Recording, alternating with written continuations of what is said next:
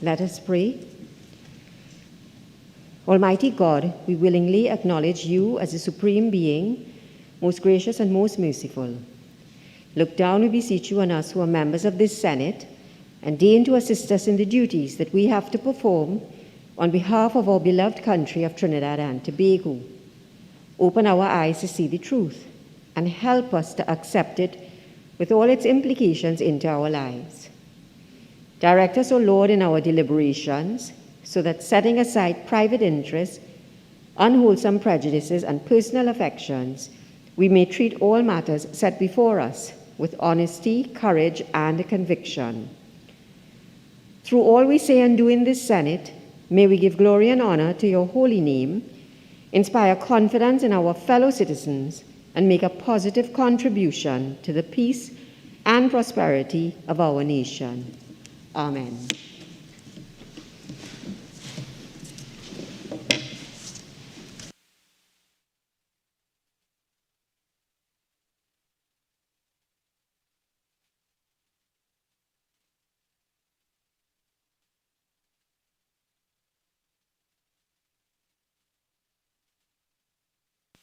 Announcements by the President. Honourable Senators, Senator Evans Welch is required leave of absence from today's sit-in. The leave the member seeks is granted. Honourable Senators, I have also granted leave of absence to Senator the Honourable Avinash Singh, who is ill. Honourable Senators, I am awaiting the instrument and we will revert to this item on the order paper at a later stage. Papers. Leader of Government Business. President, I have the honor to lay on the table the following papers as listed on the order paper in the name of the Minister of Finance. The ministerial response of the Ministry of Finance to the follow-up report of the Public Accounts Enterprises Committee on the examination of the audited financial statements of the Export-Import Bank of Trinidad and Tobago Limited for the financial years 2012 to 2017, and the ministerial response of the Ministry of Finance to the second report of the Public Accounts Enterprises Committee on the examination of the audited financial statements of the Vehicle Management Corporation of Trinidad and Tobago for the financial years 2013 and 2014. Thank you. Public business, government business, bills second reading. Honourable members, the debate on the second reading of the following bill, which was in progress when the Senate adjourned on Tuesday, October the 19th, 2021, will be resumed. A bill entitled, An Act to Provide for the Service of Trinidad and Tobago for the financial year ending on the 30th day of September, 2022. Honourable Senators, there have been 27 contributions thus far, including that of the Minister of Finance, who was the mover of the motion. Minister of Tourism, Culture and the Arts. I wish to thank you, Madam President, for giving me the opportunity to contribute to this, my 7th budget debate, 5 in the other place, and the second one in this Honourable Senate. And of course, I wish to thank the Honourable Prime Minister for the continued opportunity that he has given me to serve this country as Minister with responsibility for tourism, culture, and the arts. Madam President, having listened to the debate over the last 2 days, yesterday, as the debate began, was perhaps the most startling to me. And still I stand here today, Madam President, confused, befuddled, confuffled, perplexed, discombobulated. I couldn't understand the contribution from Senator Roberts. I couldn't understand it. Members, I will ask all to remain quiet while the contribution is being made. Because, Madam President, it came across to me that Senator Roberts, on behalf of the UNC, was describing himself and his party as the panacea, as the silver bullet, the cure-all for sport in Trinidad and Tobago. And Madam President, it is almost as though Senator Roberts expected us to forget the most scandalous and tumultuous period in sport in this country over the period 2010 to 2015. We did not forget. We don't have goldfish memories in this place. But I wouldn't start at the usual place, Madam President. The usual place to start, of course, is live sport, and some of my colleague senators dealt with the matter. I wouldn't start there. I would remind this country, Madam President, of the name Jack Warner. During the period 2010, when the UNC came into office, although he wasn't the Minister of Sport, he was the President of CONCACAF and Vice President of the FIFA international body. And left there in pure scandal, and not only bringing the international body of football into disrepute, but in the Trinidad and Tobago, small island as we are, into complete and utter odium and disrepute. We developed the Hyatt building, Madam President, the good Hyatt building. And the Hyatt building, while it should be known for being a high-quality product, the Hyatt building during that period of time was known for the place where a meeting was held, where Jack Warner addressed the crowd and sought to lecture the crowd on morality and the distinction between a gift and a bribe. Madam President, in the end, he was banned from football and I believe from sporting activities for life. And the UNC comes here in this place to advise us and to tell the nation that they are to be trusted with the administration of sport in this country. And Madam President, Senator Roberts spoke about TTFA and the state of football in this country, leaving out that his colleague minister was special advisor to TTFA at that time and is now suing the TTFA for $16 million in unpaid loans. And that senator is trying to cast blame on this government, on this Minister of Sport, for the state of football and the state of football administration in this country. The unmitigated gall to do that, as though we forget. And says he could fix FIFA. He could fix, not FIFA, he could fix TTFA. But we all know TTFA is governed by the rules and the constitution of FIFA. Government has no business in the TTFA. Senator Roberts also spoke about sport tourism and the cluster of facilities that now exist in Couva. They've built the cycling velodrome down in Couva, and they've built the aquatic center down in Couva. But every time he is given the opportunity to speak, and his leader is always, we was going to do this, and we was going to build that, and we was going to put on hotel.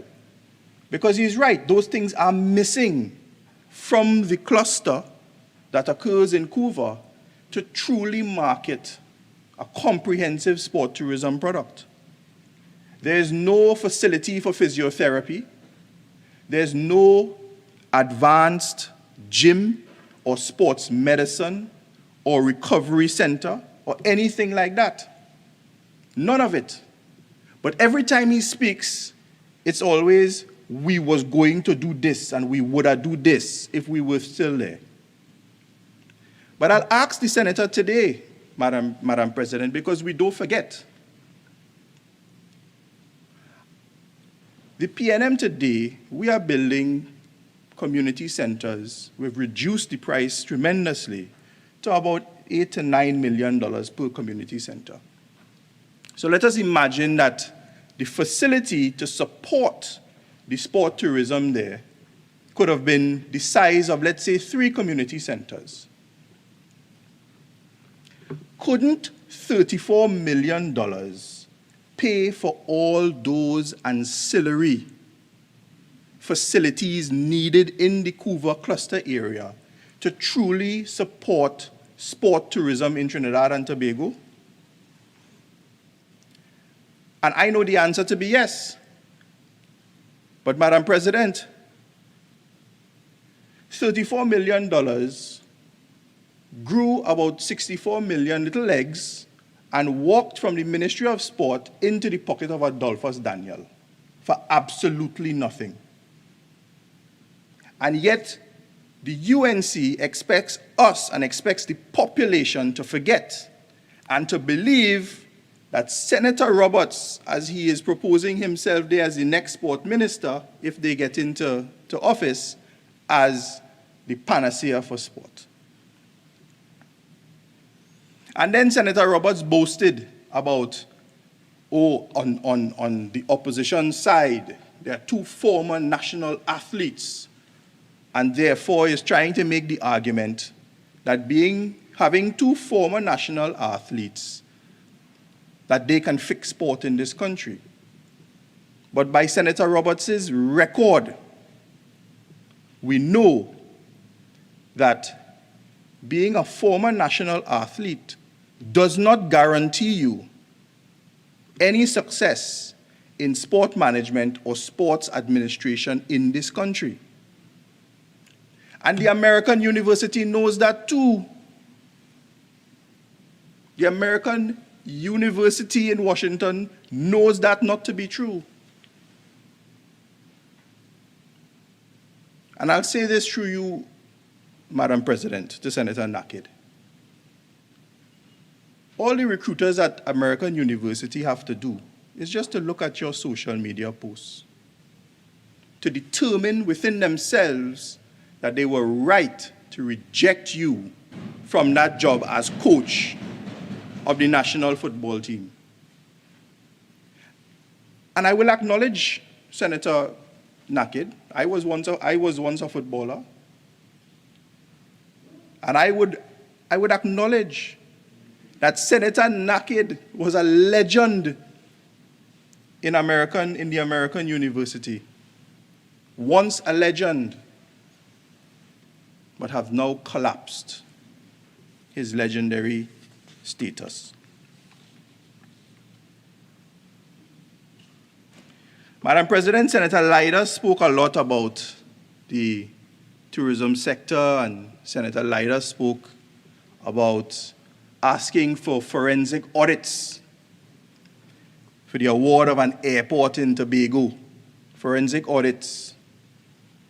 The contract has barely started. They're just clearing the land, putting up hoarding and so on.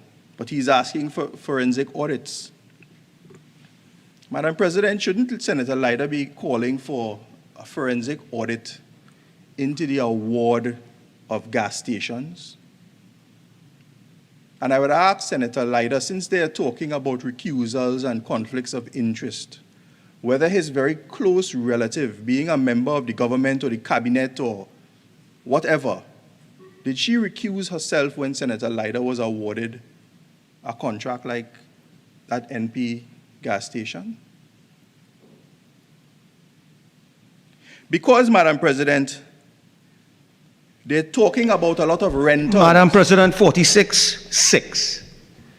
The minister needs to study the facts before he makes statements like that. Senator Leiter, you have invoked the standing order. May I please be allowed to rule? Thank you. Minister, continue. Thank you very much, Madam President. Because, Madam President, they're talking a lot about rentals and about the AG, and the AG gets $400,000 or $450,000 in rentals. Just a second. I caution members, I've done it already once, I caution members from the crosstalk, and I ask that all remain silent while a presentation is being made. Thank you, Madam President. These are simple facts. They are questioning the rentals. But, Madam President, one of those gas stations awarded to friends and financiers of the UNC earns, I am certain, over $1 million in revenue per month. But they don't talk about that. They're talking about rentals.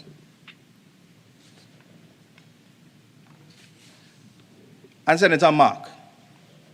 Madam President, I'm not sure when Senator Mark will stop his attack on these countries' most valued institutions. And his latest attack is on the First Citizens Bank. Now, I could understand Senator Mark's attack. I can't understand it, but it is a different scenario when Senator Mark attacks this Parliament, when he attacks the EBC. Yeah. Senator Leiter, I would ask you to leave the chamber. You can return when the minister is finished with his contribution. Please leave the chamber now. I'm not going to warn you again. Continue, Minister. Thank you, Madam President. Madam President, I'm sure you could listen on YouTube. But Senator Mark,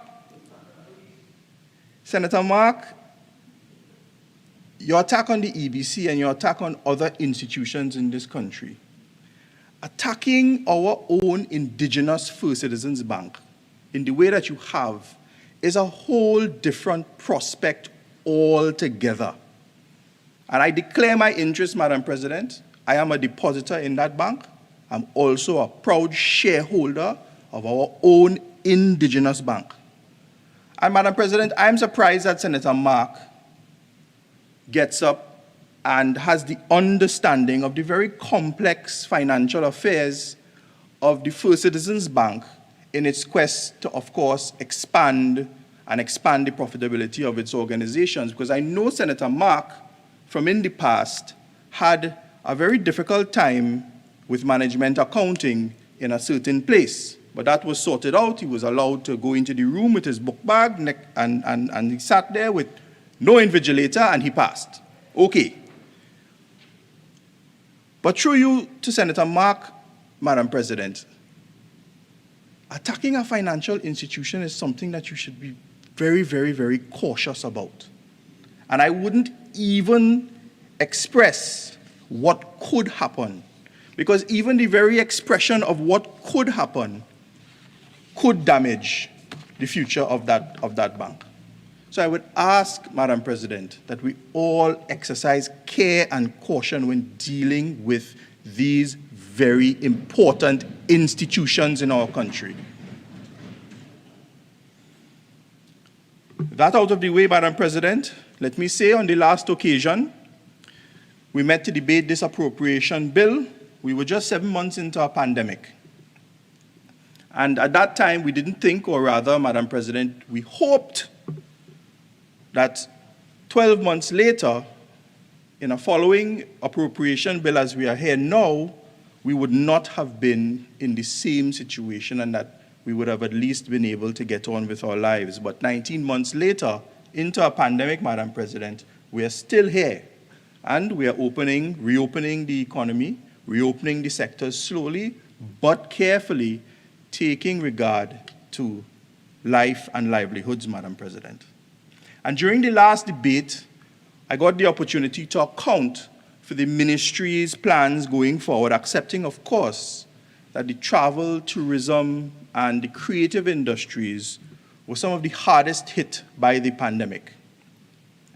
And on that last occasion, I indicated that with visitor comfort and peace of mind at the forefront of restoring confidence in our economy and restoring confidence in the travel sector, one of the things that we did to prepare ourselves for the reopening of the travel and tourism and hospitality sectors was to engage with the Ministry of Health and other agencies to develop a comprehensive set of protocols in anticipation of that reopening.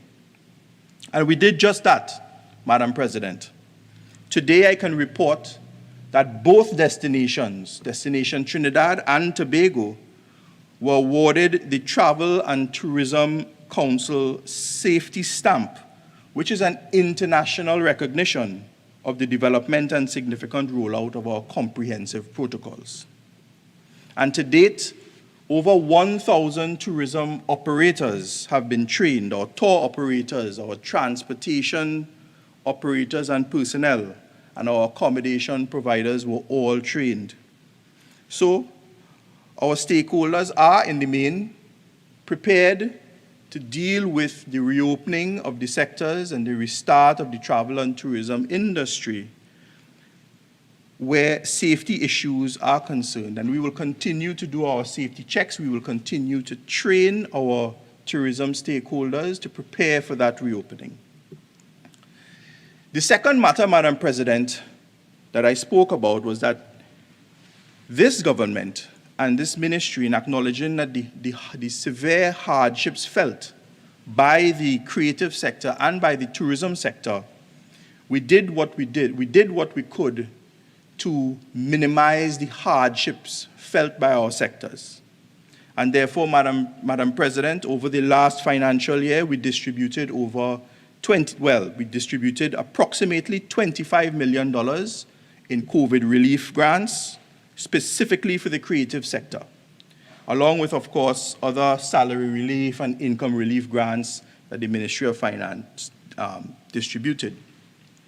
$50 million was allocated to grant funding for the Tobago accommodation providers, and a further $5 million by Tobago for small and medium operators in the tourism sector, and that was done.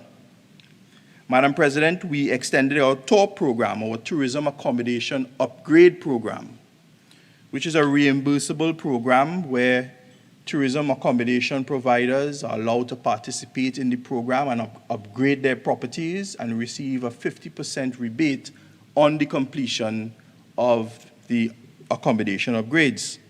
And over the last financial year, Trinidad Hotels Limited, which is the Holiday Inn Express and Suites at Trin City, completed its first phase of accommodation upgrade to their rooms, etc., and they received their reimbursements in the amount of $1.2 million. Madam President, over the last financial year, we've also received applications from the Royal Hotel, San Fernando, Palm-Alays Inn, Sundeck Suites, and also the Trade Winds Hotel, Madam President. So we expect to support those accommodation providers next year. And Madam President, when there was a brief respite in December and for the first 3 months in 2021, we supported the performance sector with subsidizing the rental costs for these performing spaces. And over those months, quite a number of performances were held and promoted and produced, and the creatives were allowed some ability to earn during that time. Towards the middle of 2021, as the entertainment sectors reopened in North America, Madam President, this government quickly arranged for some vaccinations for our cultural workers and for our artists, and we vaccinated over 2,000 of them. And they were able to go abroad into North America and to continue to earn as they do in all the different events and festivals. Recently, we saw the Miami Carnival being held, and they were able to do that. And they continue to earn abroad, and they continue to fly the flag and to export our culture as they want to do, and we are very thankful and grateful for having assisted them. And the third thing, Madam President, what we said is that we would, because of the closure of the borders, we would encourage a domestic tourism campaign so that locals could rediscover the beauty that is Trinidad and Tobago. And this turned out to be quite successful, Madam President, I must report, for a number of guest houses, villas, and small properties in Trinidad and in Tobago. And we will continue to push our domestic tourism product because we have a lot to offer. Over the last financial year, we continue to support the investment and development in the accommodation sector with respect to the hotels that are presently under construction, Madam President. Of course, those hotels presently under construction have been delayed by the construction restrictions owing to the pandemic, but they are all on the cusp of reopening as soon as the travel and tourism industry picks up. So we have the Radisson Blu, 79 styled rooms. That is delayed. It is carried to open next year. But we also have the Bricks, 161 rooms, and that is 90% complete and is scheduled to open by the end of this year. Comfort Inn Suites, Senator Dylan Remy asked about the Comfort Inn Suites. The Comfort Inn Suites, 74 rooms located in Scarborough. That is around 80% complete and is also scheduled to open before the end of 2021.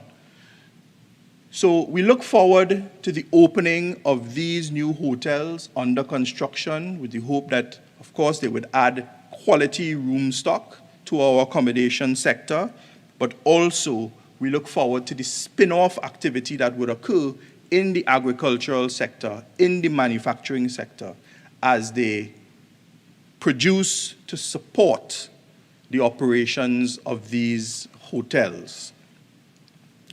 And Madam President, I had the distinct honor and privilege, along with the Minister of Trade and Industry, to be a part of the award to a local consortium, Superior Hotels Limited, of the Rocky Point site after a very competitive RFP.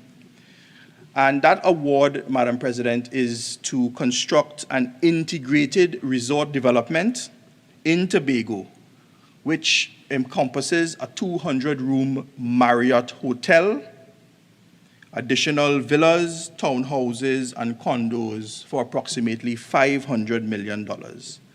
And this 200-room Marriott hotel is what we, of course, would depend on and would emerge to be our anchor property there in Tobago. It would be a four-star, at least a four-star hotel. Marriott is the largest hotel brand in the world, and therefore, Madam President, the hotel, and by extension Tobago, would benefit from the Marriott's extensive marketing reach and their extensive guest list in terms of getting tourists and getting persons into Tobago to experience. And we say that the rising tide floats all boats. So with the Marriott and with the Comfort Inn Suites, along with our plans to construct the Tobago Airport Terminal building, Madam President, there are a lot of positive news and a lot of hope and expectation for tourism in Tobago going forward. And Madam President, with all these hotels that I've just described, by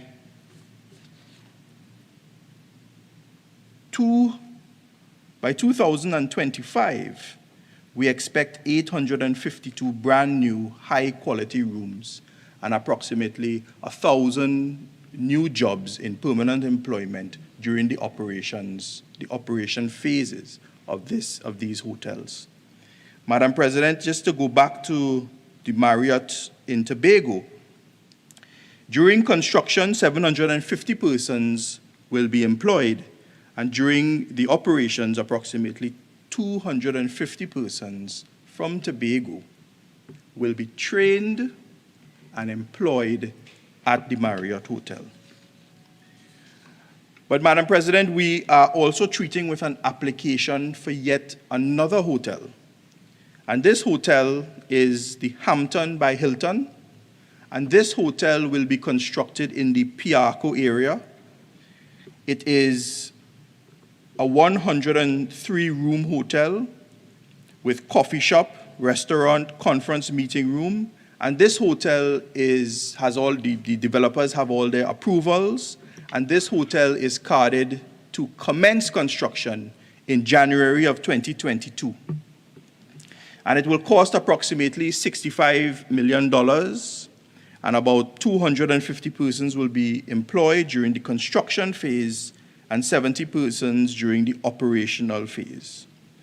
And Madam President, over the next financial year, we will go on our roadshow to ensure that tourism entrepreneurs and tourism operators understand all the incentives that are available for any planned investment. And I want to make it pellucidly clear, Madam President, that all these hotel accommodation projects and tourism projects are being undertaken by the private sector interests, not by government. It's by private sector interest. Having full confidence in government's management of the economy in these difficult economic times, these matters, these tourism projects are being funded by private investment and private interests. Madam President, we have also consumed a lot of productive time and effort over the last 2 years in engaging with the Airports Authority and KLM Airlines.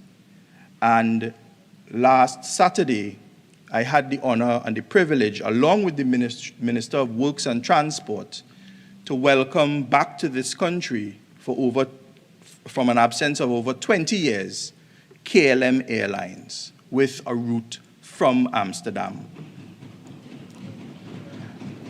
And Madam President, this route from Amsterdam reopens the possibilities for the expansion for our manufacturing and trade sector, as well as our tourism sector, to the Netherlands and other surrounding markets.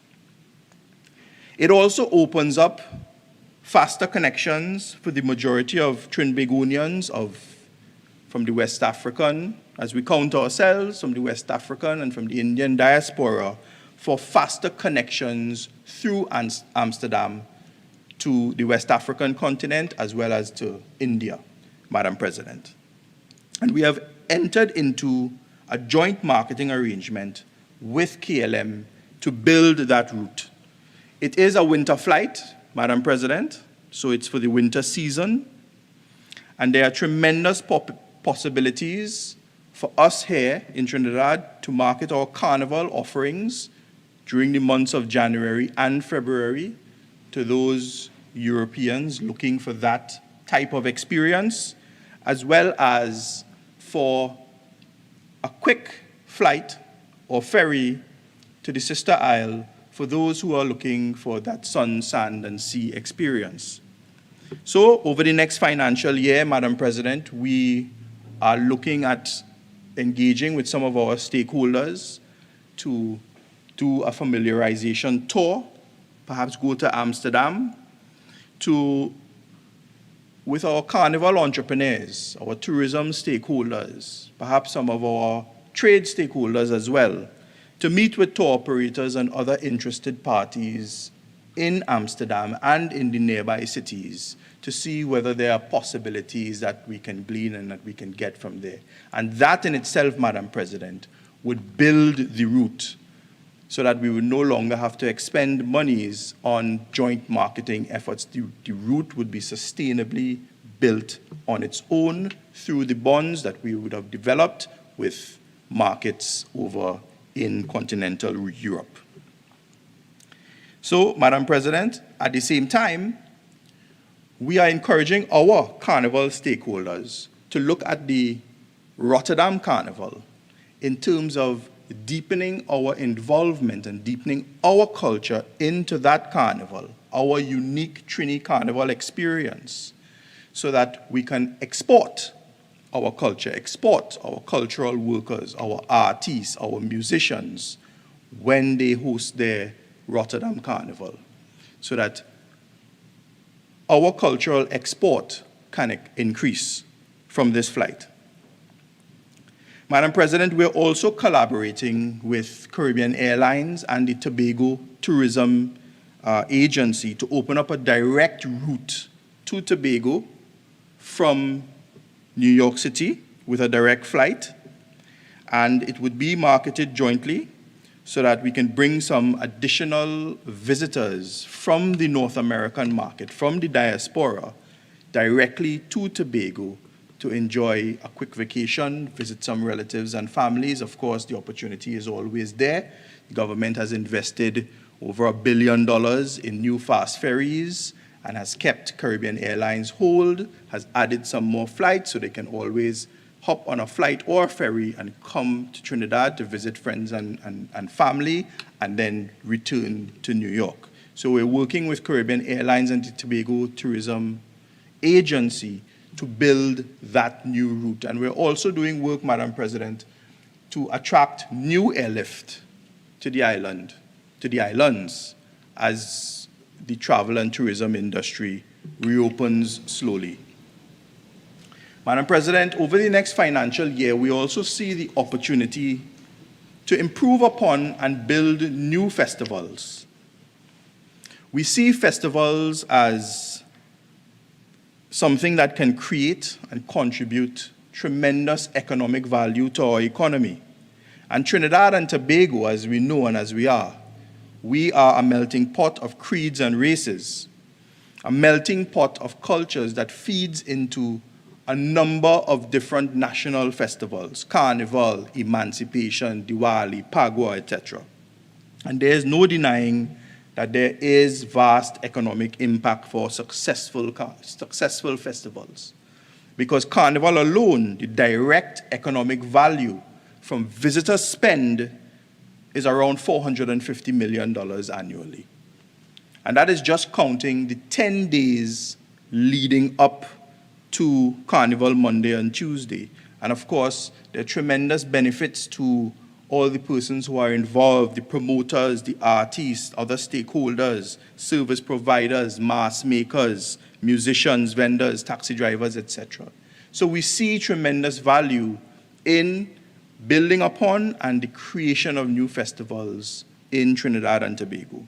So over the next financial year, we intend on improving on our carnival offerings, improving on how we operate during that carnival period.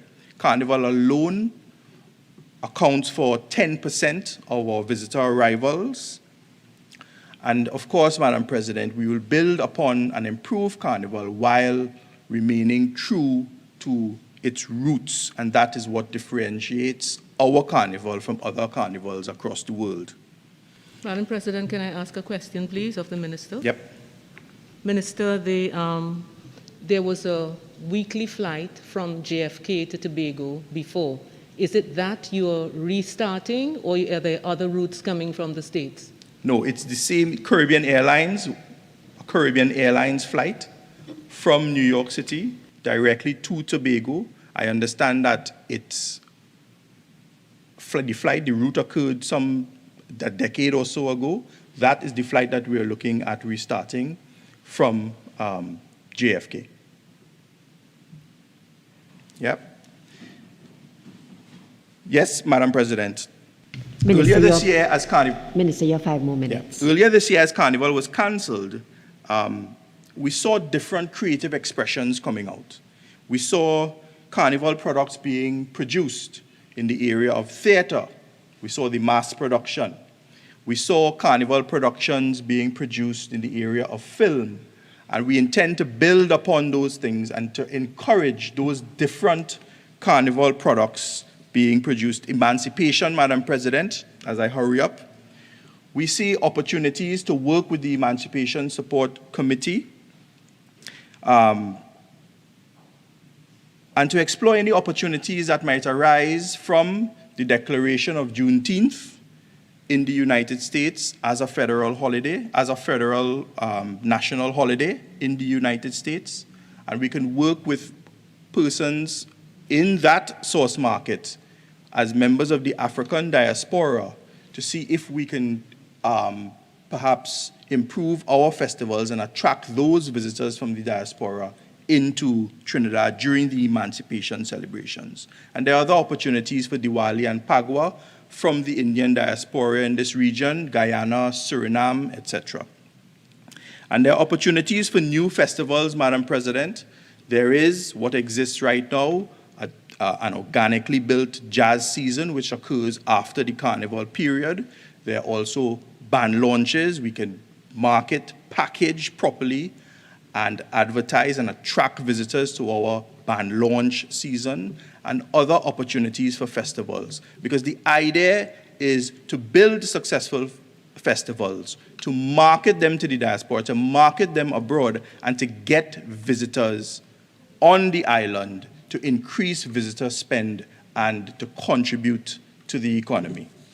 Madam President, we are also engaged in spreading and sharing our culture, and we have developed a diaspora strategy where, with the Minister of Foreign and CARICOM Affairs, we are linking up with the missions abroad, we are linking up with the diaspora associations abroad, so that we can directly market to them and we can directly engage these diaspora associations and our missions in spreading the culture, in marketing the destinations that are Trinidad and Tobago. So over the next financial year, we are building upon those plans. And of course, we have a cabinet-approved, Madam President, we have a cabinet-approved cultural ambassador program, which over the next year, we will have some of our very talented cultural workers, artists, etc., with tremendous reach on their social media and large followings and fan bases. We will engage them as our cultural ambassadors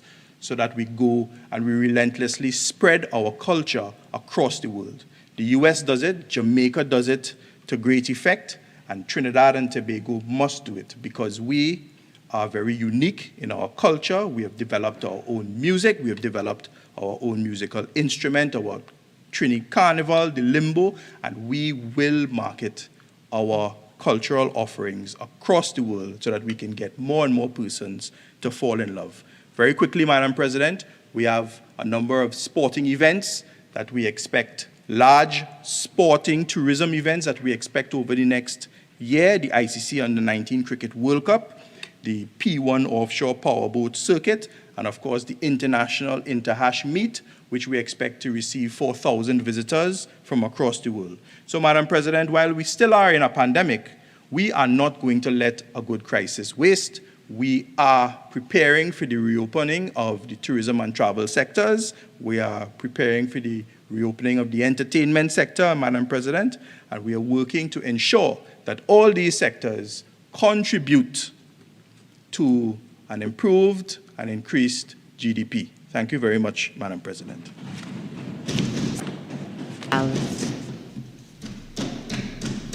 Thank you.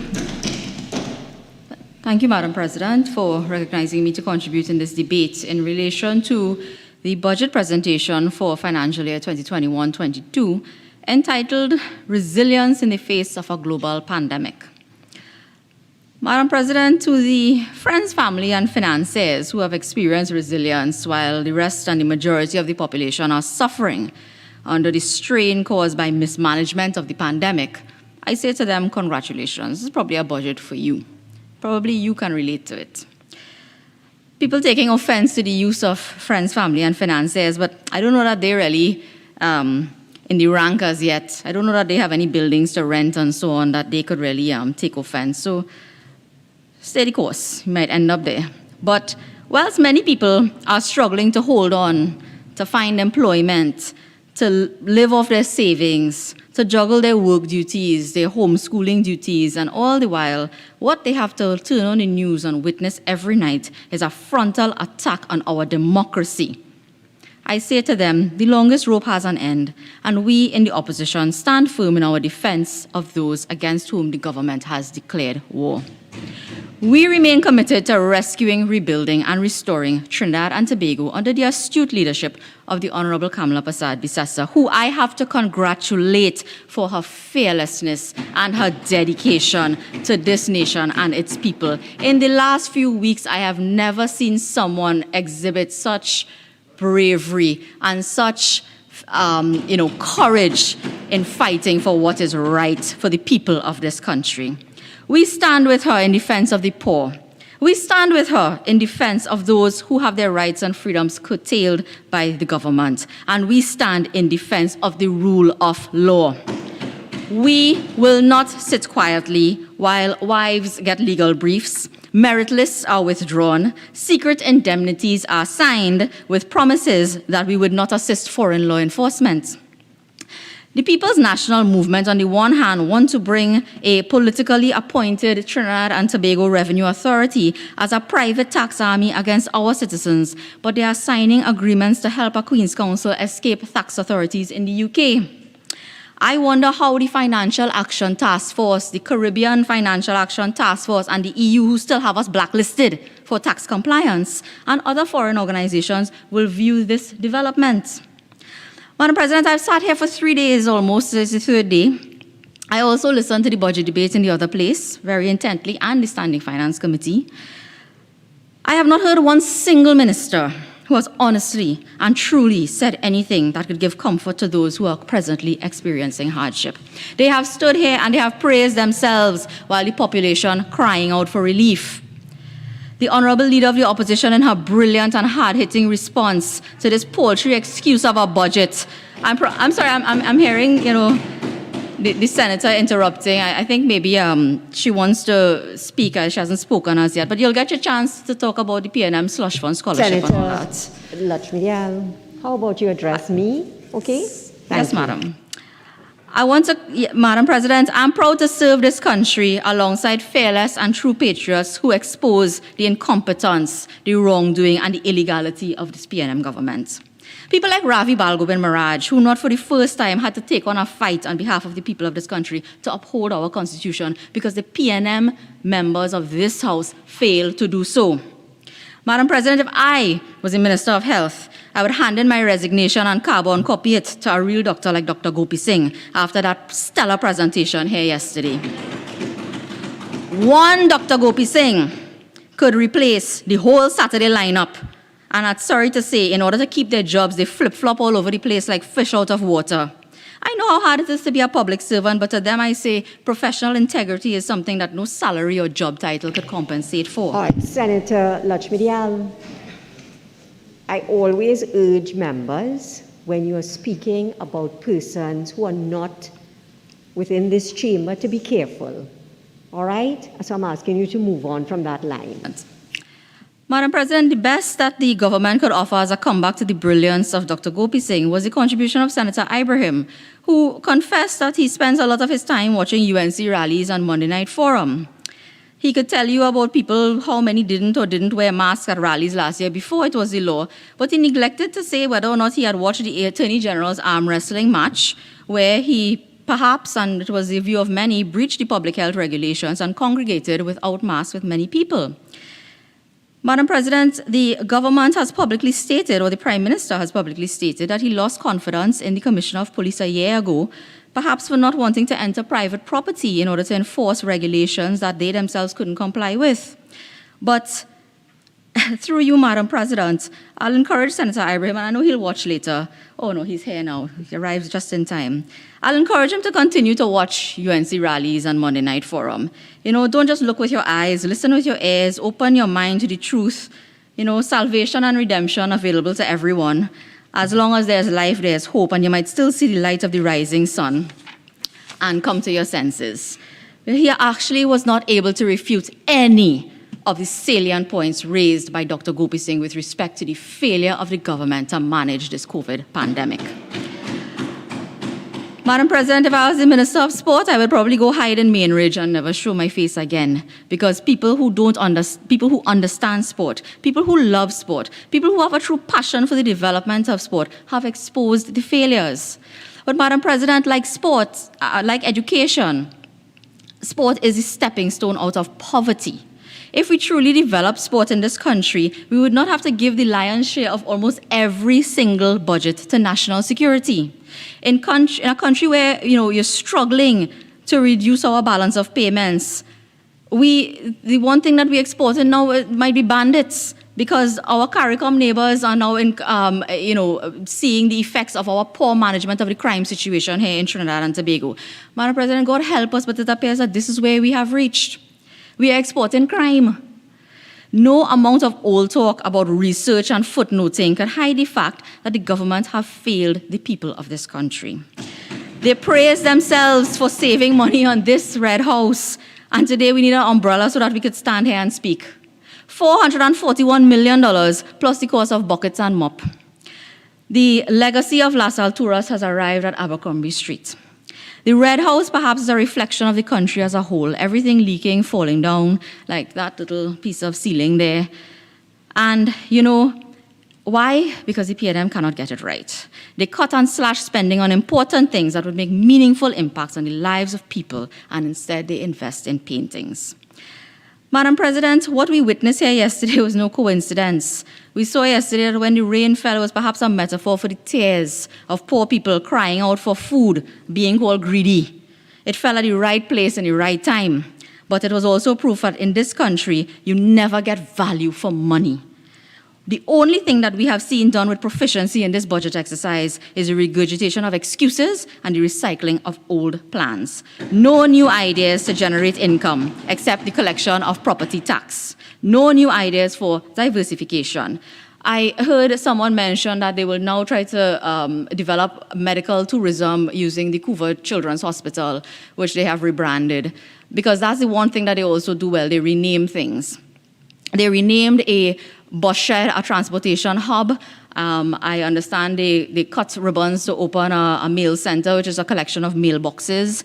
And also there's something now that the social media is referring to, a multi-user hydration facility, also called a standpipe.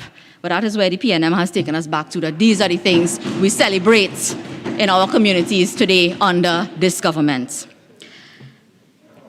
Madam President, the only thing that probably excited me a little bit in this whole debate was when I heard the Minister of Works and Transport say that they were making licensing office digital so you could transact business online.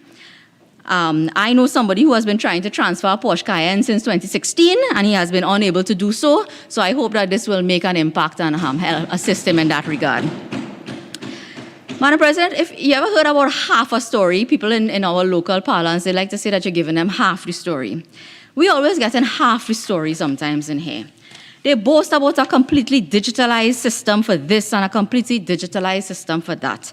But everything that you do online now, for the company's registry, for example, you have to go and take it to TT Post. You have to buy 2 envelopes, not 1, 2 envelopes, and send it into them. When you sign up for the service, let's say, for example, through TT Connect. When the pandemic started, you had to sign up for TT Connect. Do you know that in the whole of San Fernando, there is not a TT Connect office? You have to go to Princestown in a side street where there is no parking. The entire legal profession, every lawyer in San Fernando complained that they could not do business through the company's registry without this TT Connect connection, and we had to journey to Princestown, and it was a nightmare. It was a complete and utter nightmare. Even now, the new service that they have in the Registrar General's department, I don't know if the next time the Honorable Minister is walking the floor, if she could verify this or not, but when you sign up for it, you have to complete the registration, print everything from your birth certificate, your legal, your last receipt for your legal fees, your practicing certificate, 2 forms of ID, the forms, your national insurance registration, your VAT registration, all of that. After you scan it and upload it on your system, you print all of it, and you still have to carry it into the Registrar General Department. What is the digitalization that they're talking about? That is what is purely the 100% digitalized environment that we are operating in. So as I said, Madam President, we only get in half the story that they're boasting about here. They will tell us the whole education history and about researching and footnoting, but they cannot tell us why in the year 2021, the leaders who they praise so much will not come out and speak definitively on issues like gender-based violence. They are the ones who propagate toxic masculinity amongst our society. So they could come here and tell us that they're allocating millions of dollars for gender-based violence unit, domestic violence hotline, social safety net for the vulnerable in our society. That means nothing. It means nothing if your leaders do not set an example and attack the source of all these crimes that occur against women in our society. They will tell you that the answer to everything, every crime problem that we have in this country is to restrict bail. That's the only solution they have, restrictions on bail for people who are presumed innocent. But they will not come here and tell us how they will improve the detection and conviction rate in relation to criminal offenses. They cannot tell us why they do not think every child in this country should have had a laptop in their hand when they enter secondary school. They cannot tell us why they support a leader who snatched those laptops out of the hands of the children when he entered into office. But they will come here to tell us how they learn to do research and while thousands of our children remain under oppression because they are deprived from education. The Attorney General in the other place, Madam President, started to talk about I cannot step outside of Gulfview. Well, I want to tell him I didn't land in Gulfview by accident or luck or by anyone getting any lucrative rental agreements. I got there because of the sacrifices made by others to get an education. I ended up there because the concordat that the government wants to mash up now helped poor people to get an education. Instead of trying to replicate the formula and raise the bar for everyone, they want to lower the bar and call that equality. Because you see, the PNM is all about lifting themselves over and above the people that they rule. They believe in divide and conquer. They believe in keeping people oppressed while they lift themselves. They want a bigger piece of the pie for themselves, but would not grow the size of the pie so that everyone could have a bigger slice. That is PNM plans and policies. They have spent millions of dollars and plundered the savings account of this country known as the HSF only to have 1,600 people perish under their watch. You want to talk about fake news? Fake news is that we have a parallel healthcare system. Fake news is that we are not interfering with our independent institutions. Fake news is that we need a state of emergency to contain the spread of a virus when what the government wants to do is stifle the voice of the people. And apparently, according to the Attorney General, we need a state of emergency so people could give injection. They cannot come here and explain to people what they are really doing to relieve us from the strain of the COVID pandemic, both on a health front as well as on an economic front. They cannot even get people to come and take the injection because the population do not trust them. They're bullying and ranting and raving and secrecy and non-disclosure agreements have created a level of distrust, and that is the reason for vaccine hesitancy. But they want to say that they have to have a state of emergency so that regulations could let dentists and vet and medical interns administer a vaccine that we buy with a loan from China. Up to now, nobody knows the price per jab. And even when people come to take the vaccine, if the PNM cannot get a photo up or a chance to promote themselves, they will cancel it. Attorney General Alwari seems to be so afraid of this little girl from Gulfview and a little counselor that he rather corral people into, like cattle into Gulf City Mall with central air conditioning so that he can gallery himself at a super spreader event in San Fernando West and hand Madam out President, standing order no. 46-6. Yes. Senator I'll withdraw it, Lutchmedial, Madam President. Please. It's one thing I understand. This is a budget debate, and I have given a lot of leeway, but I would ask you to not personalize things as much as you are right now. Madam President, those who hold office would perhaps prefer to see chaos that we have seen ensue in many instances at vaccine sites in this country, all around this country, including when it deals with our most vulnerable and elderly people in society, rather than seeing well-organized events, because the vaccines are handed out as though they are some sort of gift, and it is an opportunity for public relations. When you have no accomplishments of substance to speak of, that you are stealing credit for projects done by UNC counselors, and you cancel vaccination drives which are organized at the behest of your own cabinet colleagues. Madam President, contrary to what some people may think, not everybody's crushing on them. Nowhere is it more evident that we do not get value for money than when one looks at the conduct of litigation. In 2021, the person who drafted the order that resulted in the unconstitutional acting appointment of a police commissioner spent $75 million on fees. The budgeted amount for 2021 was $33.5 million, but he had to come for more in the midterm review. $33.5 million is not enough to defend the incompetence of the state in the management of legal affairs. The actual expenditure almost doubled. They could spin it however they want, Madam President. On 2 occasions, they had to be taken to court for passing an order that was offensive to the Constitution with respect to the appointment of a commissioner of police. And I had the privilege of standing in court on both occasions and driving the point home that it is not open to the Attorney General to simply ignore our Constitution and pass orders, subsidiary legislation, to do as he pleased.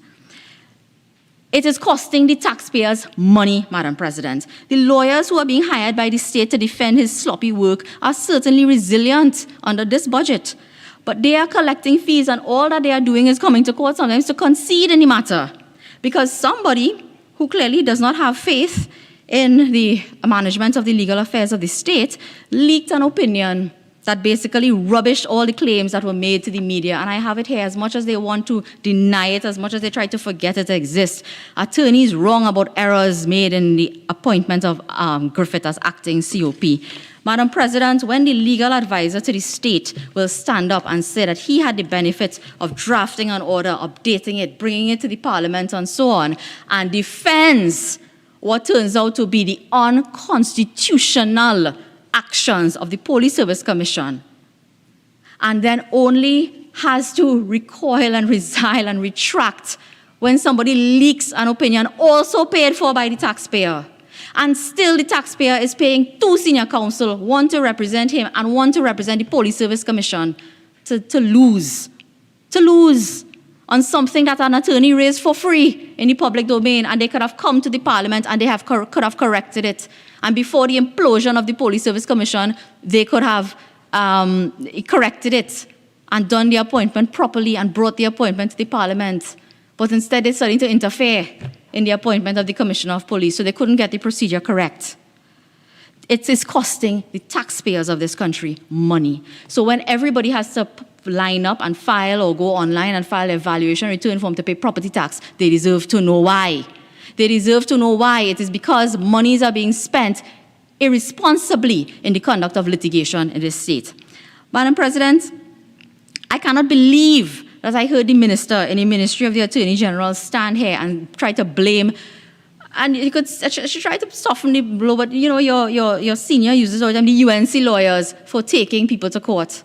Madam President, I'm proud to say here, we got a whole katha the other day about the origins of gambling in the Mahabharata and all of that. But you know, I am proud to say that I stand here defending people who want to have open fire cremations because it is consistent with their religious beliefs, while the Ministry of the Attorney General is spending taxpayers' dollars to suppress those rights. Senator Lutchmedial, are you referring by chance to any matter that is before the court? Madam President, I'm not getting into the details of the matter. Yeah, but yes. I will move on. But Madam President, you cannot stand here and say that you are forced to spend fees when you are trying to defend sometimes things that are indefensible. Let me talk about a matter that they want to boast about winning. They try to claim victory in the Police Service Commission matter. But let's talk about a matter that's completed. Reported in the media, appeal court slashes $2 million award for abused boy. They spend the money of the taxpayers to pay senior counsel to appeal the award of damages for a child physically and sexually abused at the hands of the state. That is how the taxpayers' dollars are being managed under the Ministry of the Attorney General. And they want to come here and say that his lawyers affiliated with the UNC. Yes, lawyers affiliated with the UNC, we stand up every day and we fight for the rights of people. That is what we do. And we are very proud of it. And we will continue to do so.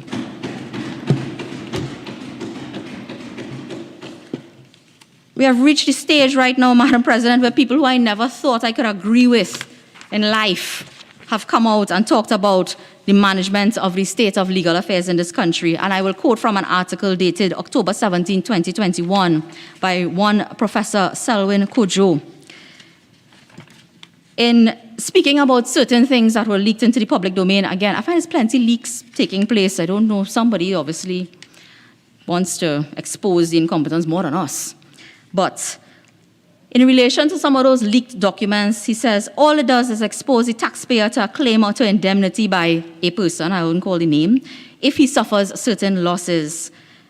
And Professor Kojo writes, another distinguished attorney noted that Alwari, quote, is a hindrance to the law because he does not understand the basic principles of law. Now, Senator Lutchmedial, you're quoting from an article, but when you're quoting from the article, you are now, it's deemed to be yours, all right? And therefore you're imputing, you're using insulting language about a member of the parliament, okay? So I will ask you, please, to move on. But Madam President, I'll suffice by saying that this article captioned, "Has the People's Lawyer Lost His Way?" could be read by anyone who wants to go on the Express online. And Senator Lutchmedial, I have just asked you to move on. I am moving on, Madam President. Thank you very much. But Madam President, the clear and sentiments of the public is that they have no confidence in the management of legal affairs of this country.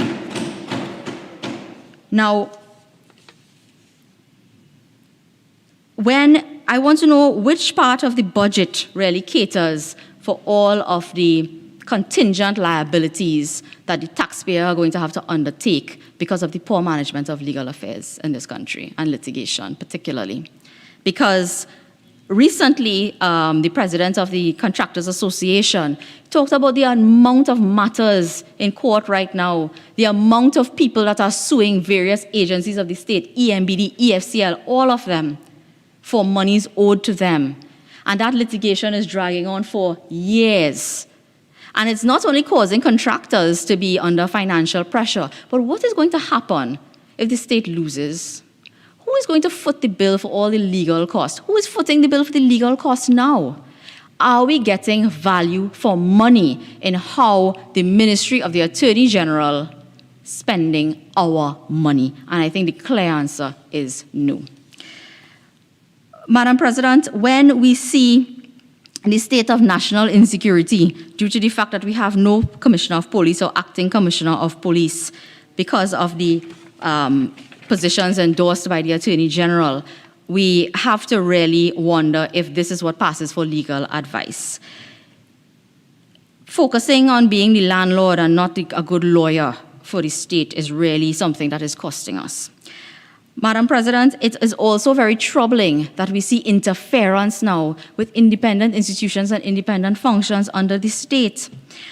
I have read in the newspaper about legal advice on criminal matters being sent to the police from the Office of the Attorney General. I want to know under what authority that is being done. Yes, Senator Lutchmedial, you need to just dial it back a little bit, all right? Make your point and move on, please. Well, Madam President, I asked the question here today, and I'm sure the Attorney General will come and respond, and perhaps he could advise us under what authority his office embarks upon giving advice in criminal law matters to the TTPS. I don't know if he's looking for an alternative career in law enforcement. But, you know, I want to find out then, since he's so interested in law enforcement, and I understand the Prime Minister has declared him. Could I ask you, when you are referring to the Attorney General, that you accord the office the proper respect, okay, in terms of the title of the office? The Prime Minister has indicated that the Attorney General is under attack because he's going after white-collar crime. So I want to highlight a particular case that I feel should engage the attention of the Attorney General. I'll refer to an article on June 14th, 2021, titled, "ANV Probe Not Over for Cops, Investigators Coming to Help." Madam President, in that particular matter, the then Commissioner of Police is quoted as saying that the end of arbitration proceedings in relation to this matter is not the end of the matter. Madam President, on a point of order, please. Standing Order 46.1, I'm trying to follow the presenter, and I'm not sure what she's replying to and what remarks she's replying to in the budget debate, because I didn't hear the Prime Minister speak here. Yes. Senator Lutchmedial, in a budget debate, a lot of leeway is given, quite a bit. I will allow you to finish your point, and then I'll ask you to move on. I'll move on very quickly, and you'll see the relevance very shortly, please, Madam President. Yes, the Commissioner of Police said that he was receiving an update and he was seeking independent investigators. Now that costs money. I hope it is budgeted for. He said, and it's quoted here, "We are looking for an independent reservoir engineer expert that is going to assist us to ascertain certain things, and also a forensic investigation will take place, and this is to validate the legitimacy of crude quantities." He said TTPS legal department was doing letters of engagement to retain the services of these experts. Now, I certainly hope that part of the allocations budgeted to the TTPS, budgeted to the Ministry of the Attorney General, and so on in this budget will be used to pursue this matter, because there were many other matters involving investigations of this nature. In fact, just last year, right before the election, we heard about the approval, and it was reported in the newspaper, of some $66 million additionally being approved by Cabinet to pay a firm in the United Kingdom to investigate criminal matters. So I certainly hope that the same amount of resources in all of the budgeting exercises that have been allocated to EMBD and so on for the political, what I term to be the political witch hunts, would also be allocated to A&V drilling matter.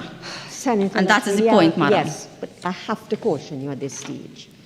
In your very wide, sweeping presentation, you are making references to matters that are before the court, then you're moving on to something else. I'm going to caution you, please do not make references to matters that are currently before the court. Thank you very much. Sure. Just for the record, there are no criminal matters involving EMBD before the court. But thank you very much, Senator Lutchmedial, for the enlightenment, but could you move on, please? Thank you. Madam President, we heard from the Minister in the Ministry of the Attorney General about all of the work that's being done, and they call the names, my name of every head of department and so on in the Ministry of the Attorney General. Well, I hope that the next time, because the Minister says she speaks very regularly with him, I hope that she could ask him, or maybe she can tell us, the minister can tell us, why, despite the allocation for the outfitting of new premises in the 2019 budget in San Fernando, they are still, and according to one of my former colleagues, they are still housed in the OSHA forgotten dump. That's how they describe the premises upon which the office of the DPP is located in San Fernando. Again, Madam President, in July 2020, right before the election, photo op in the newspapers, keys handed over by NIDCO for the new accommodation for the Port of Spain office of the Director of Public Prosecutions. They are still in their cramped quarters on Richmond Street up to today, more than a year later. Again, perhaps we would find out why it is opinions are being drafted on public health regulations and the breaches. Could discuss that as well the next meeting that you have with the DPP's office. Madam President, they boast about the accomplishments and they're calling the name of every department. One department that comes under that ministry is the Law Revision Commission. Since 2016, we cannot get access to the revised laws on the website that was put up there. That is the efficiency with which we are conducting, and managing the ministry. The revised laws are placed there for the use of everybody, citizens, the man on the street, access to the law, even parliamentarians. It is very difficult sometimes when we come here to amend bills, when they bring these miscellaneous provisions, bills and so on, and we want to have the updated laws. We have to wait until we are sitting there sometimes to get an unofficial update. But the provision exists on our website created by the Ministry of the Attorney General and Legal Affairs, and something called the Digital Legislative Library, where you can have all of the updated laws available to us. Nothing. 2016 is the last time we have seen an update, and none of the amendments have been worked into the laws since then under the tenure of this Attorney General. So, Madam President, when they want to talk about boasting about the Equal Opportunities Commission and so on, I want to remind them it was a UNC government that brought equal opportunities legislation to this country. It was a UNC government that had to do that because, and again, do the research in the face of things and cases like the Mahasabha radio license case and the cases of Ganga Prasad Bisoon and Firoza Ramjan and people who were discriminated against in this country under the tenure of PNM governments, that the Equal Opportunities Commission came into existence. I cannot say, Madam President, that anybody in this country has confidence in the conduct of affairs, the legal affairs of this state.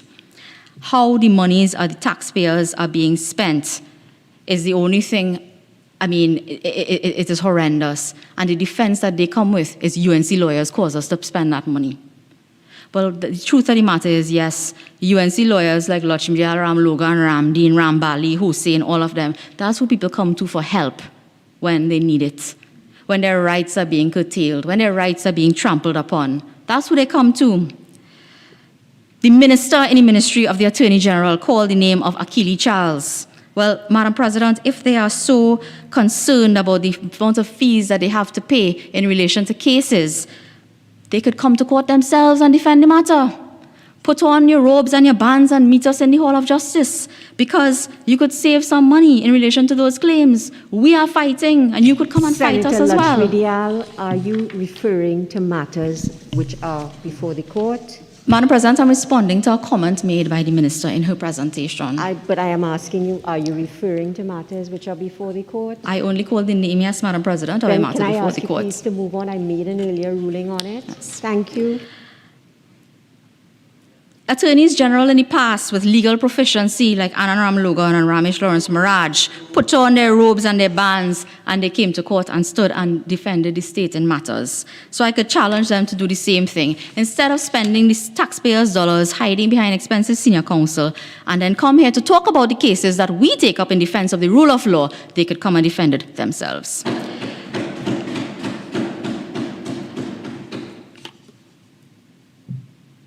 Madam President, the other only defense that I think the Attorney General has proffered in relation to all the criticism against him is that everyone is crushing on him, and his junior minister came here yesterday to propagate that fallacy. Again, I wonder if they inspire confidence in the people of this country, if that is the best that they could do and come here with. He's the one calling the name of the street that I live on in the other place. Well, I will tell him that that's where I got my foundation in law. That's where I learned how to read and interpret legislation. I even learned quite a bit about legislative drafting from my mother, who was a drafter and a researcher from 1978 to 2017 in the ministry that he is now leading, but cannot even produce proper order before this parliament. So maybe I'll invite him to come to Beatrice Avenue at some point in time. Senator Lutchmedial, who is the he that I'm hearing I'll invite the attorney. over? Sorry, Madam President. I'll invite the Attorney General to walk on Beatrice Avenue, where he seems to think I cannot step out of, and he could learn a little bit more about the flawed legal instruments that he brings to Parliament. Madam President, on a point of order, Standing Order 53-4C. The Senator is repeatedly disregarding your rulings over and over and over throughout the duration of her presentation. Senator Lutchmedial, just remember what I told you before. Yes, Madam President. Madam President, all of our institutions are also being destroyed by the legislation that is brought here by various ministers and piloted by various ministers, but all legislative matters fall under the purview of the Attorney General. In this budget, they are talking about institutional building, but this is really institutional destruction. Institutional destruction of the Board of Inland Revenue and Customs to create the politically appointed Trinidad and Tobago Revenue Authority, the decimation of the Office of the Procurement Regulator, amongst others. Let us go back in history of budget debates. 2018, the budget statement read, the procurement regulator has been actively building capacity within the office. We have actively been building capacity within the Office of the Procurement Regulator. I am advised that staff and training is in progress. Staffing and training is in progress, and barring unforeseen circumstances, the new procurement regime utilizing best practice could be in place in the first quarter of calendar 2019. The budget statement of 2019, with the soon-to-be-proclaimed sections of the Procurement Act and the issuance of the associated regulations with approximately 6-month transition period as requested by the regulator, we expect to be in a position of fully implementing the new procurement arrangements in 2020. Senator Lutchmedial, you have 5 more minutes. Sure. Madam President, in 2020, what we saw is legislation being brought to the Parliament to take away oversight from key areas that require oversight in this regime, Madam President. They have found ways to facilitate the lack of transparency and accountability in the expenditure of funds. I'll very quickly mention property tax, because I think that Senator Welch it was that said that he is calling upon the government to hold back on property tax. Madam President, property tax takes no account of generational wealth. At a time like this when people are struggling in this country, to insist that they are going to roll out this property tax regime is uncaring. I know one member of parliament who said in 2009 that $100 is a lot of money for people. So all of the calculations put forward by the Minister of Finance of how little it would cost people in property tax, maybe he should refer to what the state of the economy was like in 2009 when $100 was held to be a lot of money by persons for the member of Diego Martin West. Madam President, with respect to national security, we have not heard any real plans to deal with our border security issues. We still have dam vessels that are not being fully deployed. We still have a problem that poses both a national security crisis and also a health crisis with respect to our porous borders. 2 Cape-class vessels cannot patrol our borders, and we know that because they are not doing it properly. We are hearing reports over and over in the media about vessels not being available to come to the rescue of persons and so on because of a lack of fuel. Madam President, that is like buying a fancy vehicle, but you cannot afford to buy the gas. It is like telling people to buy electric cars and giving them exemptions to do so, but there's not enough gas stations that you could pull up to charging ports. That is like saying convert to CNG, but there are long lines outside the one gas station in a large city area that you need to go and fill your CNG. We need proper plans, Madam President. We need plans that are holistic and a whole-of-government approach, because in the education system where they are failing our children right now, they are making a future for children who would be ripe for the picking for the gangs in this country. And that is the evidence that comes before every Joint Select Committee and every other institution. When children are deprived of education and they live in poverty, the gang life becomes attractive to them, Madam President. And if you want to do anything about crime in this country, it is not to lock them up and throw away the key with no bail. It is to address the underlying issues that result in children being drawn towards the gang life in this country, Madam President. And with those few words, I thank you.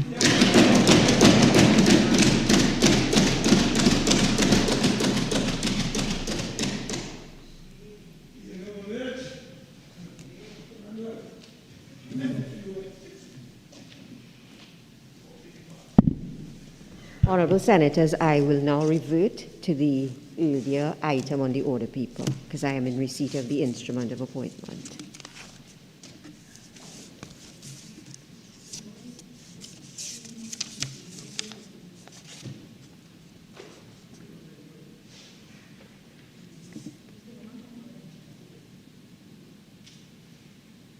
The Constitution of the Republic of Trinidad and Tobago, by Her Excellency Paula May Weeks, ORTT, President of the Republic of Trinidad and Tobago and Commander-in-Chief of the Armed Forces, to Mr. Ndale Young. Whereas Senator the Honorable Avinash Singh is incapable of performing his duties as a senator by reason of illness.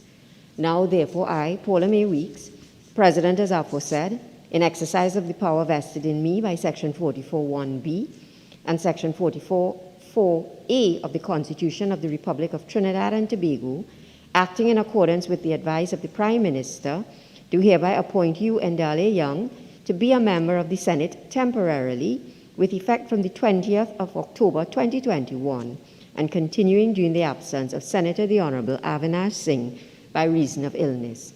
Given under my hand and the seal of the President of the Republic of Trinidad and Tobago, at the office of the President St. Anne's, this 20th day of October 2021.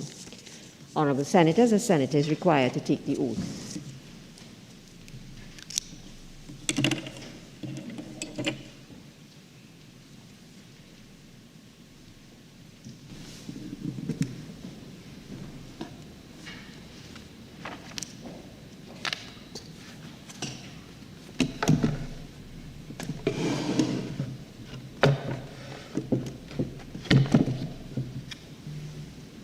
I, Ndale Young, having been appointed a Member of Parliament, do solemnly affirm that I will bear true faith and allegiance to Trinidad and Tobago, will uphold the Constitution and the law, and will conscientiously and impartially discharge the responsibilities of the people of Trinidad and Tobago, upon which I am about to enter.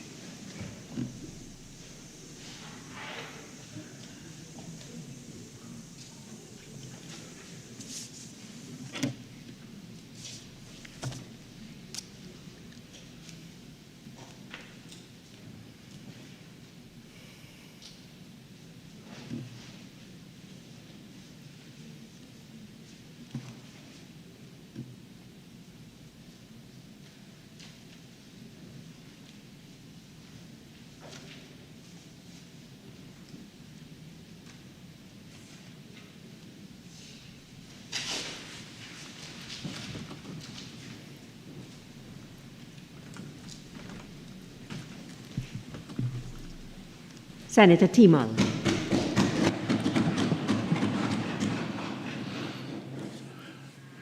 I thank you, Madam President, for the opportunity to present on the bill that is before us. Adapt or die.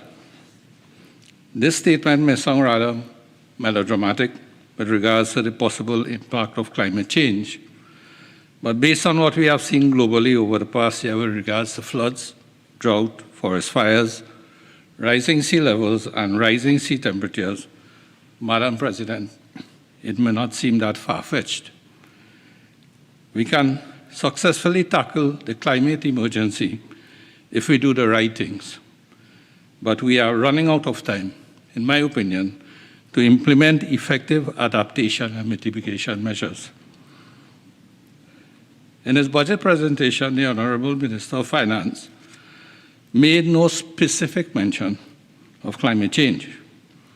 And as a result, I was looking forward to the contribution of the Minister of Planning and Development in the other place to hear from that Honorable Minister government's action plan to effectively treat with climate change adaptation and mitigation measures. But unfortunately, this was not to be. The Honorable Minister of Works and Transport in his contribution did briefly mention the possible impacts of climate change with regards to flooding in particular. The Minister in the Ministry of Agriculture, Honorable Avinash Singh, also mentioned about the possible impacts of climate change on agriculture. And the Honorable Minister of Public Utilities, in his contribution in this House, also mentioned about some of the negative impacts of climate change on some of the freshwater intakes and the storage reservoirs of Wassa. While it is understandable, Madam President, that the focus is on the ravaging effects of the COVID-19 pandemic and the need for our economic recovery, we must bear in mind it is also a pivotal and opportune moment for us to also put climate change front and center in the recovery from the pandemic and our present economic difficulties. In other words, Madam President, I'm of the view it should not be separated at this stage, but it should be integrated into the overall view and the overall action that we are looking post-pandemic and getting out of our economic difficulties. Madam President, Trinidad and Tobago, we would know, is a ratified signatory to many multilateral environment agreements related to climate change. From as far back as the United Nations Framework Convention on Climate Change, the Paris Agreement, the Convention on Biological Diversity, the Basel Convention, the Stockholm Convention related to chemicals and waste, and the United Nations Convention to combat desertification. And obligations are being met through actions taken and coordinated by the Multilateral Environmental Agreements Unit at the Ministry of Planning and Development, through project implementation with funding sourced from various multilateral donors and international funds. Madam President, however, in my view, the primary focus of this Multilateral Environment Agreements Unit has been looking primarily at our compliance requirements regarding the reduction of the carbon footprint and carbon and greenhouse gas emissions. Where are we with the identification of specific climate adaptation strategies, mitigation measures, and vulnerability studies with regards to food security, water security, flood defense, environmental degradation, and loss of biodiversity? As we have heard, climate change is attracting the attention of the Ministry of Planning and Development, the Ministry of Works, the Ministry of Public Utilities, Ministry of Agriculture, Ministry of Local Government and Rural Development, and other ministries. But out of all of these entities, who has the primary responsibility for pulling all of this together to ensure direction, consistency, and above all, to avoid duplication of effort and cost? I would like to make a case for a national climate change policy, with emphasis not only on just greenhouse gas emissions and the control of it, but one that addresses sectoral vulnerability with regards to agriculture, human health, human settlements and infrastructure, coastal zones, water resources and tourism, and as such encompasses key issues of water and food security.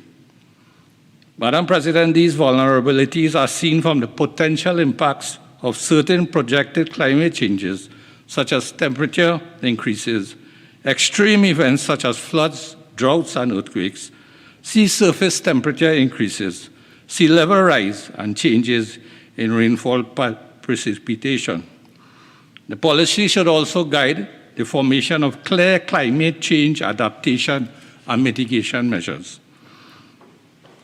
Mr. Vice President, given that climate change is a multifaceted and multi-sectoral issue, any climate change policy would of necessity have implications for the revision of other sectoral policies in order to integrate and place into relevant context the climate change issue in the relevant sectoral policy.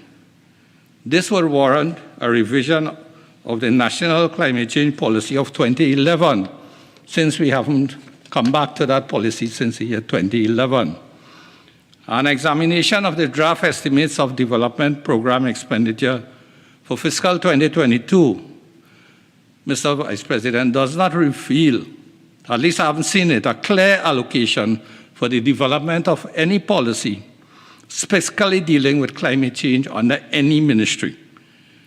Of course, there may be possibilities that aspects of climate change are being addressed, as we have heard from the various ministers. But if so, they are not mentioned in any specific subject heading of the draft expenditures.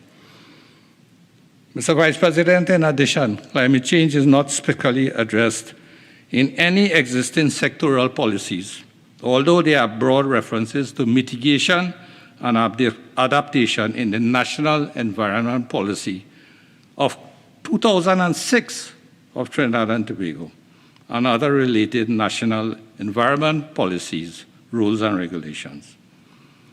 Vision 2030, Goal 3 of the short-term goals state that climate vulnerability would be assessed and goes on to identify 2 action items. That is, determine areas of greatest climate risk and design and implement adaptive actions for vulnerable sectors. Mr. Vice President, we are starting to see globally the destructive potential of climate change. And these impacts, if not mitigated efficiently, brings about natural disasters which can wreak havoc to agriculture, infrastructure, human life, tourism, life itself, and the economy.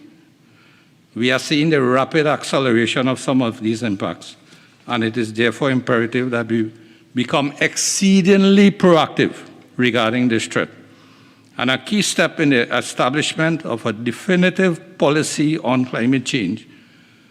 And I strongly urge that funding be allocated for this. The sectoral approach to climate change has its limitations.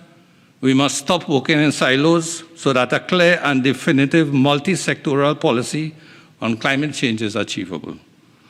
In working towards the establishment of a national climate change policy, I'm suggesting that consideration be given to the establishment of a multi-sectoral climate change task force charged with the responsibility for the establishment of this policy.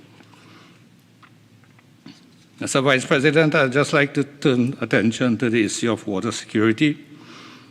And despite being a relatively water-abundant country, Trinidad and Tobago, as we know, has a fair share of water sector problems. Supplies are intermittent, leakage levels are high, and demand is suppressed due to restricted supplies. Notwithstanding tens of billions of dollars of expenditure over the past decades, we are still faced with a situation of over 50% of the population receiving a supply of water for less than 3 days per week. The many studies undertaken have identified challenges such as inappropriate governance arrangements, deficient legislation and regulations, aging infrastructure, high levels of non-revenue water, unaccounted for water, which is almost 40% in our case, concerns over, Mr. Vice President, over potable water quality and poor infrastructure management. Other than WASA, there are several agencies and institutions involved in the planning, management, and execution of water resources management functions. And these include the Environmental Management Authority, Ministry of Health, Ministry of Agriculture, Tobago House of Assembly, Ministry of Planning and Development, Ministry of Works and Transport, Drainage Division, Water Resources Agency, Institute of Marine Affairs, and others. It is worth noting that there is an absence of a coordinating agency and coordinating mechanism to facilitate effective water resources management. And as a result, it is not surprising that Trinidad and Tobago currently lack a coherent policy and institutional framework for water resources management. Mr. Vice President, when we look at the draft estimates of the development program expenditure for fiscal 2022, on page 89, section 005, item 055, adopt and implement integrated water resources management as an expenditure item. One would recognize that no monies were spent on this item in 2019, 2020, and 2021. And a rather minuscule amount of $500,000 has been allocated for fiscal 2022. I really hoped that this is not an indication that the government is placing the implementation of this policy, which is vital to the pursuance of water security, on the back burner. Yet again, and so I was greatly relieved to hear the Honorable Minister of Public Utilities, in his contribution in this House, state that the National Integrated Water Resources Management Policy, or the IWRM policy, would be going to Cabinet in about a month's time for approval. Great news.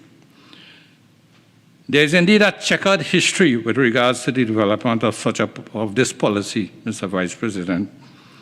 A degree of impetus for water sector reform coming out of the World Bank institutional strengthening exercise since the 1990s. One of the outcomes was the Water Resources Management Strategic Study completed in the year 2000. This recommended adoption of IWRM and the need to establish an effective and financially autonomous institutional framework was then recommended. In order to address these problems, the then Ministry of Public Utilities and the Environment drafted a National Water Resources Management Policy in 2003 with the support of the Inter-American Development Bank. Since the National Water Resources Management Policy was adopted in the year 2005, there have been several changes of government. It would appear that it had contributed significantly to a lack of continuity in the pursuit of water security based on the principles of IWRM. And what we have seen subsequently is mainly a supply-driven sectoral approach through WASA to solve the nation's water woes. The latest draft document regarding integrated water resources management was prepared under the guidance of the Cabinet-appointed Technical Steering Committee for the Review and Revision of the National IWRM Policy in March of 2017. And that is where it is. The Cabinet Committee Strategy Report on WASA's Transformation, December 2020, in Appendix 2 under Strategic Pillar A, Restructuring of the Water Sector, it identified the need for the approval of the IWRM policy.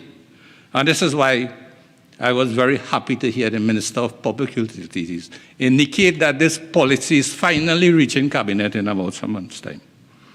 But against such a background, Mr. Vice President, I question the sufficiency of the allocation of $500,000 for the implementation of this policy. The Minister of Public Utilities in his contribution did not go into the details of how this policy would be implemented once approved. in my opinion, a well-resourced, dedicated IWRM unit within his ministry, the Ministry of Public Utilities, would be necessary to expeditiously implement this vital and crucial IWRM policy once it is approved by Cabinet. And I'm sure that this allocation of $500,000 would have to be reviewed by the minister, since it would not suffice to really, after such a checkered history and such a being a vital clog in the whole question of water security, we just cannot afford for this policy to lapse, the implementation of this policy to lapse. We need to get it accelerated, since it forms one of the base aspects of our water security for the country. Mr. Vice President, on page 247 of the PSIP 2020, mention is made of the National Water Sector Transformation Program, the NWSTP, which is a new project proposed by WASA for fiscal 2022, with a $25 million allocation for 2022 and a projected expenditure of $122.5 million each for 2023 and 2024. However, no details of this program have been provided. And in his contribution, the Minister of Public Utilities did not provide much details of this program. And I'm therefore looking forward to the government making details available of this program in the immediate future, and particularly how this project is going to be integrated with the findings of the Cabinet Committee Strategy Report on WASA's transformation, December 2020. Mr. Vice President, in the Vision 2030 National Development Strategy 2016 to 2030, one of the goals for improved public utilities, Goal 3.2, page 101, the intention is to adopt an integrated planning approach to flood mitigation. And it states in that respective document on page 101, the piecemeal and localized approach in addressing flooding is uneconomical and unsustainable. Through the development and implementation of an integrated flood management plan, strategies to maintain or augment the productivity of floodplains while providing protective measures against losses due to flooding will be adopted. Mr. Vice President, the Joint Select Committee on Land and Physical Infrastructure, 10th report, 5th session, 12th Parliament, an inquiry into flood alleviation and control measures for major river basins and drainage catchments in Trinidad and Tobago, subjected to major flooding over the past years. General finding 29 on page 23 states, and I quote, in seeking to expedite the National Drainage Plan, the Ministry of Works and Transport has approached CAF, the Latin American Multilateral Development Bank, for technical assistance with the formulation of the plan, and discussions are still ongoing. Page 126 of the Public Sector Investment Program of 2021, under the section on drainage, states that the work is being undertaken to develop a comprehensive national integrated drainage plan with the aim of improving drainage planning and management throughout the country. Mr. Vice President, I see no mention being made of the continuation of this exercise in the PSIP 2022, nor any allocation of funding for this continuation.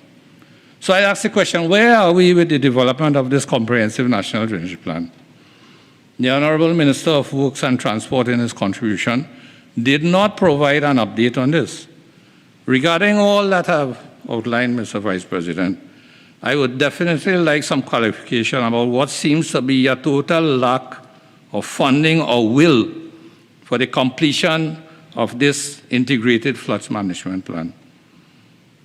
Against the backdrop of a continuing lack of an integrated flood development plan, page 243 of the 2022 PSIP states, and I read from that document, Having adequate drainage infrastructure to mitigate flooding incidents, particularly in low-lying areas, it is imperative as climate change continues to exacerbate weather conditions, which can result in damaged road infrastructure and cause personal, social, economic, and environmental loss.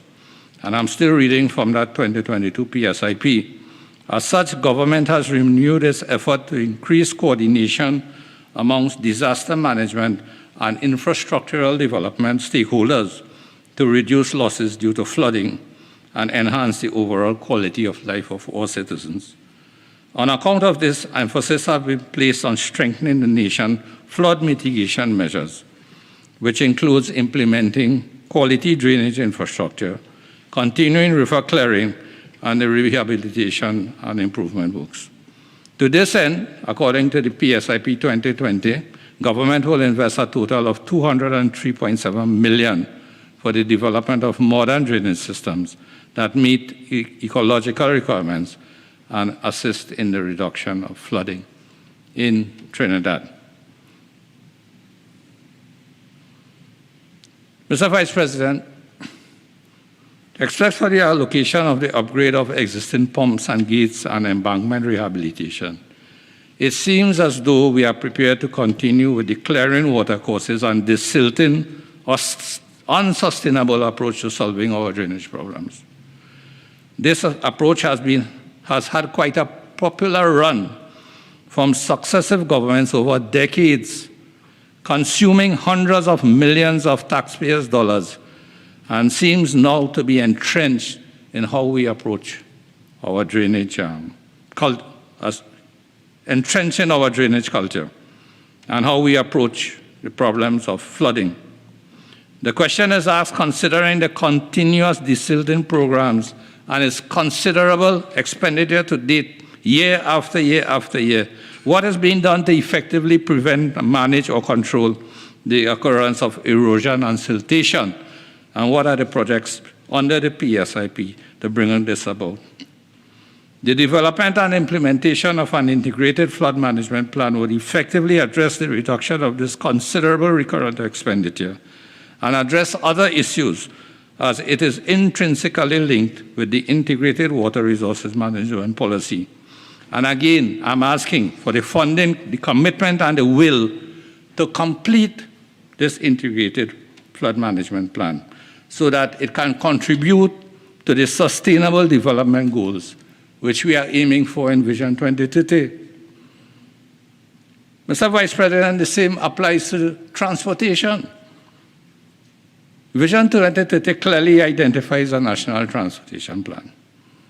And again, when I look at the draft estimates of the development program expenditure for 2022, page 106, item A001 of the development program, under the line item of development of a national transportation plan, no monies have been spent on this item in 2019, 2020, and 2021.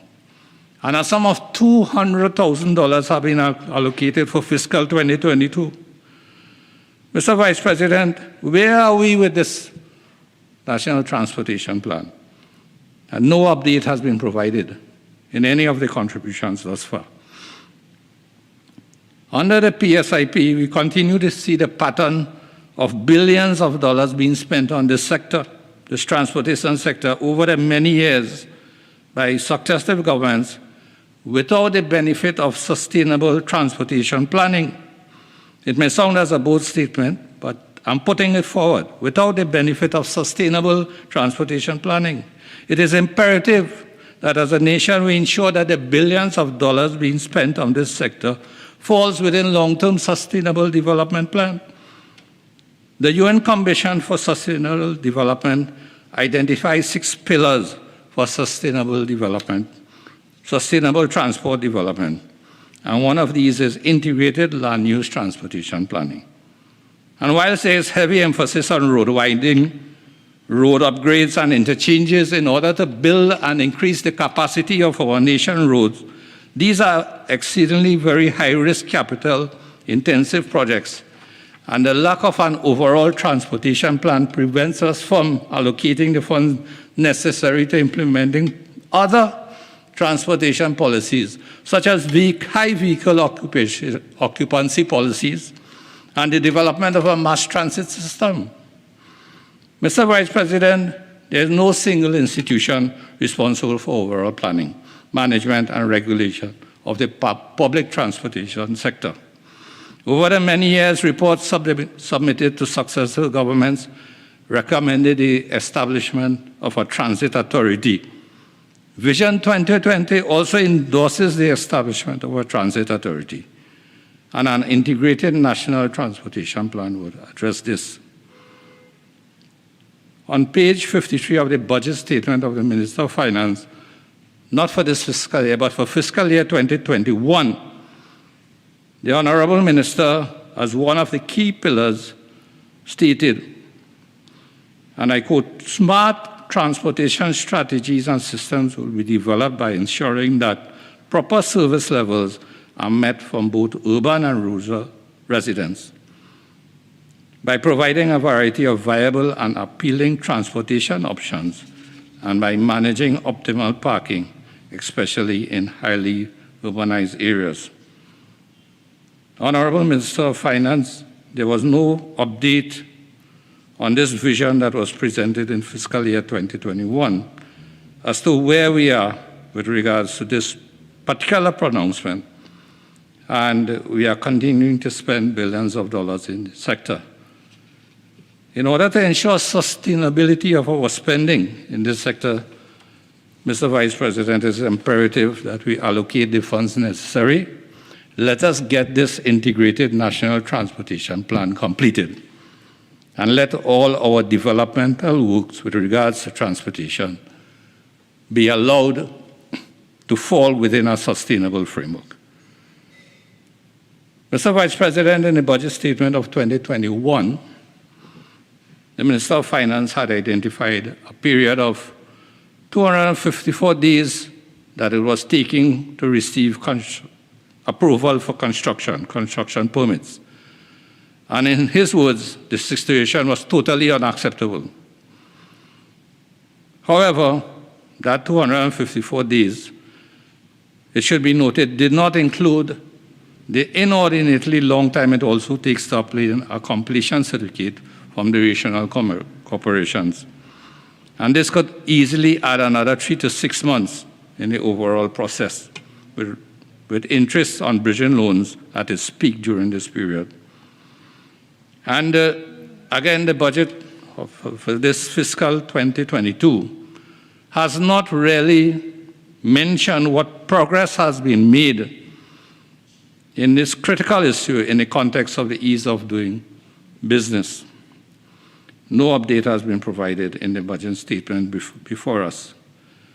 Mr. Vice President, for decades, the issue of statutory approvals have been discussed ad nauseum and several solutions identified, but we have failed to bring about the desired change. Each of the many statutory stakeholders continue to be a law unto themselves and seems to be only accountable to only themselves. What we have is a corrupt and inefficient system that costs citizens and developers no end of heartache, headache, stress, and financial losses. Building inspectors in the corporations have morphed into private architects and engineers and construction entrepreneurs as they provide a service to potential home builders and developers for private fees, while still holding on to their substantive positions in the corporations. I still do not see any allocations or mention made for the operationalization of the Planning and Facilitation of Development Act 2014. Since 2014, Mr. Vice President, and I'm questioning whether the government has lost the will or whether they intend to get this act operationalized. The operationalization of this act is a vital cog in building the ease of doing business, expediting development approvals, and curbing illegal developments that have the potential to have disastrous impacts on flooding and environmental degradation that we are seeing on an increasing frequency due to the changes in climate. Mr. Vice President, this act calls for the establishment of a national planning authority that will have as a standing committee a development control committee comprising of representatives of all statutory stakeholders, and which would, as one of its major responsibilities, coordinate the approval process. Again, I'm asking the Honourable Minister to look at allocating the necessary funding to get this act operationalized. Mr. Vice President, if we are to stand a chance of achieving Vision 2030 Sustainable Development Goals, we need to complete our multi-sectoral integrated planning with regards to water security, food security, transportation, and other aspects of integrated national development. I took the time to outline the checkered history of the integrated water resources management policy. And I really hope that the multi-sectoral integrated planning on which Vision 2030 is based is not heading in a similar direction. Mr. Vice President, I would like to ask a question. Are we giving the necessary priority and funding to advance and complete the preparation of these comprehensive multi-sectoral integrated plans and policies necessary to achieve the Sustainable Development Goals of Vision 2030? And I also ask this in the context of the PSIP 2022, in which a projected expenditure of approximately 3.06 billion TT dollars, and under the theme, the fifth theme of Vision 2030, placing the environment at the center of social and economical development, we see only a minuscule allocation of 13.3 million, or just 0.4% of the PSIP 2022 budget. Mr. Vice President, something does not seem to be right here. Placing the environment at the center of social and economic development in the overall context of all that is happening with climate change, environmental degradation, and all of the issues coming out of the environment and what we need to look at, I cannot understand an allocation of just 13.3 million out of 3.06 billion TT dollars, or just 0.4% of our overall PSIP 2022 budget. Mr. President, how much time do I have again? 3:05. Thank you very much. Mr. Vice President, as I try to wrap up, and looking back at the presentation of this budget by the Honourable Minister of Finance, just to reflect on one or two notable omissions in my view, in that there has been no statement about petrochem in the budget. The Minister of Energy, in his presentation in this House, his contribution, did say that with regards to the Guayakara refinery, that there were three entities looking at putting in bids for the Guayakara refinery. But without any precise statement about petrochem in the budget, Mr. Vice President, it is just not only a question of the refinery, but in my view, the overall monetization of the assets of petrochem and definitive statements and policy on how this can be brought about, I felt would have been, we would have had something in the budget about the overall approach to the monetization of the assets of petrochem. Another notable omission, and it may be a moot point at this point in time, Mr. Vice President, is the lack of the summary of expenditure for fiscal 2021 within the budget statement. And also, I would have liked to see or to get some information on an indication of what steps are being taken to get us removed from the European Union blacklist.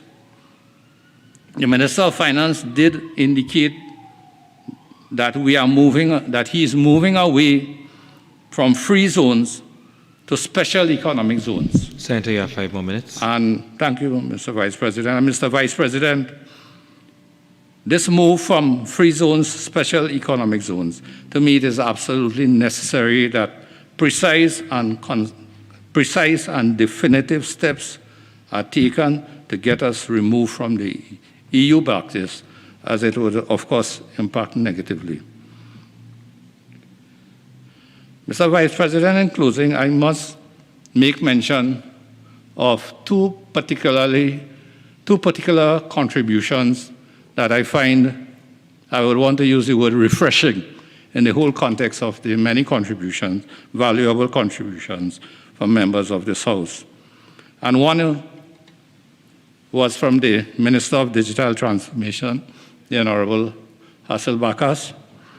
And I find it was refreshing that we are looking at the whole process of digital transformation in an innovative and a creative way to bring it into the mainstream of our national duties and responsibilities. And then also the Minister of Public Administration, the Honorable Alison West.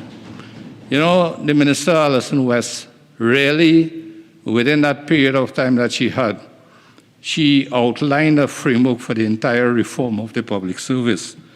And I found it to be rather comprehensive in terms of what was presented.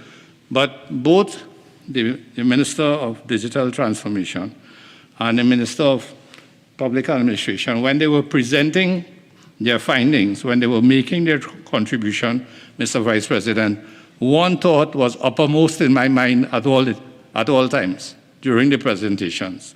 Because when I think about the legislative changes that would be necessary to bring about the changes that are being proposed, particularly with regards to reform of public administration, and I reflect on the legislative gridlock that we are engaged in right now in this honorable House, the legislative paralysis that has gripped us. I go back to the appeal of Senator Rami Dillon when she appealed to the parties involved that we have to find a way, if we are to bring about all these changes, legislative changes, we have to find a way to break this legislative gridlock. For if we cannot break this legislative gridlock, well then, all the legislation and all what we are doing here, all what is necessary to bring about the change is not going to happen.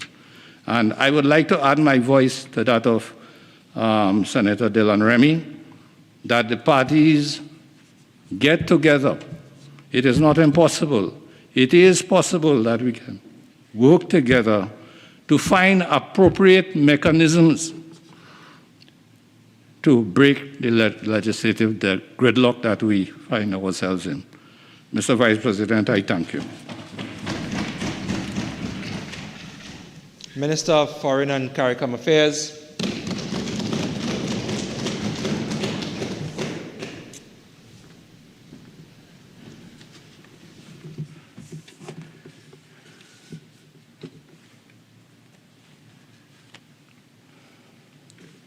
Thank you, Mr. Deputy Speaker. It is always an honor and privilege to contribute to deliberations of this august chamber. I wish to begin my contribution by congratulating the Minister of Finance, the Honorable Colm Imbert, for his presentation of a very well-conceived appropriation bill for this fiscal year. Mr. Deputy President, I had the privilege of contributing to the discourse in another place and spent some time giving the achievements of the Ministry of Foreign and CARICOM Affairs with the money that we were granted to serve the people of Trinidad and Tobago. So I would wish to begin my contribution this afternoon in the Senate with a quotation from a famous author by the name of John Steinbeck. And he said this about the profession of teaching. Teaching might well be the greatest of the arts because the teacher's medium is the human mind and spirit. The teacher's medium is the human mind and spirit. The teacher's job is to empower and uplift the human mind and spirit, not to burn it down. Mr. Vice President, that unfortunately, the burning down of the mind and spirit is precisely what one contribution appeared to do during this debate. I heard an attempt to attack the spirit of some of the most hard-working public health officers in the history of Trinidad and Tobago. Mr. Deputy President, it is my duty to respond to some of the comments that were made by Senator Gopi Singh during this budget debate. I am a proud graduate of the Faculty of Medical Sciences of the University of the West Indies. And I want to begin with the good, because Senator Gopi Singh was one of the best lecturers at that faculty.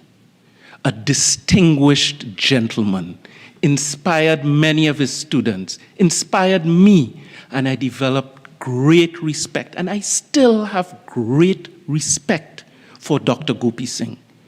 He's also saved many lives in this country. He's also contributed to public life in various ways.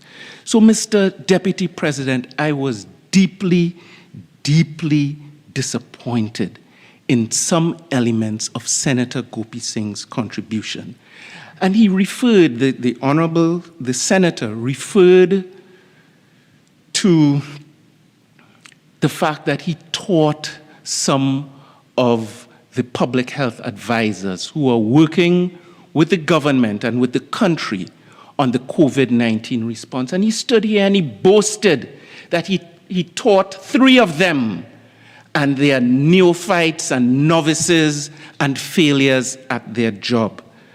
Well, I have a message through you, Mr. Deputy President, to Dr. Gopi Singh, Senator Gopi Singh. And the message is this: yes, you taught some of them, but today your students, including me, are now grown and serving and contributing to the people of Trinidad and Tobago. And a good teacher would take that as a credit, as opposed to tearing down and attacking and denigrating the very service that your students are proudly providing today. But the worst part, Mr. Deputy Speaker, you know what the worst part is? Those hard-working public officers are not here to defend themselves. They are not in the chamber. And therefore, I consider, no, I don't consider any member of this chamber a coward, but to attack their service in the way that it was attacked, the manner that was approached, I am forced to regard that as a cowardly approach. To come here under the parliamentary privilege to engage in a systematic denigration of the efforts of those officers. They are not here to defend themselves, but they are sitting members of this government who will defend them. And that's what I shall do, Mr. Deputy President. And I heard the senator complain in his speech. He made comparisons. He tried to draw a negative comparison about the mortality rate in Trinidad and Tobago due to COVID-19, and went on a tour of the globe to try to make the efforts, the clinical efforts of our healthcare providers seem inadequate or insufficient, or worst of all, he used the word criminal even, contributing to the deaths of our citizens. But Mr.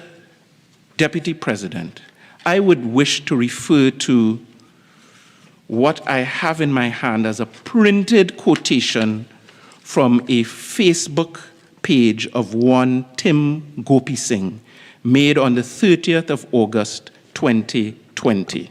These are his public pronouncements, and I will offer it to the Senate for the record. The goodly senator indicated to the national community that he had recovered from a recent COVID-19 infection. And these are his words, and I quote, "Special thanks to our doctors, nurses, paramedical professionals, and support staff for the professionalism and dedicated and efficient care and courtesy they extended to me during my hospitalization." Where was he hospitalized, Mr. Deputy President? Was it in another country with a different CMO and a different principal medical officer? It was right here in Trinidad and Tobago. I am now, and I continue the quote briefly, "I am now significantly improved and at home in quarantine in accordance with the public health requirements." Stated proudly. Who came up with those public health requirements that the senator was boasting about on the eve of independence? The same health advisory team that he took his time here in this debate to denigrate and attack. Mr. Deputy President, Senator Gopi Singh went on to indicate that as far as he's concerned, there is no real medical contraindication to vaccination. There is no real medical contraindication to COVID-19 vaccination.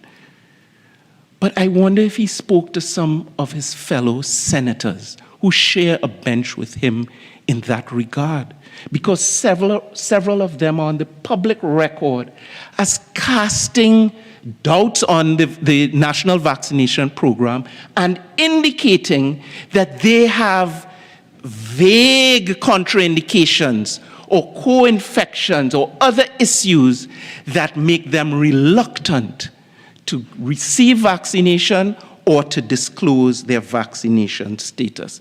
So again, this is a habit we see from members on the other side, where they want to hunt with the hounds and run with the foxes at the same time. So on one hand, we hear a lot of talk. We support the vaccination program. But on the other hand, chipping and undermining that very program. Mr. Deputy President, if it is one issue I have with members opposite, it is this. When they are in office, they wrap themselves in the flag, they pin it on their lapel coats proudly, they proclaim how patriotic they are and how they love Trinidad and Tobago and how great the country is. How great it is, how great is Trinidad and Tobago.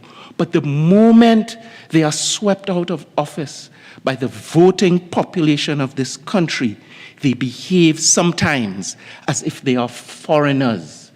Everything is instantly wrong with the very country they were proud to proclaim previously.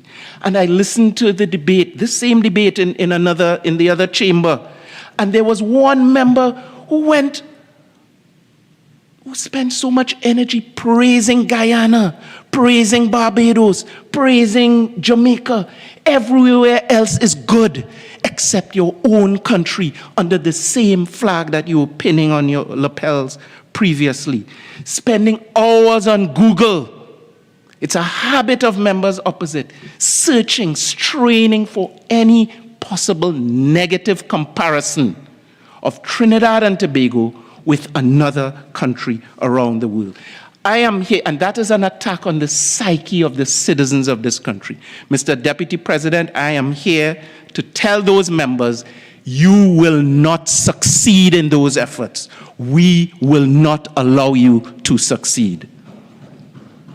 Imagine, Mr. Deputy President, we work hard at the Ministry of Foreign and CARICOM Affairs with our colleagues in the Ministry of Health to access free $1 million equipment like ventilators, oximeters, and other life-saving equipment for the people of Trinidad and Tobago, using our diplomatic channels, using our avenues of influence, using our overseas missions, using our relationships with missions that are stationed here in Port of Spain, to have a senator come into the Senate to ridicule and to say, as Senator Gopi Singh said,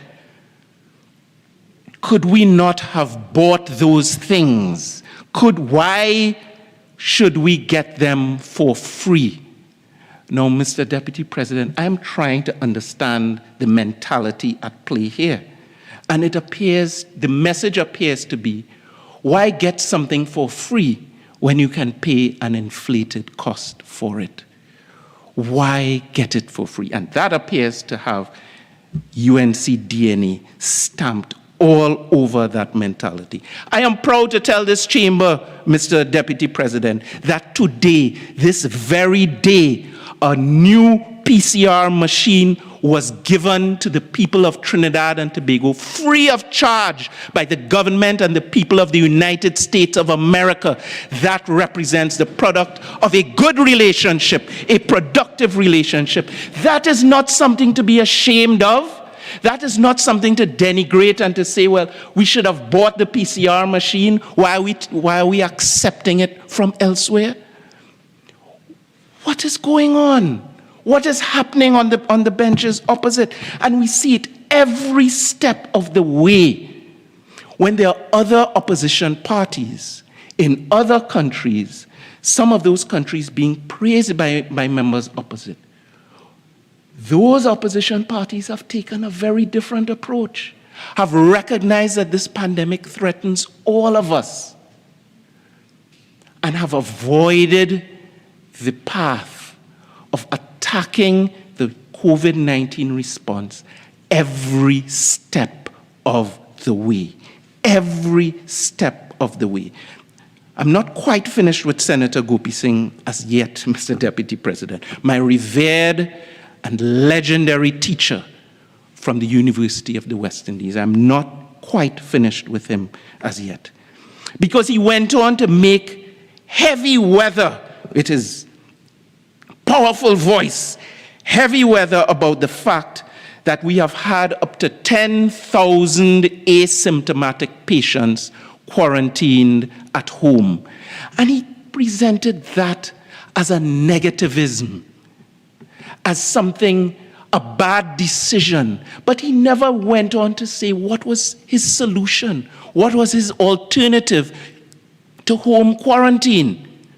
Where would he have put those tens of thousands of asymptomatic diagnosed individuals with his great gynecologist thinking and experience? He's not a neophyte, as he accused others of. Where would he have put them? But Mr. Deputy President, I read his quotation. Last year he was boasting that he was in home quarantine, recovering and significantly improved. Again, benefiting from the measures and then coming here and denigrating those very measures. I don't know what else to call that, Mr. Deputy President, but political hypocrisy of the lowest order. Mr. Deputy President, I don't know where he wanted to put those. Only complaints, no solutions offered. Very often creating facts along the way and attacking our healthcare team time after time. 1,600 persons have died.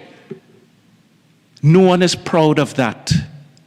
But that is the reality of COVID-19 all across this globe. It is a deadly infectious disease. It does kill persons. And in trying to magnify the mortality rate in this country and making it a political football, there are a number of facts that a senior physician and an experienced senator and politician should put on the record, or should have put on the record. He didn't. I will do so. I will do so. One of those is the very high rate of chronic illness in this country.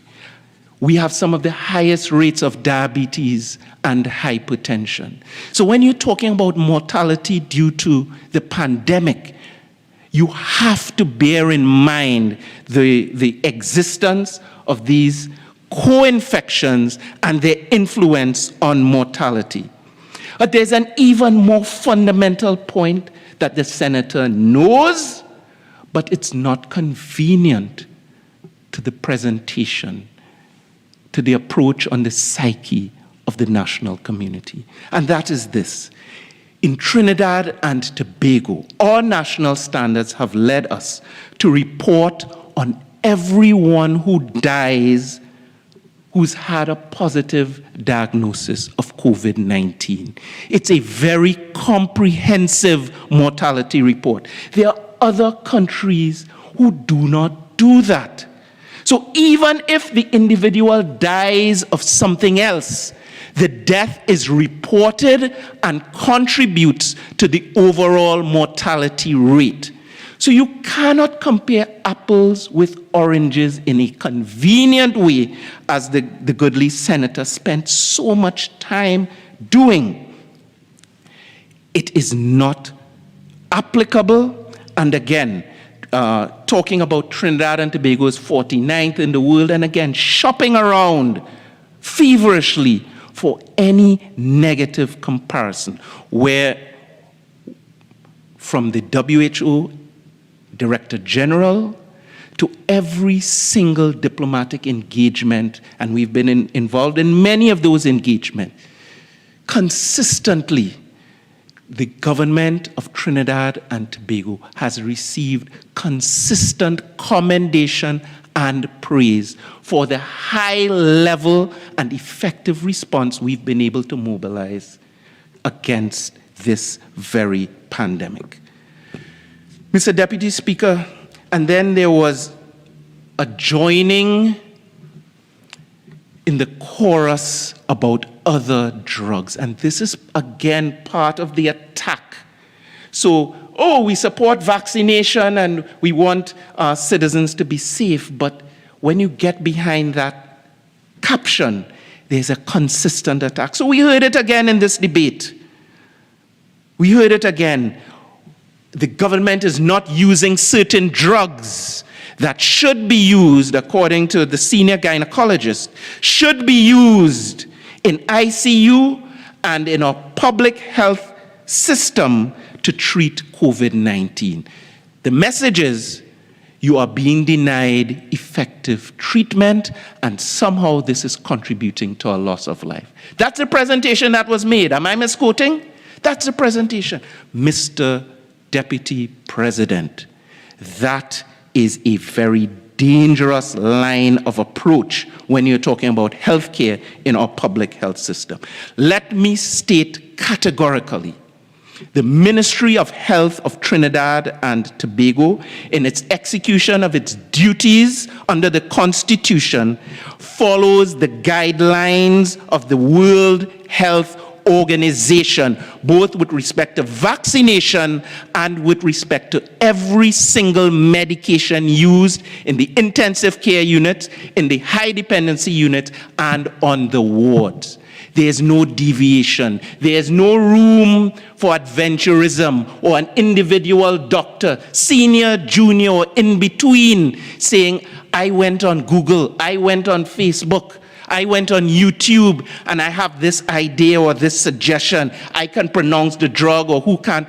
It matters not. If it is not found in the World Health Organization guidelines, if it is not found in the national clinical standards, the clinical protocols of Trinidad and Tobago, based on those guidelines, it has no place in the treatment of COVID-19 in this country. Maybe you'll find it somewhere else, not in this country. But Mr. Vice President, those standards have stood the test of time. They have served us well. They have helped us avoid some terrible outcomes that we've seen elsewhere. They've helped us avoid fake drugs, fake vaccines, fake agents, rich middlemen who've hoodwinked not just companies, countries, states, jurisdictions. That's what's been going on. There's been a quiet heist because this is an opportunity. Some people see this as an opportunity. We see this as a responsibility to the people of Trinidad and Tobago, and we will conduct our responsibility in the best order and the highest traditions of the People's National Movement, and with regard to the welfare of all the people of Trinidad and Tobago. Who else? What other clinical protocols is the Ministry of Health supposed to follow? A pastor? Some random doctor who is your friend or who is not your friend? It can't work like that. And the minister singled out a particular drug, not the minister, a former minister of education, singled out a particular drug that he says has not yet passed phase 3 clinical trials and is advocating for its use on human beings, citizens of this country. That, Mr. Deputy President, is simply irresponsible. It has no place in the current protocols. We cannot deal with it like that. And then there was this reference.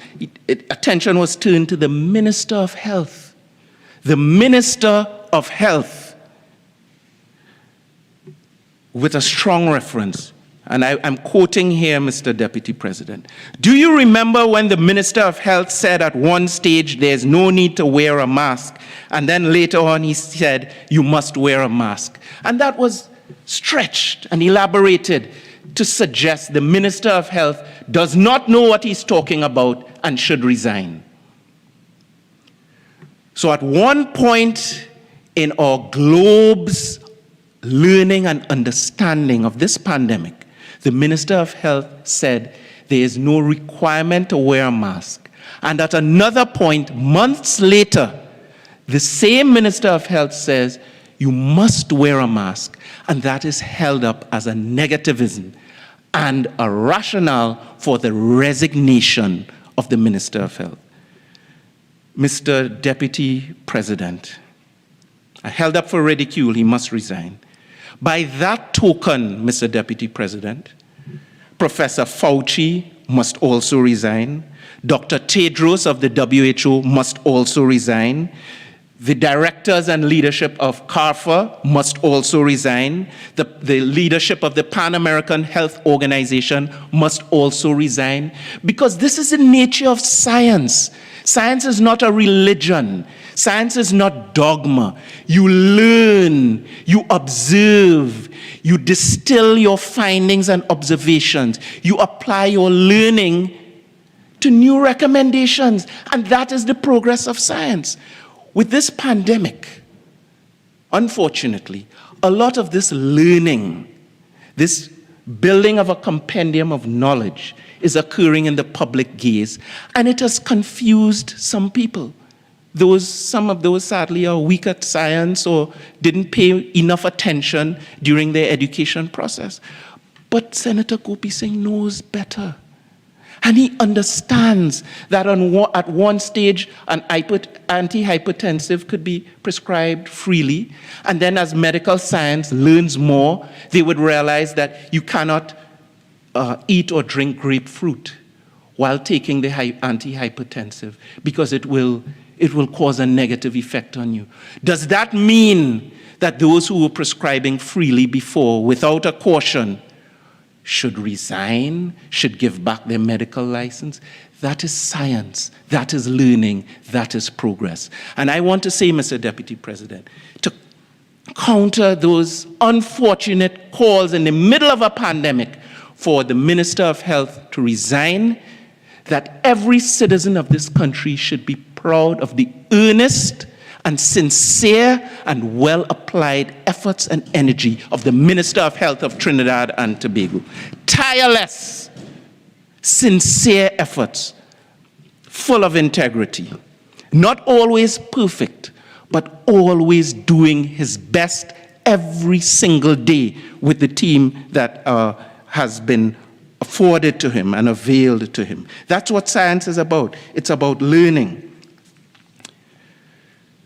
Mr.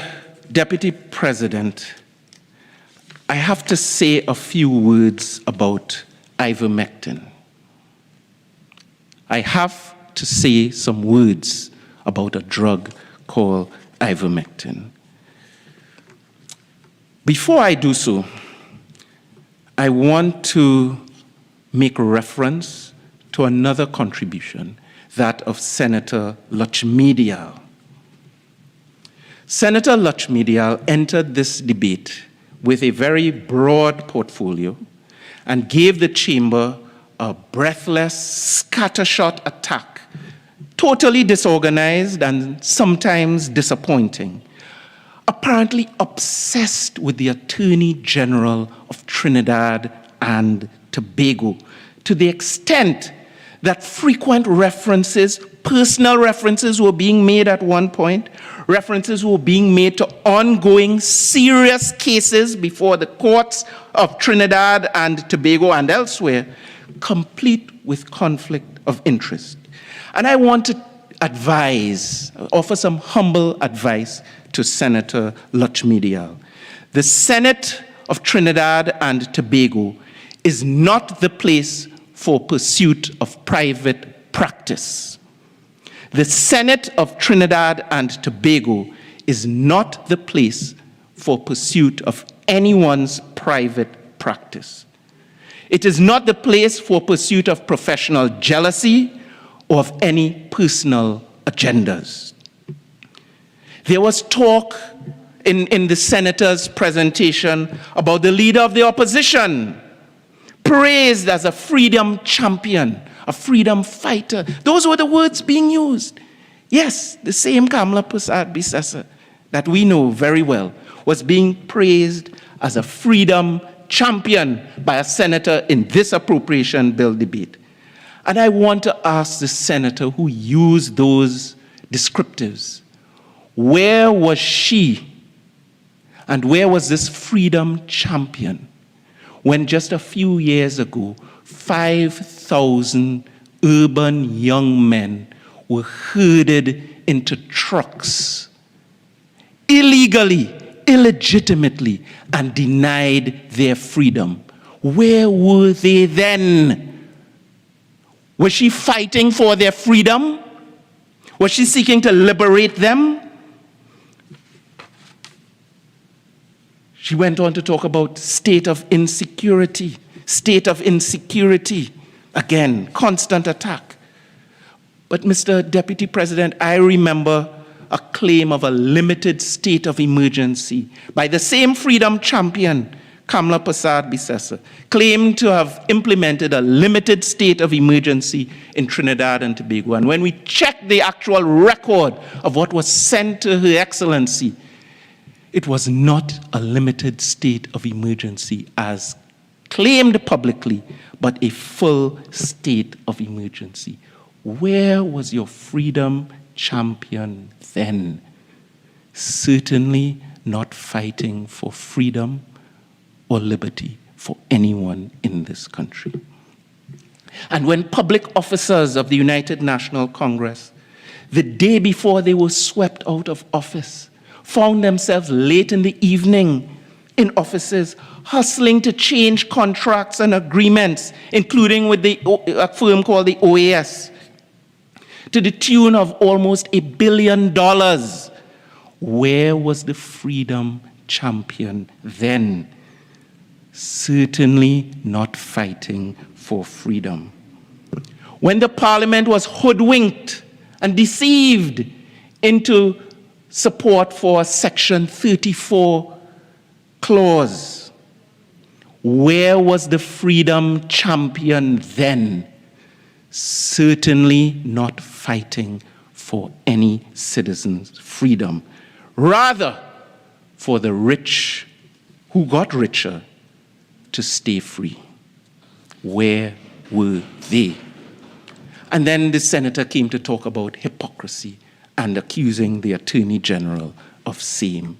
Oh my goodness. Speaking of hypocrisy, Mr. Deputy President, in my respectful and humble view, the most recent example of profound political hypocrisy was when a certain senator tried to condone tax concessions, tried to condemn tax concessions for some members of Parliament, whilst at the same time defending and cradling and embracing those very concessions, vehicle concessions, for herself. What greater political, in broad daylight in the public view, what greater political hypocrisy can there be than that? But again, classic UNC DNA. They want to hunt with the hounds and run with the foxes at the same time. So one senator in opposition must get vehicle concessions and is telling the population that, leave me with my concessions. I just bought a new car. But Senator Lezama and Senator, Deoroop or someone else, some other senator, must not, because she says so. And then is accusing the Attorney General of political hypocrisy. Mr. Deputy, Mr. Vice President, I believe the contribution of another senator who used to be a minister of sport at one stage has already been comprehensively dealt with. I will not spend much time focusing on that senator's contribution. But there was one reference when he was contributing that caught my attention. And I spent some time thinking about it. He told us, sports leads to respect and personal development. Sports leads to respect and personal development. And I said to myself, wow, look at the author of those very words. He went to talk about the anti-doping bill and where's the lab for doping. And I said to myself, wow, look at the author of those words. But then, the reference that caught my attention most vigorously was when that senator boasted loudly that on his bench there are two former athletes who gave their sweat for this country at the very highest level. And he pointed across the aisle and said, they don't have any former top national athletes on the government bench, as if this was some sort of senatorial accolade. But Mr. Vice President, he was being truthful, because there are two members on the UNC bench who have served this country in the field of sport with great distinction, and who've given their energy and sweat and maybe tears for this country. Minister, you have 5 more minutes. Thank you. But my question to that senator and to all members of his bench is this, bearing in mind their former service: of what value is it to take the national community to a lofty hilltop as a sportsman, and then as a public official take it down into the gutter? Of what value is that? To run on a field with the national flag and uniform in one decade, and then in the next denigrate and attack our highest offices in this land going below the white line in the road. Of what value is that?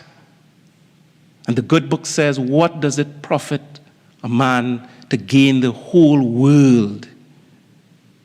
And at one stage, some of them were on top of the world. To gain the whole world and then lose his soul, Mr. Deputy President. And I want to leave that for the contemplation of the goodly senator. I promised a few words on ivermectin, and this is where, Mr. Deputy President, I have to make reference to a senator for whom I have the very greatest respect, an independent senator. But I realize in this debate, he came again with this line about ivermectin, and I'm not sure where it's coming from. I believe it's from a sincere place. I don't believe it is with any ill intent, but I am uncomfortable with with leaving those references on the floor of this Senate without a response, because there are people listening, and there are unfortunate people who are leaning on this drug as opposed to WHO-approved vaccinations. And so we have to be very, very careful in advancing a broad-spectrum anti-parasitic medicine as having a role in our national treatment protocols. I don't have much time, but I will just leave a few authoritative references on this matter. I will start with the manufacturer of ivermectin, Mr. Deputy President, Merck, global company. And Merck released a statement stating that there is no scientific basis for potential therapeutic effect against COVID-19 from the preclinical studies. And there is no meaningful evidence for clinical activity or clinical efficacy in patients with COVID-19 disease. These are the people who made the drug, advising us that it is premature to make these types of recommendations to the national community or to any healthcare provider in Trinidad and Tobago. The World Health Organization has told us exactly the same thing. The FDA has told us exactly the same thing. The Infectious Diseases Society of America has told us exactly the same thing. The European Medicines Agency has told us exactly the same thing. The American Medical Association, American Pharmacists Association, and American Society of Health System Pharmacists have told us exactly the same thing. So, Mr. Deputy President, the overall message is we will all have our personal opinions. We all know people who know things or see things or say things. At the end of the day, the national standard has always been the WHO guidelines. That has served this country, this government, and this society well. It has helped us preserve lives right across both islands of Trinidad and Tobago. It has made our parallel healthcare system and our sincere efforts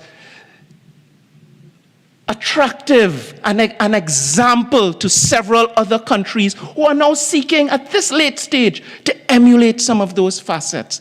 Let us not be distracted. While we listen, while we respect, we hold to our standards. We are proud of our healthcare providers. We are proud of our Chief Medical Officer, our Ministry of Health team, and all of the others who are giving their blood, their energy, and their time to stand between our people and the worst pandemic of our times. Mr. Deputy President, I thank you. Senator John. Thank you, Honorable Vice President, for the opportunity to join this debate. Again, as my colleagues who have gone before me would have referenced, the Minister of Finance calls the resilience in the face of a global pandemic. Resilience, which is supposed to be the path or roadmap in Trinidad and Tobago to recover quickly from the difficulties and headwinds that we now face. Now, Honorable Vice President, I have, in the time allotted to me, I have just covered a few areas, maybe 3 areas that I felt were interesting to me and which I really have not heard persecuted in this honorable House. So in looking at the building blocks upon which this budget is predicated to effect this resilient recovery, I think the minister missed an opportunity to update, to give an update, given where we are, and literally we would have, last year, 2020, was a very rocky and uncertain time. And it would have been good in this year if we could have gotten an update of a lot of the projects which would have been presented in this same House, some would not have started, some may be works in progress, some appear to be recycled ongoing projects and proposal dating back since the first budget of this government in 2015. Mr. Vice President, we have some pressing and practical issues as the headwinds facing us, for example, the shortage of forex for businesses, citizens, and for citizens to conduct their own personal and private business. This was mentioned by Senator Leiter. Students are still without devices. I just saw something I'm coming across where the government has now mandated that the students in forms, I think 4 to 6, now return to school, whether they are vaccinated or unvaccinated. And I think that is the best path forward. Our children need to go to school. There's of course, I said connectivity and access to school, a pathway for the creation of short or long-term good-paying jobs. A lot of people have fallen out of work, and in the fog of the pandemic and multiple problems, these are some of the most pressing issues, and basically we have not heard much about resolving them. Even in some of my colleague senators on the other side, one was waiting persons who honorable senators who hold very important ministries, such as the Minister of Tourism, for instance, took his time throwing pot shots when I really wanted to hear what he was doing in the ministry. So the Minister of Trade has lamented that the service sector really earns little or no foreign exchange. But, Mr. Vice President, this is not for lack of industry.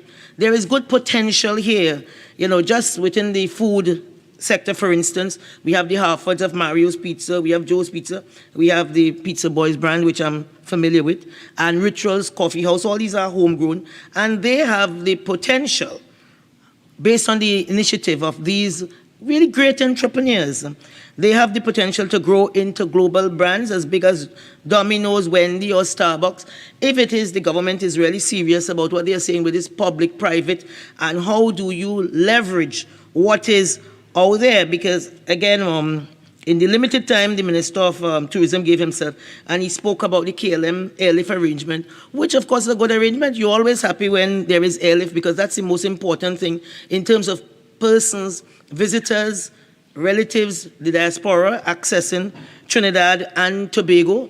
CAL and its routes, they are insufficient to service well, of course, our needs in a sense, but also there is need to drum up more marketing and awareness. And I know there is a $360,000 marketing budget. Mr. Vice President, through you, I tell the Minister of Tourism, I think that is inadequate, quite frankly, because this flight comes via Bridgetown. And many times, for those of us who would have traveled, sometimes you see BA coming via St. Lucia, or there's a flight coming via Bridgetown or Grenada. And many times, the flight empties in these islands just prior to, and we are making the same contribution. Sometimes we give additional concession on fuel and other charges, etc. So this is something we really have to look at to ensure that when the KLM comes down here, because this access point is really a valuable opportunity for the Trinidad, and for me particularly Tobago market, because I don't think any of the islands, as beautiful as they are, as beautiful as the beaches are, could compete with the beaches of Tobago, particularly Man of War Bay and the snorkeling that is there. And I mean, of course, any one of my other Tobago-born senators can argue that, because this is a thing of pride in Tobago, who has the better beaches. So, Mr. Vice President, what one needs is the collaboration, cohesiveness, and seamlessness in this new normal. And that's what I'm suggesting, that with respect to this public-private and maybe KLM, etc., that we roll it all up. Give these people an opportunity. I think the Minister of Tourism did mention that they are having some trade shows or whatever they call them into Holland. And of course, I think you have to pinpoint the businesses that you think it is most possible and probable to be able to extend their brands, and maybe they may be able to contribute even to your own marketing dollar, and you put it in one pool for everybody, because these folks, and just a few I named, I'm sure the Minister of Trade will know quite a few more, that lend themselves to franchises, etc. And this is a big and ready pool of Forex just waiting for us to tap in, because I have not eaten any of these pizzas that we import. We have the license, we have to pay for Forex for license fees that are better than those that are made in Trinidad and Tobago for Trinidad and Tobago.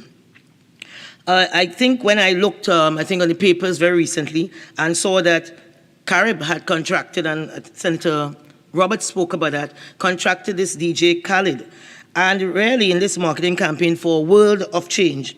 And the tagline is, I'm going to take you to the world's most exciting playground. I mean, this makes you feel as if you're in the south of France or one of these very exotic European destination. And we have it here. And I think that is branding. Why don't we jump on that? We continue to focus at this time on an investment in the San Fernando waterfront. And I'm not saying we don't need to upgrade and improve and build a San Fernando waterfront, but in this time of competing priorities, the opportunity cost of many things that we need, maybe investing in these SMEs with potential to earn us Forex, because we still, I did not hear where we are really making an effort, and I think it was Senator Vera and they who made that point in terms of the non-energy sector. This is a major sector that we have to put everything into it to develop.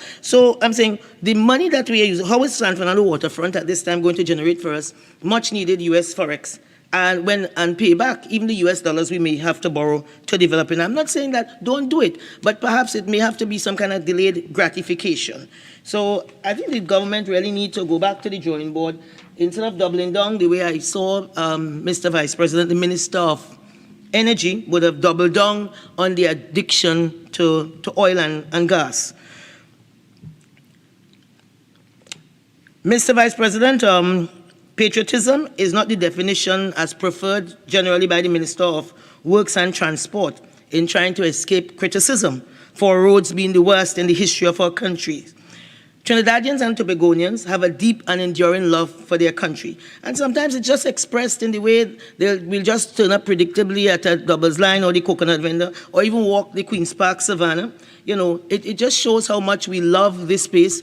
If you walk the Chancellor Hill, you'll see a lot of people up and down. They have music playing. And what music? Soca music. And that really is something that happens very frequently. You have this little phone and it's playing loudly. So they are not allowing the energy to die. They play this music on their mobile devices. So we have the government really has never found ways to support this abundance of viable and creative ideas to package our cultural products. Although the Minister of Digital Transmission speaks eloquently of made in Trinidad and Tobago for Trinidad and Tobago, but of course he has just come into the mix with respect to that. Mr. Vice President, during this same pandemic, South Korea found a way to have something they call contactless concerts. They are not brighter than us or have more content than us. We are content rich. In Tobago, we spend an entire period with this thing called the Heritage Festival, when we showcase the food, the dance, the music, the way of life, even just the smell of how you cook that food, the authenticity around the fireside, the dirt oven, the clothes, the clothing, everybody is in character in the village. These are things that we can package, just as Korea has done. As I said, they have this thing called contactless concert. We have so much content here. And the performance, they combine augmented reality technology with 3D graphics and interactive live video calls between fans and artists. And they make millions of dollars in US for their country. As a matter of fact, very recently, for those of us who look at Netflix, there is a new show called The Squid Game. And it's a South Korea fictional drama in which contestants, who are deeply in debt, play children's game. This one was what? A red light, green light, stop. And in order to win a ton of, something as simple as that. But what it has happened is that it has become Netflix's largest enterprise so far. It's very unprecedented as far as they are concerned. And with that content, Netflix now has decided to invest $500 million US into Korea for more content for this year alone. The Minister of Finance did speak about we need one big idea.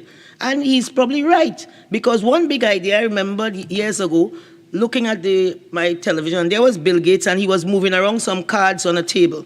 And Steve Jobs took that and created what is now the Apple phone that we can put on. And that was the first $1 trillion market cap company in the world. I know it's worth just over $2 trillion, one company, right? And that was an idea. I remembered seeing Bill Gates just moving around these big cards, and it ended up as apps on the iPhone.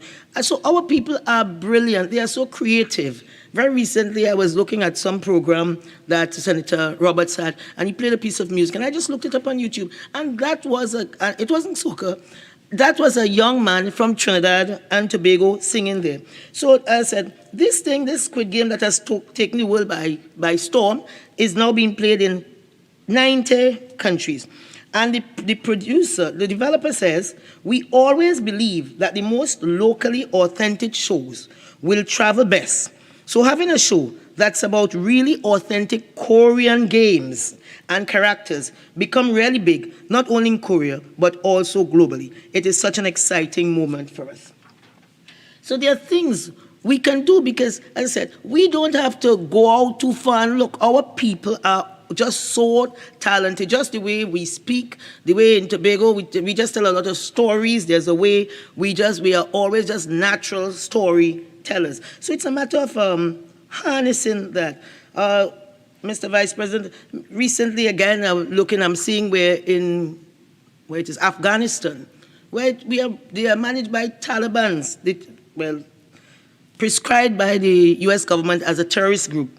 And girls are learning to write code, and they find programming work in areas like web development, game development, mobile app development, and graphic design. Their goal is to empower a whole new generation of female tech leaders. So this week in the debate, I know the Minister of Local Government, he congratulated the workers of CPEP, and yes, they are doing a great job, but I believe that there's an over-representation of young people in that program. They can be put to much better use. We need the landscaping, we need the cleanup, but these are our young, the most promising that we have. And this is the time to harness them. And I think that is why I felt, for me this year, the most anticipated presentation was from the Minister of Digital Transformation. Because 2020 started with news of the pandemic. And the presence of COVID-19 throughout 2020 introduced great challenges to governments around the world. It's a high health crisis which brought with it consequent economic turmoil. And the common domain for successfully addressing the twin challenges of health and economic crisis was the technological infrastructure of countries. People, as we know, and firms had to adapt. And again, we missed an opportunity because the students who had been benefiting from these laptops every year, by this time, if that had continued into 2020, when the pandemic had hit, we would have been, we wouldn't be where Estonia is, that the government is a model, but certainly we'd have been in a much better position with our children. There's just been so much loss by a lot of our school-age children not being able to access their education. So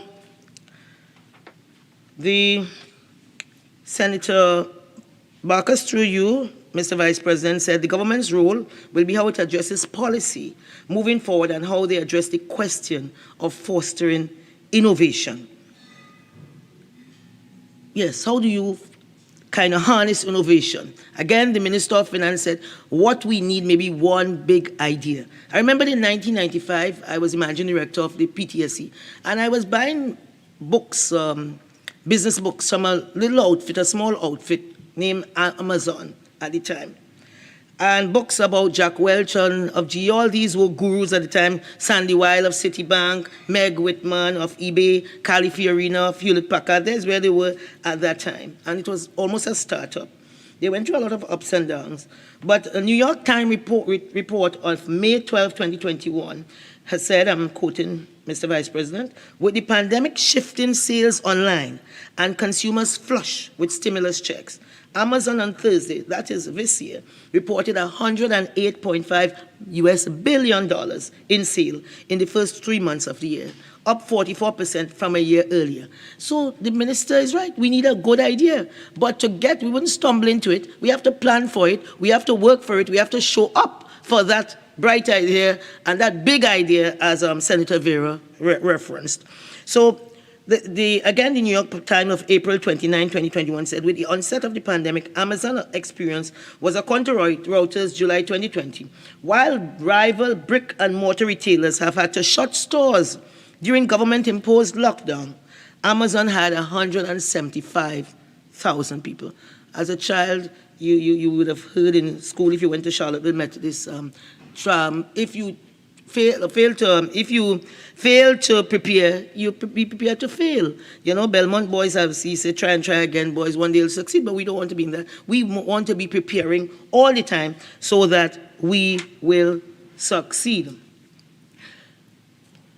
So again, Mr. Vice President, through you, the Honorable Minister of Digital Transformation commented that citizens and commentators have not really questioned the overall directions or measures proposed in the budget, but rather the central debate has been around the challenges and concerns with the effectiveness and speed of implementation.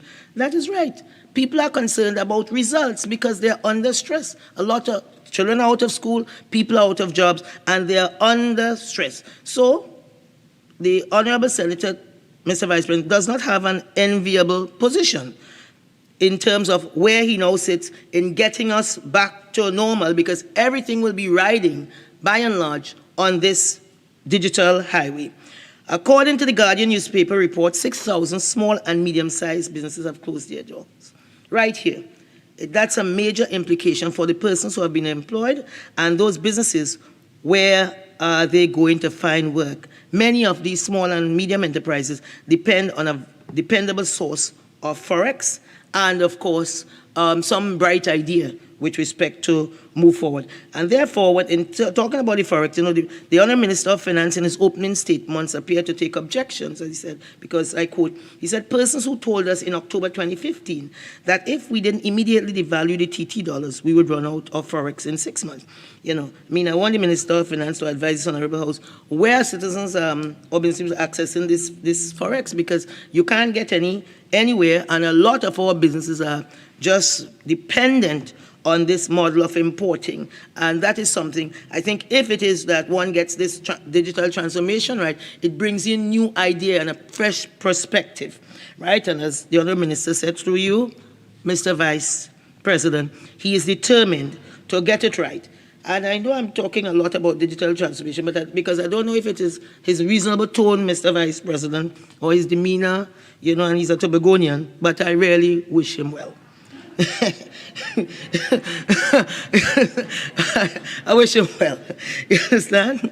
Because, again, Mr. Vice President, if you will allow me to repeat, the other minister, the central debate has been around the challenges and concerns with the effectiveness and speed of implementation. So from a practical standpoint, right here in the city, if you're walking or driving around the Queen's Park, Savannah, there are blackout zones. There are times, if I'm walking, Lady Chancellor, I multitask, and I'm on a Zoom meeting simultaneously, but there are certain areas, the connectivity does drop off.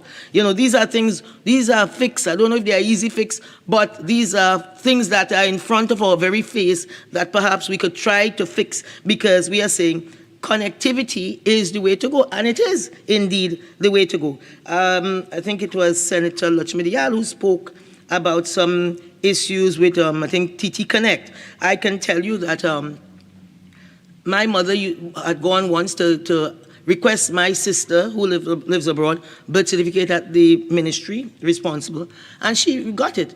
But I think 2 weeks ago, she needed to get the new copy, and she could not. So my sister then went to request it online, and it took her 3 days to complete the transaction because the credit card was not going through. You know, these are just little bugbears in the system. I must say, when I pick up the phone and I called the public servants, they were very helpful. But you don't, if it is, we are saying it must be contactless and what have you, it has to be, the experience must be a smooth experience for people to buy into it, because you have an 80-year-old woman going to this place to get this birth certificate up and down and what have you. But as I said, these public servants had been really outstanding. But systems have to work to engender that trust you talk about and to be sustainable. So, again, as the Honourable Minister, through you, Vice President, said, people lose hope before they lose trust. But this digitalization is built on trust because people have to give up of their personal information. Hence the reason in looking at the Estonia model that the well-known technology magazine Wired had deemed the world's most advanced digital society. They have indicated that trust is the most critical component in building and participating in the digital infrastructure. Right? They say Estonia digital government is all about cooperation and reciprocities. The departments cooperate with each other to promote digitalization and win the trust of users and the people who interface. So therefore, and then another critical fact, in the year 2000, the government of Estonia declared internet access to be a human right. So now we have these black spots in 2021. But since 2000, they have been planning literally for this. You know, people don't, it's not about luck, you know, people don't stumble into things. Many times you don't even know why you're doing something. You know, you just have this idea and you are just working it. So that is I was very, very surprised when I saw it was actually a human right. So it meant when the pandemic hit, many other European countries came to a halt. They did not. And if that is the vision, because it may not be COVID, but it could be something else. And given what is possible in terms of new businesses that we would not have thought about and getting young people engaged, I think the minister also said that. Now, another positive out of this whole digitalization in Estonia, when I looked at the ranking, I know we don't have the doing business ranking anymore, but I still looked at, I think, the 2019 and 2020 ranking. Estonia was ranked at number 18. And Trinidad and Tobago was 105. And there's a reason for that. It must have been because of the interaction, the collaboration, all those systems that were running and connected that would have made it so easy. If one would have gone through how quickly you could connect with electricity or with water, etc., I am sure we would have been stunned by what the data and statistics is telling us. So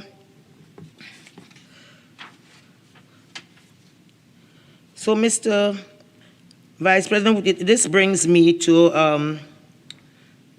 where the Minister of Finance in 2020 to 2021, the national budget, announced a notable change in the corporation tax incentive, which is to further encourage SMEs to access to access equity financing and view listing on the TTSE, Trinidad and Tobago Stock Exchange, as a viable option. Now, this has been going on for a very long time, and I think there were only 2 companies that were listed in 2012 and nonsense. So basically, I mean, they have all these concessions. We have to ask ourselves, why aren't these businesses moving towards or really accessing what could be in effect a cheaper source of financing?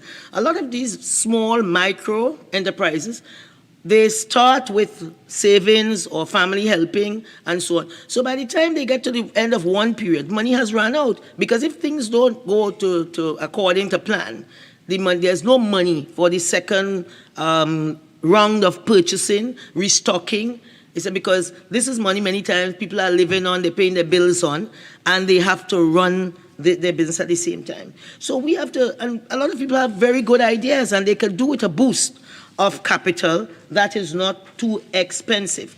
One has to ask themselves, why aren't our citizens, I mean, we are so entrepreneurial, everybody like a little business, they have some little something going on, but yet there is a difficulty with the private sector opening up their books to do this thing called a prospectus and approach the stock exchange. And I think, I mean, even just a year ago or so, we were here with some amendment to the bill. I'm saying it has to be more than just throwing more concessions, which are, and these concessions are given at the cost to taxpayers because it's revenue foregone by taxpayers. So one has to ask, and this is where I think sometimes in terms of a budget statement or reading the budget, it will be helpful if one said, okay, well, we came with the Trinidad and Tobago Stock Exchange, this idea to boost it because it is thinly traded, etc. Where do we go from here? And we are here, we have approached, because maybe it's, instead of just asking people to come, you have to find them, the ones you think on the outside look as if they have the most potential, and you work with them to get to that point and say you're only going to get these concessions if you are going to, the end of this road is that you are going to be listed.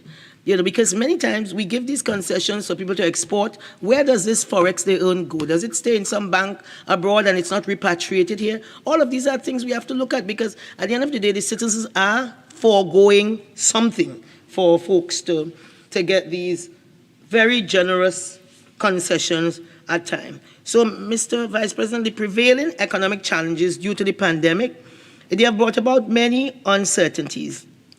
Research from the CSO shows that approximately 11% of SME startup funding comes from the bank, which is fairly expensive funding. The remaining derived from personal and family savings. And as I said before, this can soon run out. So listing on the stock exchange creates an avenue for smaller organizations to access the capital that is needed, especially against the backdrop of these hard financial and economic times. So, you know, one can encourage and say, you can use the money raised by the IPO to pay down debt and release funds for reinvestment.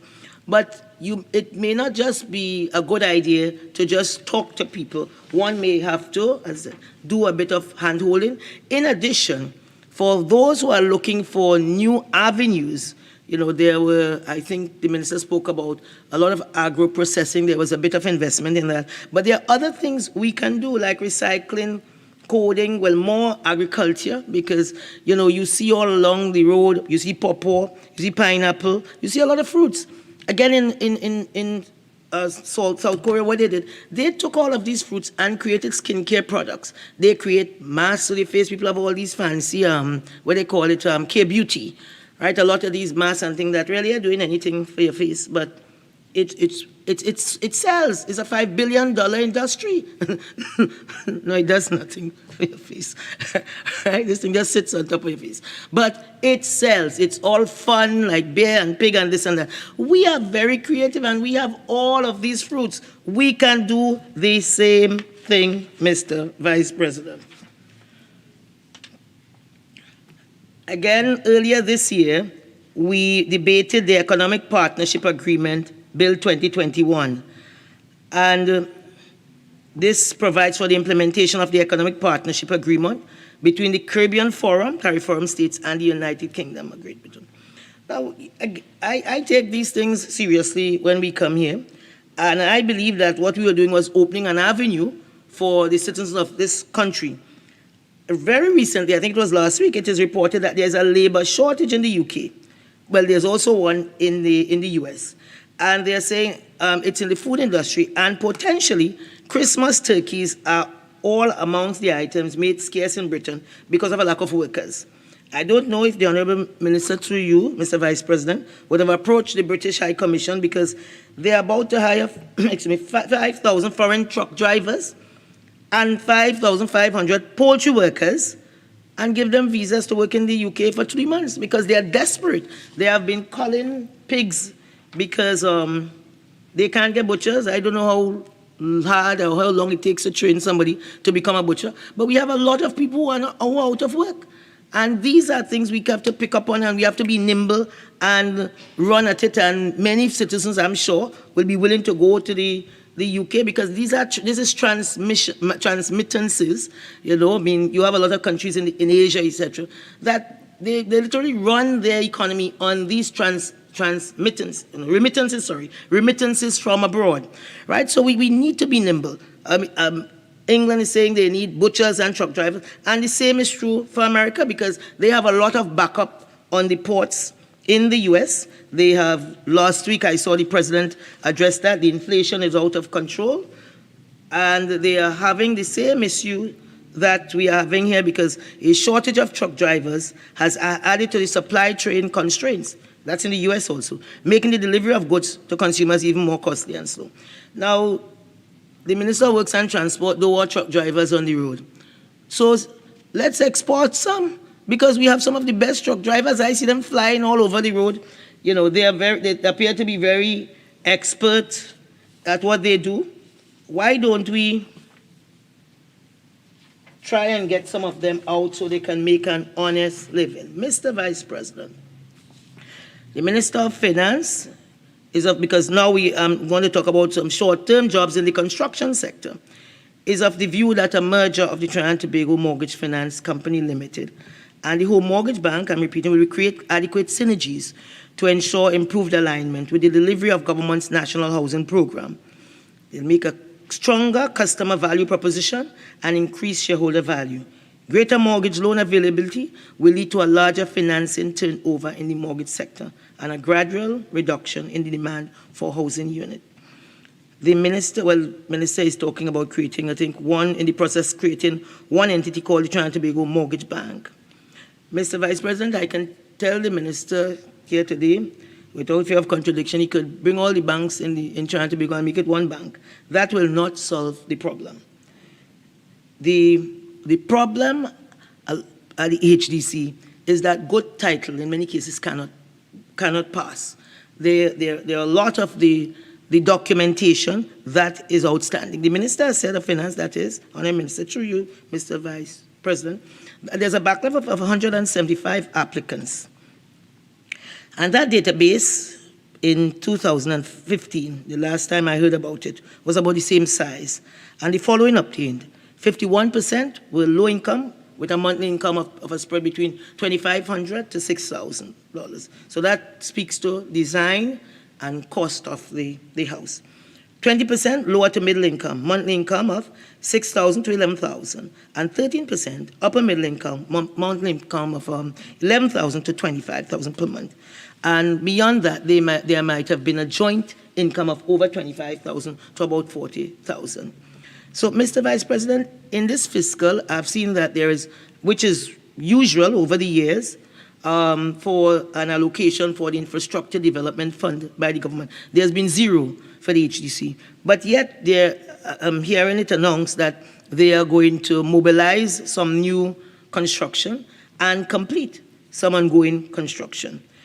I don't know if maybe the Minister of Finance has signed a guarantee for them to raise funding from the private bank. I did take note that at the Standing Finance Committee, the Minister of Housing did not have a specific breakdown of units, but claimed that over the last 6 years, 5,000 units had been handed over. Now, I am going to give the Minister the benefit of the doubt, but I think that maybe she probably was reading her notes incorrectly. I think the Honourable Minister of Housing, the other place, Mr. Vice President, projected that there will be 7,000 housing units built in 2022. Again, I don't know if that is possible given the fundamentals, because in 2010, for instance, what had happened in 2010, there were about 53 different sites they had no building approvals, they had no statutory approvals, no EMA, no town and country, fire, water, drainage division, TNTEC. None of the approvals were there. So there were many houses being constructed, but the approvals were not there. So what happened is... Senator, you have 5 more minutes. Thank you, Mr. Vice President. So what happened is that good title couldn't pass because these were there. People had to then design as built. now to start. So from 2011, an aggressive exercise was undertaken where site by site, the HDC undertook to develop all the required drawings, secure statutory approvals, install wastewater plants. There were considerable wastewater plants being constructed. I want to give you a better number than considerable. I think it was 28 wastewater plants being constructed. And just to give you an idea, for instance, Edinburgh South Shogunas, the contract date at the time was 2007, but the wastewater plant was completed in 2012. Carson Field, contract date 2007, wastewater plant 2012. La Fortune 2006, wastewater plant 2015, Olive Station. What that meant, that went on and on. It meant that persons were being allocated the houses, but the title could not have passed. So the HDC at the time gave a document called the License to Occupy. And that license to occupy, what it did, the citizen, the person, the homeowner, the new homeowner would have made a deposit. The HDC did not retain any payment, any of the payments. That was sent straight to the TTMF. But by the time you got the titles organized, the people's circumstances would have changed, and it would have taken a much longer time for them to be able to go and really, purchase the house, complete the mortgage arrangement.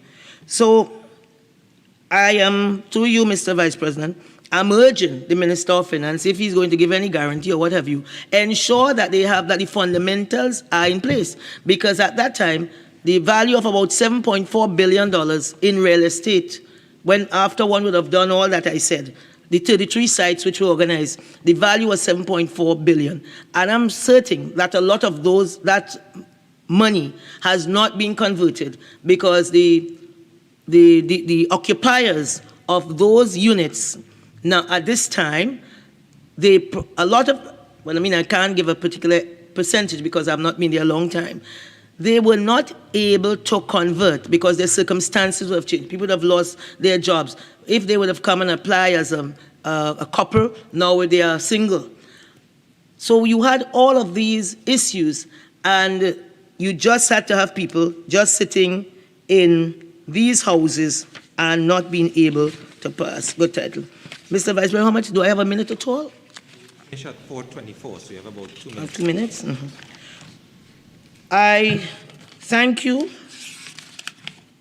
for but I just wanted to, I'm hearing everybody talking about the environment, etc., and I don't want to get into that debate, but there was a time, Mr. Vice President, when I was the Minister of Tourism, Transport and Tobago Affairs, and I had to go and meet with the then Chief Secretary.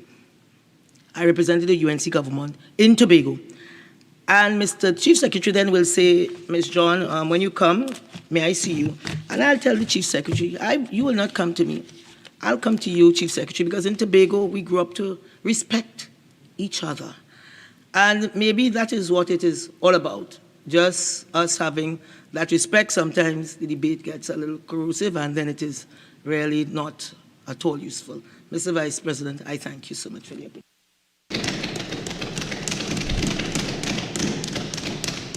Senator Lezama-Lee. Thank you so very much, Mr. Vice President, for the opportunity to join this debate on the presentation of the budget package for fiscal 2022. Permit me, please, to begin my debate by expressing my gratitude to the Prime Minister of Trinidad and Tobago for having safely steered this country over the past 18 months through the pandemic of the COVID-19 virus, through the economic crisis, and through the unrelenting challenges of dealing with a very, very, very difficult and unwilling to look after the interests of the people of Trinidad and Tobago opposition party.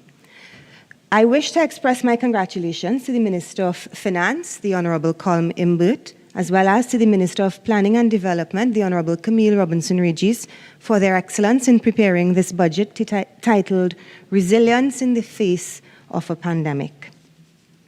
I want to thank all of those ministers who would have spoken before and who reported to the people of Trinidad and Tobago on their performances in their portfolios. I also wish to express my gratitude to the independent senators because many of their contributions hold great merit in this debate. Mr. Vice President, again, for the second consecutive year, I have heard a regurgitated speech coming from the opposition. In the other place, we would have had a response from the leader of the opposition there, and the response was cut up into several little pieces over here and just dished out and divvied out by the members here, which tells me, Mr. Vice President, that the opposition continues to show the country that it is bereft of ideas. Permit me, please, Mr. Vice President, to respond to some of the comments that would have been put into the public domain throughout the course of this debate. Mr. Vice President, every single opposition speaker, probably save and except for the person who spoke immediately before me, went along with the theme of a declaration of war against the citizens of Trinidad and Tobago. Mr. Vice President, let me tell you what is a declaration of war against the citizens of Trinidad and Tobago. You see the same legislative gridlock and paralysis that Senator Teemal spoke about? Let me explain to you that that is the declaration of war against the citizens of Trinidad and Tobago. Since 2015, Mr. Vice President, and straight up to 2021, the opposition has refused to lend its support to legislation that would severely improve the lives and protect the lives of the citizens of Trinidad and Tobago. The opposition refused to support legislation such as the anti-gang legislation, bail restrictions, gun control, the whistleblower, the evidence amendment, especially the anonymous witness protections, the FATCA, which they eventually supported, the TTRA, and gambling. And that, Mr. Vice President, is an absolute declaration of war against the citizens of Trinidad and Tobago. And I denounce the UNC for those actions in this parliament. You're holding the people of this country hostage. Mr. Vice President, a lot of the members talked about, and particularly Senator Lutchmedial, who I realize is very much in tune with the sound of my voice, because every time I open my mouth, she looks up at me and she's ready to say something quick to me. But that's good. At least you know to listen to good and intelligent things. They talk about misappropriation of funds and misbehavior in public office and the conduct of public officials. Just to let Senator Lutchmedial know, in the 7 years, in the 6+ years that the PNM has been in office, the PNM spent much less than the UNCPP did in the 63 months of maladministration in the Ministry of the Attorney General and Legal Affairs. But, Mr. Vice President, let me remind this population, because I have to respond to some of the nonsense that has been put into the public domain here.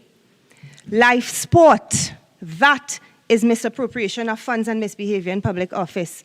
Hoops of life, the highway to Point Fortin that Minister Browne would have spoken about, the multiple foreign trips with the sister nurse, the ministers with accusations of football bribes and brown bags, allegedly, the use of the national helicopter services for short trips across the island, the $1 billion Beetham wastewater treatment plant, the Curup interchange, the leaked email, the subsequent removal of the minister, and all the other actions in between. Those are actions of misappropriation of funds and misbehavior in public office. Mr. Vice President, I just want to quote something here. Well, not quote something. I want to refer to a point of squandermania at Sport TT. A special audit by the Office of the Attorney General into Sport TT, of the Auditor General, into Sport TT, showed that $411 million was spent on sporting facilities, and that was not achieved.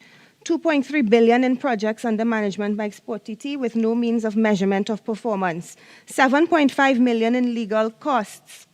associated with mass dismissal of staff, 90,000 for an award of unfair dismissal to an employee who worked with Sport TT for less than 1 day, and 2.5 million paid to contractors, consultants for a recreation facility at Grand Riviere. When you want to talk about misappropriation of funds and misbehavior in public office, the vanity billboard projects every Christmas we see in Santa Kamala, the Prime Minister, on billboards all across the country, the NGC Happiness Campaign. And might I remind the country that a former Attorney General was accused of witness tampering insofar as a matter concerning the Police Complaints Authority. Mr. Vice President, we talk about misbehavior in public office. The PNM has never, this administration has never had to have a by-election in Chaguanas West, Dabadi O'Meara, or St. Joseph because of MPs who had to resign for one reason or another, leading from misbehavior in public office.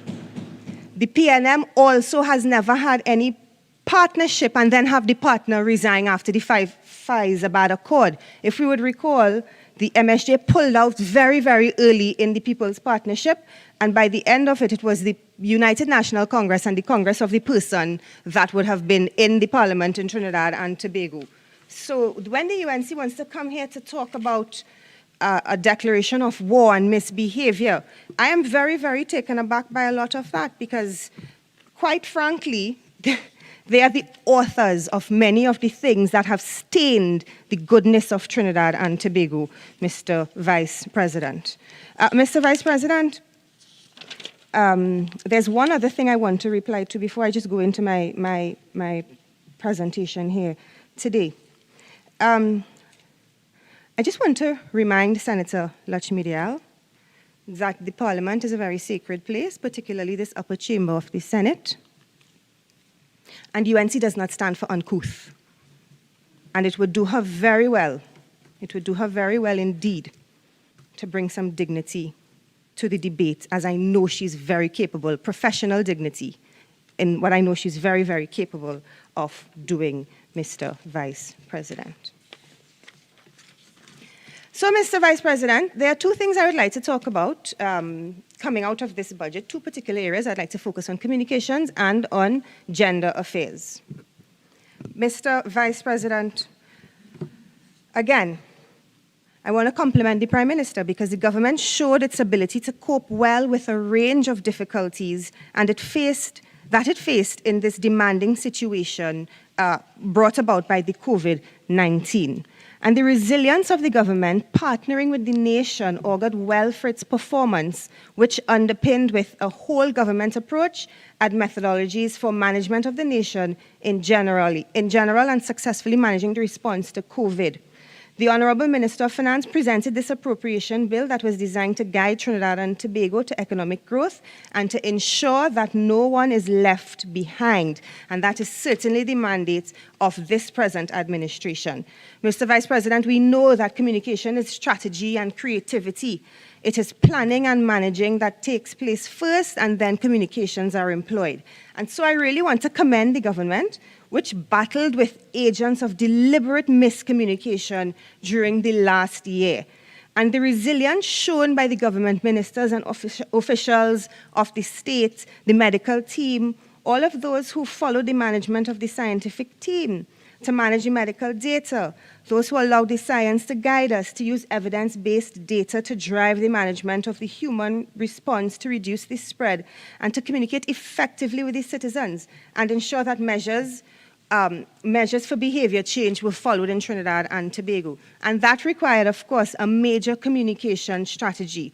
However, permit me, please, to thank those who made the Herculean efforts on the parts of different sectors in society who partnered with the government to respond to this deadly virus and to ensure that the official messages of the government were not altered. And that alteration of the messages of the government continues to be a great challenge that the citizens face. And that altering is a deliberate attempt by oppositional elements in this country. Fake news has caused confusion in the minds of many because the misinformation has now gone into the public domain. And of course, fake news has a certain way of spreading rapidly and maybe faster than real and factual evidence. So the prompt response of the government at all levels of the COVID-19 was a very effective strategy. From March 12, 2020, it was resilience that drove the government, the engine of the government, to focus and to communicate. And I thank all of the citizens who made the right choice to block out the din and the noise of the opposing voices. Many of these persons commandeered systems of communication, including persons of influence who deliberately misled citizens who would have looked to them for guidance. The deliberate misinformation spread to print and electronic information, although press releases from the government and the health teams were responsibly disseminated. Mr. Vice President, in the presence of compelling evidence and facts, deliberate misinformation was circulated. There were challenges to the medical professionals who were operating with the WHO and with PAHO with opinions that were actually not facts. So I know, Mr. Vice President, that the budgetary allocations for each ministry would have been increased to ensure effective communications to support this government in its mandate. Mr. Vice President, another area that is of great importance to this government is gender affairs. The mandate of the Ministry of Gender and Child Affairs is clearly outlined. And again, it is an area which is supported by a whole of government approach in general, and in particular, the welfare of all citizens of this nation. The mandate of the Gender Affairs Division is to effectively promote gender equity, gender justice, through the process of gender mainstreaming in all government programs and projects.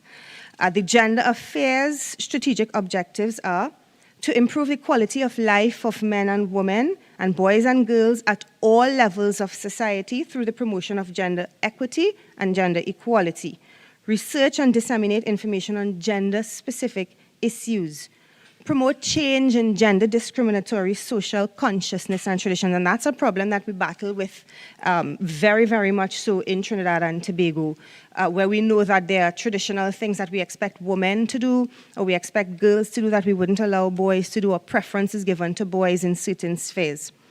Build consultative mechanisms within government, international and regional agencies, academia, NGOs, and private sector partners in advancing gender equality. Develop gender policies to promote the equitable advancement of men and women, boys and girls in all spheres of development. Prevent, punish, and eradicate gender-based violence. And the legislation, a lot of the legislation that has come here would deal with some of those matters.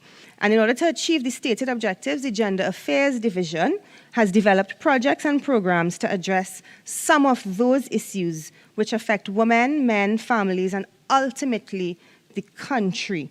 So let's talk a little bit about some of those issues, because I think it's very important for the country to focus on gender-based issues. And gender, again, does not only refer to women, it refers to women and men, boys and girls. So the Gender Affairs Division continues to design, implement, and execute programs via its Domestic Violence Unit to address the crucial problem of domestic violence in society. The MALE program promotes gender equity by taking into account the needs of men, their perspective and expectations, as well as facilitating a level of awareness which deconstructs the stereotyping that we need to move away from, but which is very prevalent in this society. To address the issues of inequality in economic structures and policies, and in all forms of productive activities and access to resources, the Gender Affairs Division seeks to design, implement, and execute activities and programs, as well as to collect data to engender social and economic policy in the key areas of the ministry and of other relevant ministries. Another one of the issues that is being focused on is to continue gender sensitization activities for key target groups, including members of the media, members of the protective services, the private sector, and the health sector, among other sectors. The Gender Divisions Unit also seeks to provide technical and financial resources to NGOs to assist them in the promotion and execution of specific projects and programs to support the well-being of our citizens. Mr. Vice President, the budget allocations to support both the excellent care-intensive work of the Office of the Prime Minister, Ministry of Gender Affairs, and complementing this with the range of support services from the Ministry of Social Development and Family Services, which I think deserves extra credit for the tremendous work it has done over the course of the past 18 months, and they must be commended.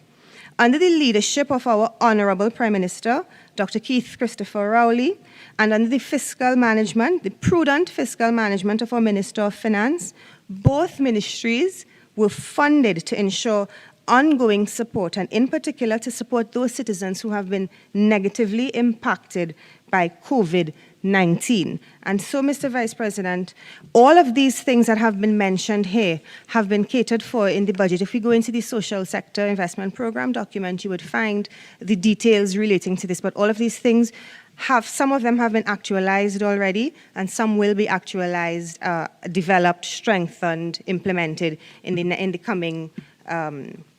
coming weeks and months ahead, Mr. Vice President. And so, Mr. Vice President, as I make my very, very brief intervention, and as I start to wrap up, I just want to remind this country that you are very much, I see Senator Nakhid is very excited to join into this debate, Senator Nakhid.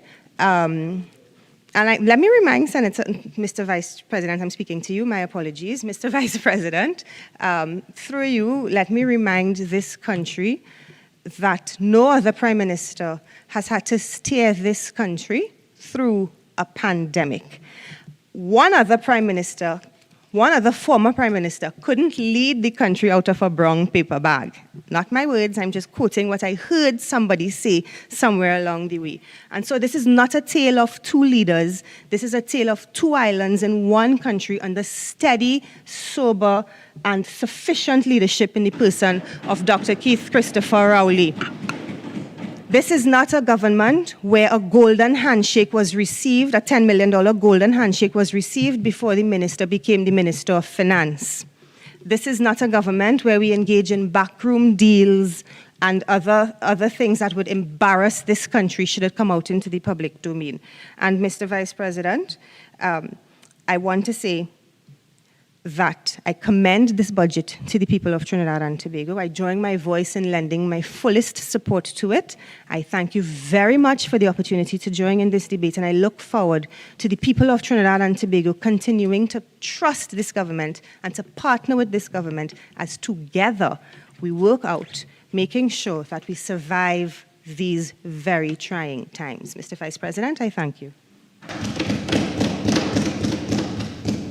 Senator Nakhid. Thank you, Mr. Vice President, for the opportunity to join this debate. First of all, in the name of God, the most gracious, the especially merciful, I would like to, on behalf of the UNC, extend our greetings to the Islamic community on the birthday of our beloved Prophet Muhammad, sallallahu alaihi wasallam, salli ala Muhammad wa ali Muhammad.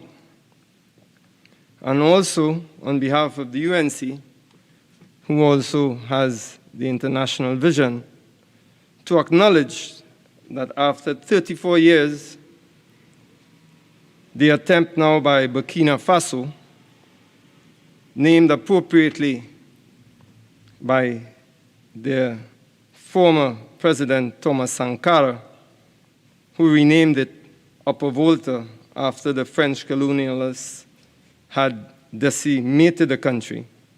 And he was, on their bidding, murdered by their puppet, Blaise Compaoré, and that case, after 34 years, will now be prosecuted in Burkina Faso, and we wish them all the best in bringing these criminals to justice. Mr. Vice President, I look forward to this debate, especially that I learned recently that the Minister of Finance, the Honorable Minister of Finance, was a visitor to our house in Charfleur and went to school with my brother, both at St. Mary's and at UWI. So, based on that, and I remember him briefly with his motorcycle and red jacket coming to the house. And if he was allowed to come in the doors of Mr. Nakhid's house, I leave it right there. That means there's some redemptive quality there. Mr. Vice President, unfortunately, I have to do some cleaning up to a lot of things that were proposed and submitted here, unfortunately. I really was looking forward to going along the lines of what I consider an epic submission from the independent Senator Vera. I thought he set a landmark in terms of a vision, not for any party, but as a vision. And of course, any submission with a vision will be automatically antithetical to what was presented before us. However, when you see, and I don't know how the Minister of Finance could stomach that, when you see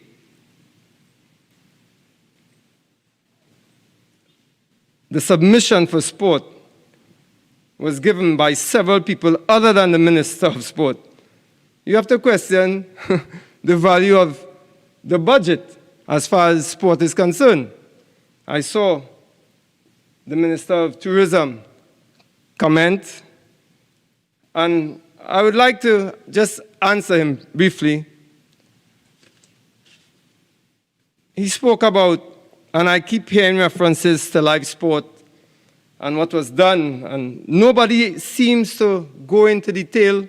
I heard about the audit report now, but based on my information, that audit report was thrown out by the court. And it's a matter of, it looks like, if a lie is repeated enough, it will gain some currency. I'll be the first one to say, if they, other than just references to live sport and money spent, other than the details I will give now, if they can bring details or charges that were brought against the former Minister of Sport, I'll be the first one lining up with them to try and gain some justice for the citizens of Trinidad and Tobago. But from my understanding, the pilot project of live sport from the first cabinet note was for one community with 60 participants, Mr. Vice President. It involved education, a $1,500 stipend, uniforms, equipment, laptops, 40 meals per month, salaries of counselors, coaches, coordinators. It became expanded to a national program based on the work of a certain Dr. Selwyn Ryan and his committee because of the success of that pilot project. It was then expanded. Therefore, we heard these allusions and these references. It was raised from 40 million to 400 million. And the reason for that, it was expanded to a national program involving 60 communities of 40 to 60 participants. Therefore, the increase in the course. In 24 months, an average of 2,400 participants, involving some of the lowest echelons of society. In that time, only 2 people were killed in gang warfare. So it seems to me we have a case of no problem having rental buildings for 23 million, but when black and brown people among the disadvantaged communities of the East-West Corridor stand to benefit, it seems to be a problem. And I have to ask myself, why is that? Where are the freedom fighters on that side?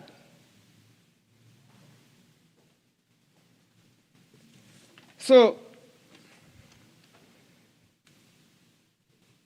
and you know, it kind of throws you up track. Madam President, I'll come back. It throws you off track when you hear these repeated references without any details. And to hear the Minister of Tourism making a reference to a case that I brought in my former university, my alma mater, American University, then it reminds me of a mentor I had, a Scottish coach, who once told me that my pursuit other than excellence in football should be the pursuit of nobility. And in pursuing nobility, you would encounter fools and foolish people. And in order to deal with that, you have now to educate. So let me educate the Minister of Tourism. He made a comment that I had lost a case against an American University. I did prosecute that case. The reason being, Madam President, I'm the proud owner of a football academy with a branch in Lebanon and Belgium. I played at American University. He said that I was a legend. I don't know about that. My plaque still hangs in the Hall of Fame. My son attended that university. My son now plays for another university in Washington, D.C. And the reason I brought that lawsuit was the following. Black representation, black and minority representation in Washington, D.C. and America in soccer, what we call football, is 39%. Representation among management, coaching, for black and minority people are less than 1%.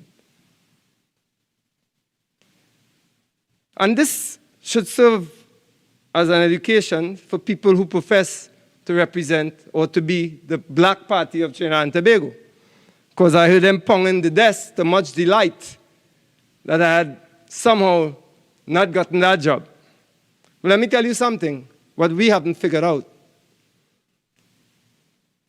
The white supremacist structure of America recognizes the brilliant, they are brilliant, that one of the most important social jobs in America is the coach of a university, the coach of an organization. He affects generations to come. Generations. I think of at least 10,000 Trinidad and Tobago nationals who went through the university system like I did. To date, we have had five out of over 10,000 getting jobs in the university system. Countless have been refused even an interview for those jobs. So I wonder, for the party that professes to represent, well, I know from my uncles, Rudolph Charles, Kenneth Charles, I know where the so-called father of that party would come to in Laventille when he needed something. It was right by my Auntie Georgie house, right up there, by Uncle Rudolph, Uncle Kenneth. And I think maybe the Minister of Finance would know that. So I have no doubt, if they want to pound their desk about someone trying to improve the lives of black and minority people, then maybe they'll pound their desk for this one. I was put in jail for 5 days in Lebanon. 5 days. I think even your Prime Minister of this country alluded to that. Call me a jailbird. So if you want to speak about professional dignity, Senator, through you, Senator, maybe we should consider that as well. The reason that I was a jailbird is that I had advocated for 27 West African players who were denied their rights, treated horribly. I, because of my advocacy, despite being put in jail, if you want to clap the desk for that one, changed the law, the Lebanese law, that every club had to have the financial capability to employ West African players. That is still on the books in Lebanon. So I don't mind. My goal is not, as Minister of Tourism alluded to, my goal is not to always win. I've played enough sport, 42 years. I've lost some spectacularly, but I've won some spectacularly. So when he, from all his submission, what irked me the most is that he would attempt to say that he was a footballer also. Madam President, I have left this country after representing the national team with damaged knees, bruised backs, couldn't play for my country, suspended my club for coming home and play. And the Minister of Tourism says to me, who has won 2 Caribbean Players of the Year, 2 National Players of the Year, first player from Trinidad and Tobago to play in Europe, at a time when I was called Mavroputana, black prostitute, when I was called Schwarzer, nigger, every word that you could hear. Senator Nakhid, may I please ask you, we are governed by certain parliamentary language in this chamber. Can I ask you to withdraw the last word, please? Just withdraw and move on. But please, just remember, there may be things that can be said outside of this chamber in conversations with everyone in life. But when you're in the chamber, please try and use the language that is recognized in this chamber. I withdraw, but that word I used was not English, it was German. Anyway, so the point being, Madam President, when a Minister of Tourism, who I hope, as he described himself as a footballer, for some reason, I hope his physical coordination was much better than his verbal agility, because he would have been a lumbering centre-back without skill. But he should know that to put himself in any comparison with Senator Arnold Roberts, who has won gold medals for this country, World Championship, Olympic, represented the national team, to put himself in that company as a footballer is like, well, and then I understand why this government can refer to a bus shed as a transportation hub. Sad. So, Madam President, I will not go to rebut the Minister of Public Utilities, who also tried to, but obviously he didn't have any detail, as that side always does. They mention like sport and hope that the public will run with it. But I hope that now I've given some detail, I hope that they bring some counter-argument to the detail that I provided, rather than just cast aspersions.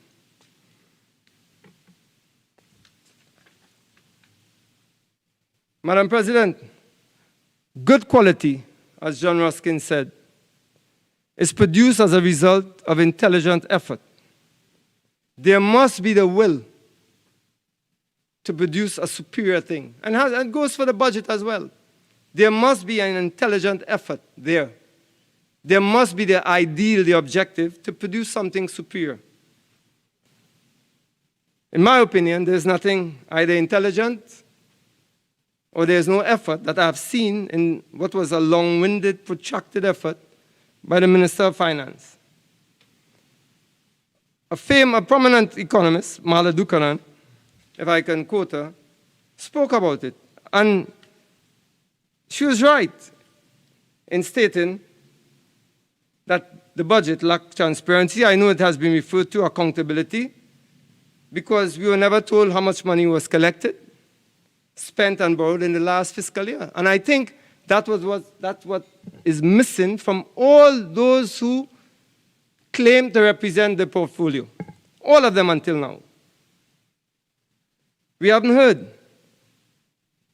what comparative figures, what was achieved, what was not achieved in the last fiscal year. We've had a long-winded history of what somebody else did, what the UNC did before, who was taken to jail. And I have to, then I realize if we have to elevate the discourse, I will not be like, I will not try to be like that. Because as you have rightly said, horses for courses. Now we're in the Senate. So I want to pose some questions to my colleagues.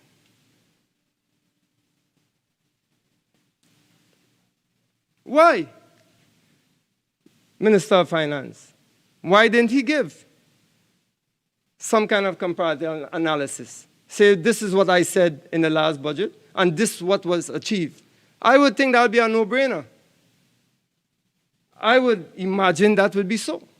Instead of coming back with a whole bunch of new estimates for 21-22. But then I said, okay, as he said himself, he would leave it to those described in the budget with their portfolios to do so. But all of them, except possibly the Minister of Digital Transformation, all of them failed miserably. Not one of them gave correct figures. As a matter of fact, I was wondering, what did Dr. Tim Gopi Singh do? He must have seriously ruffled some feathers for people to attack his submission without once stating what did he say was wrong. And I will go briefly into that. Not one of them in defending these people. And they said, one of them respectfully said, well, how can he attack people who are not here? Well, there are also other people not here other than the Ministry of Health team. And those are the 1,600 people who died. Those are the 6,000 SMEs closed down. Those are the 100,000 people who fell off the NIB list. And hundreds of thousands, possibly more, in the informal sector. That was only the formal sector. So, and I really do not want, because I can get, I really do not want to get the discourse at a level that will not be beneficial to those listening at home and outside of the Senate chamber. Not one until now have told us what were the deliverables and what was delivered. Not one. And I thought that somebody, after listening, well, I certainly was inspired, and everybody here knows that I've been at loggerheads all the time with Senator Vera. I was inspired to elevate the discourse. But what did I hear? What we did 5 years ago, what we did 10 years ago, what they will do. The Minister of Tourism, in his submission, tell me one deliverable he mentioned. He talked about they're going to have more hotel occupancy. They're going to have this. They will have that. But he never once mentioned that as late as August 2021, by all reports, hotel occupancy was down 75% in Tobago. 75%. So what are you going to build a new hotel for? Why are you so eager to give friends, family, and financiers these opportunities But when the government under Kamla Prasad Bisesa decided to use sport to give disadvantaged communities opportunity, centers, NSC centers, MIC training centers, all of these. Why you all have a problem with that? No. Why you all have a problem with DSS? This government is for who? Not the major stakeholders of the country. Not the black and brown people. Not the Chinese, Syrian, everybody. So why are you also against black and brown communities getting a share of that pie? Why? These are not your base. And you all want to come and talk about how under Kamla Prasad Bisesa 5,000 were taken away in an SOE. But you all have kept the disadvantaged communities of the East-West Corridor under an SOE, economic SOE, for 49 years. There's nobody who can look impartially at the situation on the East-West Corridor and not lament the fact that you all ever existed as a party. What have you all done? Don't come and tell me about after you all do this before. I want to know what happened now. For want of a better phrase, I in it now. Nakhid here now. Talk to me. What have you all done for 49 years of direct representation in these communities? Nothing. Nothing. You're right to hang your heads, bow your heads, because you all know.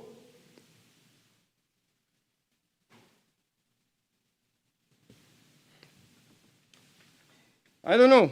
Seems like this government, they have a way of rolling out the same kind of people. You know, the same, I don't know, like if you all have a memo you all passed all year.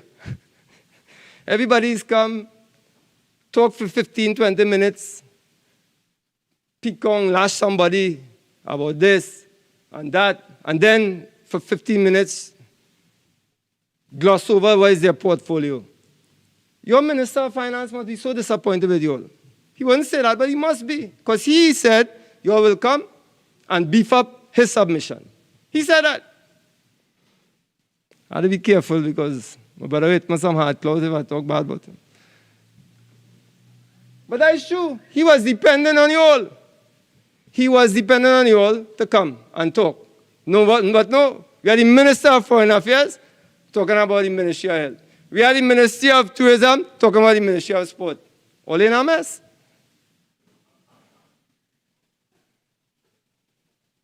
Did have anybody there who represented their portfolio?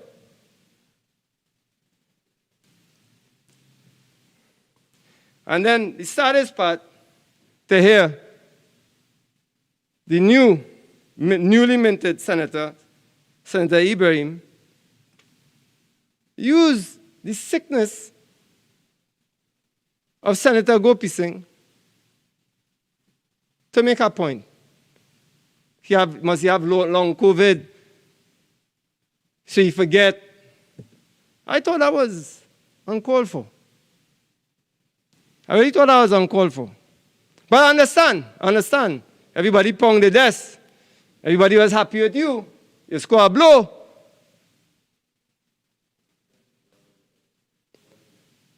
But to be honest, you fizzle out like that firework in the garbage next to AG. Senator Nakhid, please remember that you address the presiding officer. But, Madam President, his contribution fizzled out like that firework that was in the garbage bin. It was poor submission. Why not use the time to try and educate the people on the ground, perhaps? Tell us, what did he say wrong? He said, there's no parallel healthcare system. I have said that for months. The same social media post that you all allude to, I have said that for months. There's no parallel healthcare system. Tell me why there is one. You all could do that, you all can't. Let me tell you why. I have checked doctors in Belgium, in Lebanon, Saudi Arabia, Dubai. Send them pages of information. That is not a parallel healthcare system. You know what's a parallel? Let me educate you all. I know some brilliant people on that side. Not many, but there are some. A parallel healthcare system is one that involves the optimal uses of your resources in parallel, therefore a parallel healthcare system, in parallel with perhaps the private healthcare system. In other words, it cannot be a parallel healthcare system once you direct resources away from something to something within that system. It cannot be. So in other words, you said, okay, we have COVID, pandemic. We have to be resilient. So here's what we should do. The COVID cases, so we don't have people dying, death sentence once they're in ICU, what we'll do, we'll make sure in that healthcare system, we'll keep it for COVID and partner with the private healthcare system for everything that else that is needed. So we don't have people falling down dying because they can't get procedures done, operation done. That is parallel healthcare system. Or if you're forward thinking like Senator Vera said to you all, you would say, you know what? Maybe, just maybe, we will link in this crucial time the Ministry of Health with perhaps the Ministry of Agriculture and do what? We'll have a chance now to have a homeopathic parallel healthcare system so we can begin educating the public as to what should be the order of things in their eating, in their nutrition. In other words, we'll force what is a comatose Minister of Agriculture to begin to educate the public as to how they should eat. Not putting up things on a social media post. That doesn't do anything. That can't reach people in rural areas. But a comprehensive public national discourse. How do we alleviate all these comorbidities that we hear them talking about? What a perfect opportunity this was to do that. Wasn't it? You don't think so? I think so. But we didn't. You know why? There's no intellectual capacity on that side. There really isn't. And I don't say that without any... If there is, show me. Don't just come and mouth what WHO and PHO, what they tell you on CAFA and... We are an independent country. We are a country supposed to be independent-minded. Don't come and part what somebody else is saying and pass it to us. So now, they said, vaccine hesitancy. But who tell you that? It's vaccine hesitancy. Why couldn't it be with the amount of professionals, intelligent, who are against the vaccine? Why not talk about vaccine intelligence? They made a choice. They look at things and made a choice. I, for one, have advocated for the vaccines. But that doesn't mean that my word is absolute. That doesn't mean that your word is absolute.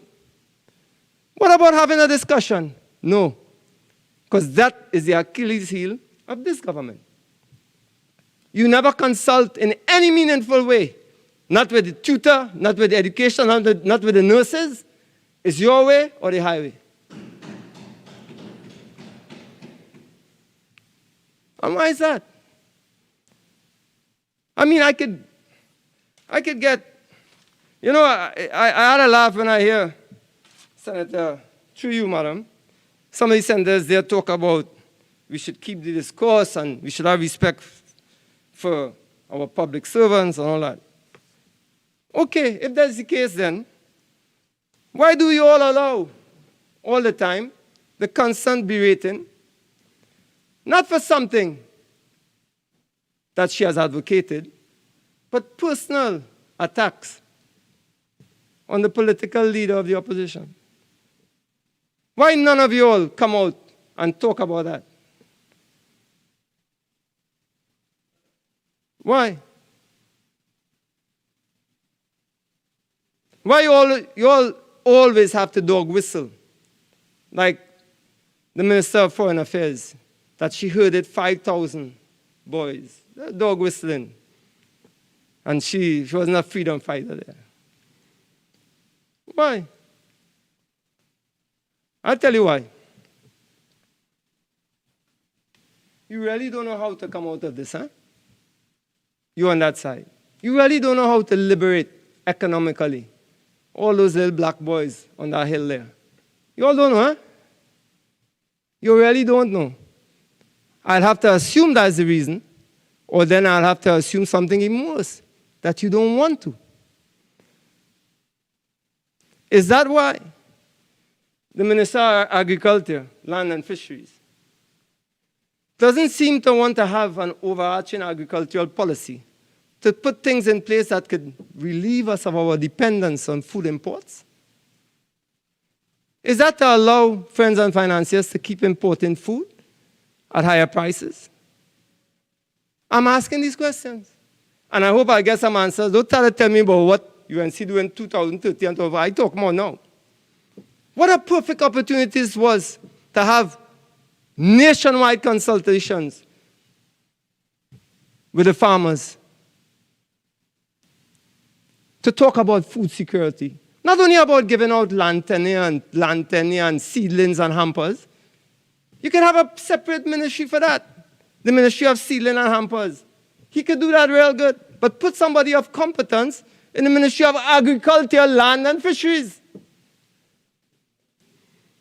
that could address an overarching agricultural policy that could deal with food security. See, the problem is not only about planting and so, it's what we plant. How we give them access, how we build them better infrastructure, better roads, how we deal with predial larceny. All these things is an easy fix with the political will. Then I have to ask myself, why isn't there the political will? Who we want to keep getting richer and richer? People who import the foods? And come and tell me about, you give 185,000 market boxes. What that does, all you do is increase the dependency. That syndrome that the PNM seemed to thrive upon in 49 years of governance. Why not try? Take my advice. Why not try, if you truly represent the people you say you represent, and I only go in by what the Minister of Foreign Affairs said, if you are really the party that represents the disadvantaged communities, because that's your areas. That's your areas. You don't say that? That's our areas. You can never lose there. The way you say. I know. My uncles up there tell me. You can never lose there. Why don't you? Senator Nakhid, you have 5 more minutes. Why don't you try and get these people into agriculture in a meaningful way? When we try, your Prime Minister said, patch out politics. When we try, we hear all kind of things, but when we look at you, what have you done? Black people and brown people only good for CPEP and you happy? Talk to me. Bring CPEP people, bring CPEP people into agriculture. How about that for a thought? If you were really serious about agriculture, talk to CPEP and bring them in. Don't only have black people holding up tarpaulin and somebody walking and think that is sustainable. That is not. Senator Nakhid, can I ask you please to try and be a little more restrained in your words? Your words are very divisive, and I would ask you please, you have a few more minutes. I'm guided. But I would think, Madam President, that divisiveness would come about as a result when the economic inequalities is so apparent in Trinidad and Tobago. That is where economic divisiveness comes about. And this government has done everything in their power to keep it so. So as I close, Madam President, I would just like to ask, I didn't hear much or see much in the budget about the Children's Authority. I would just like to bring that back into the national consciousness. and wonder why that is so. You told me last time, Madam President, don't mention the names, I will not. But I would like to remind that 2 young boys who escaped were killed, murdered. And just something to throw out at you. This government commissioned an inquiry. I have been asked for an interview. I went, I did the interview, all of that. And so.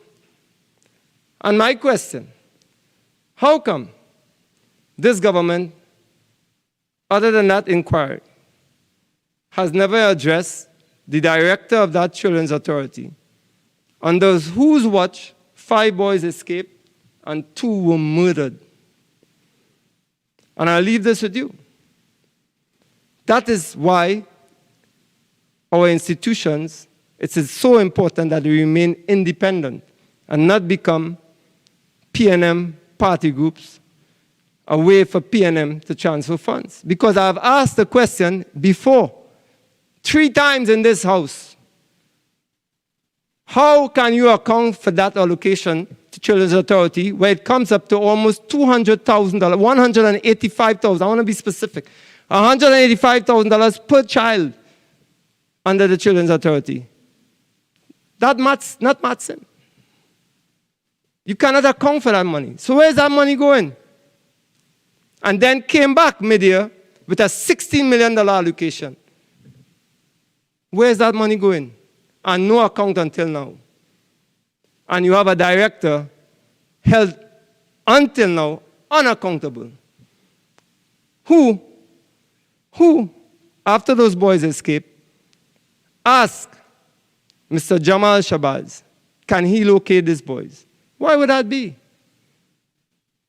Instead of going to the police. I'll just leave that with you all. So in closing, Madam President, I hope that this government, at some point in time,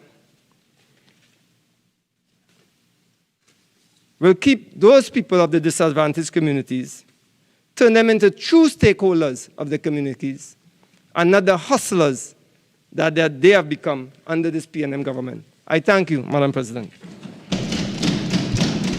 Minister of Agriculture, Land and Fisheries. Thank you. Thank you very much, Madam President, for the opportunity to join this debate.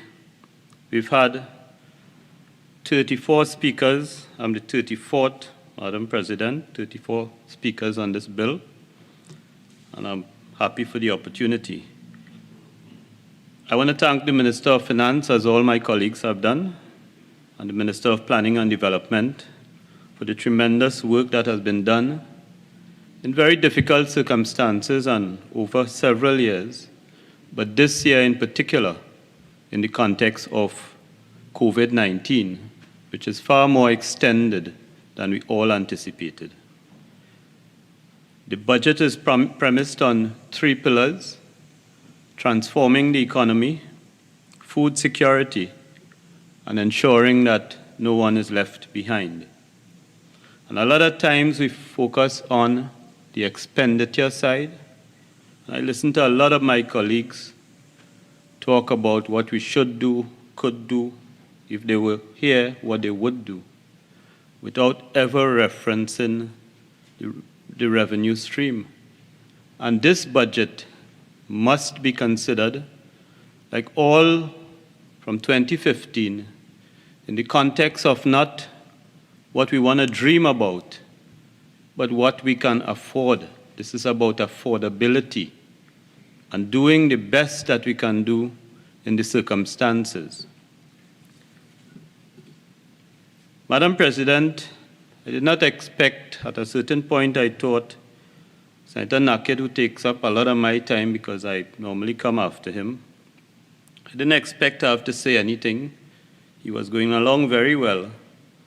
And of course, I wished the time limit was just 20. It would have been his best 20 minutes in this House. The other 20 was just wasted. I'll say one thing, however. Senator Nakhid seemed to have a problem with ministers speaking about things that are not in their portfolio. Well, that is what cabinet ministers do. They're quite capable of addressing any matter that comes before them. But I want to point out to you, I never thought a shadow will have a problem in operating. You are Shadow Minister of Agriculture, and you managed to talk about everything except your portfolio. And you are a shadow. You are supposed to merely stand behind the substantive and follow, disagree with everything, quarrel about everything, and you manage not even that. No wonder they're always asking for the man in the suit and the leather shoe up in Cora when I go. And by the market, you are an enigma in the constituency of Tunapuna. You are also an invisible man. And I am not surprised that you have now abandoned your shadow, and your political leader will have to find something, some nebulous thing to give you to do, because you don't even seem capable of shadowing. Even live sport. Let's talk. Minister, I remind you to speak to me. Yeah. Much, Madam President. Even live sport. I am not going to go into the details of the live sport, but I'll just say this. When I was in secondary school, this Daniel educational community came about, and they organized these August holidays, classes, and so on. And that was my first contact with the name Adolphus Daniel. So by the time I grew up, it wasn't a strange name. And then in 2012, around 2012, 13, somewhere there, when the Adolphus Daniel name became connected with live sport, I paid very close attention. I could stand here all day and talk about live sport, because I wrote a lot about it in the Express. And then on 23rd March 2021, I saw a newspaper headline, Live Sports $34 million man Adolphus Daniel has died. And in the context of everything I had written and read and so on, and I mean no disrespect to him or to his family. He died in Tobago. I don't know the cause of death. But one thing came to me as I read that headline, Senator Nakhid. Pirates of the Caribbean, dead men tell no tales. That is what came back to me. And you're right. No one has been arrested or charged or anything with live sport. I don't know why, but I know that when I heard that Adolphus Daniel had died, came back to me that dead men rarely tell no tales. I listened to Senator Roberts talk about everything relating to sport. And if Senator Nakhid, this live sport, was the savior of what you describe as black and brown and all of that, and it gave so many opportunities and created so many opportunities, I found it strange that Senator Roberts didn't mention live sport at all. Something that cost over $400 million and put money in the pockets of so many persons who catered for ghosts, cut grass, cut playgrounds for $250,000 a playground and all of that. I thought that would have been one of the many things he would have talked about, but maybe he knows. Like Adolphus Daniel, maybe he knows. But why it was never mentioned. But let me tell you facts about it. Let me tell you facts about sports. Because in the allocation of the Ministry of Agriculture, Land and Fisheries, you would see this year an allocation of just over 700 million, 709 million. And that include transfers to statutory bodies and similar bodies. And you'd see that at page 298 of the estimates. And then if you go further on, the draft estimates, you will see under the sub-item transfers to state enterprises, you will see some loan items, principal and interest. And you will see under PSAEL, which is Palo Seco Agricultural Enterprises Limited, you would see principal provision there for the payment of principal on a $29.3 million loan. And you see, when we talk about live sport and sport, 2010 to 2015, what the UNC did, Senator Nakhid, and you may not know, is that in raiding the National Gas Company and the surpluses there, the government engaged Palo Seco Agricultural Enterprises Limited to contract a series of contractors for what was described as the upgrade of sporting grounds around the country. Recreation grounds, sporting facilities, jogging tracks, and so on. And as line minister for PSAEL, I could tell you that PSAEL holds close to $200 million in unpaid bills on account of recreation grounds and so on that NGC refused to pay for. Because at a certain time during your term, NGC commissioned an audit and found that many of those facilities, in respect of which they were called upon to pay, the work was not done. Jogging tracks halfway around the ground, facilities where repairs and so on were being claimed and there was nothing being done. And NGC turned its back on PSAEL, leaving PSAEL holding that debt, 70 million of which exists today. And that $29 million loan in Banga season that PSAEL with no revenue had to pay to settle a court matter is a loan that out of the $709 million allocated to agriculture this year, that comes out of that allocation. The 29 comes out, the principal payment. Interest on the loan, 1.3 million, comes out this year. And if you look lower down, I might as well tell you, you would see part of the construction program that your government engaged in.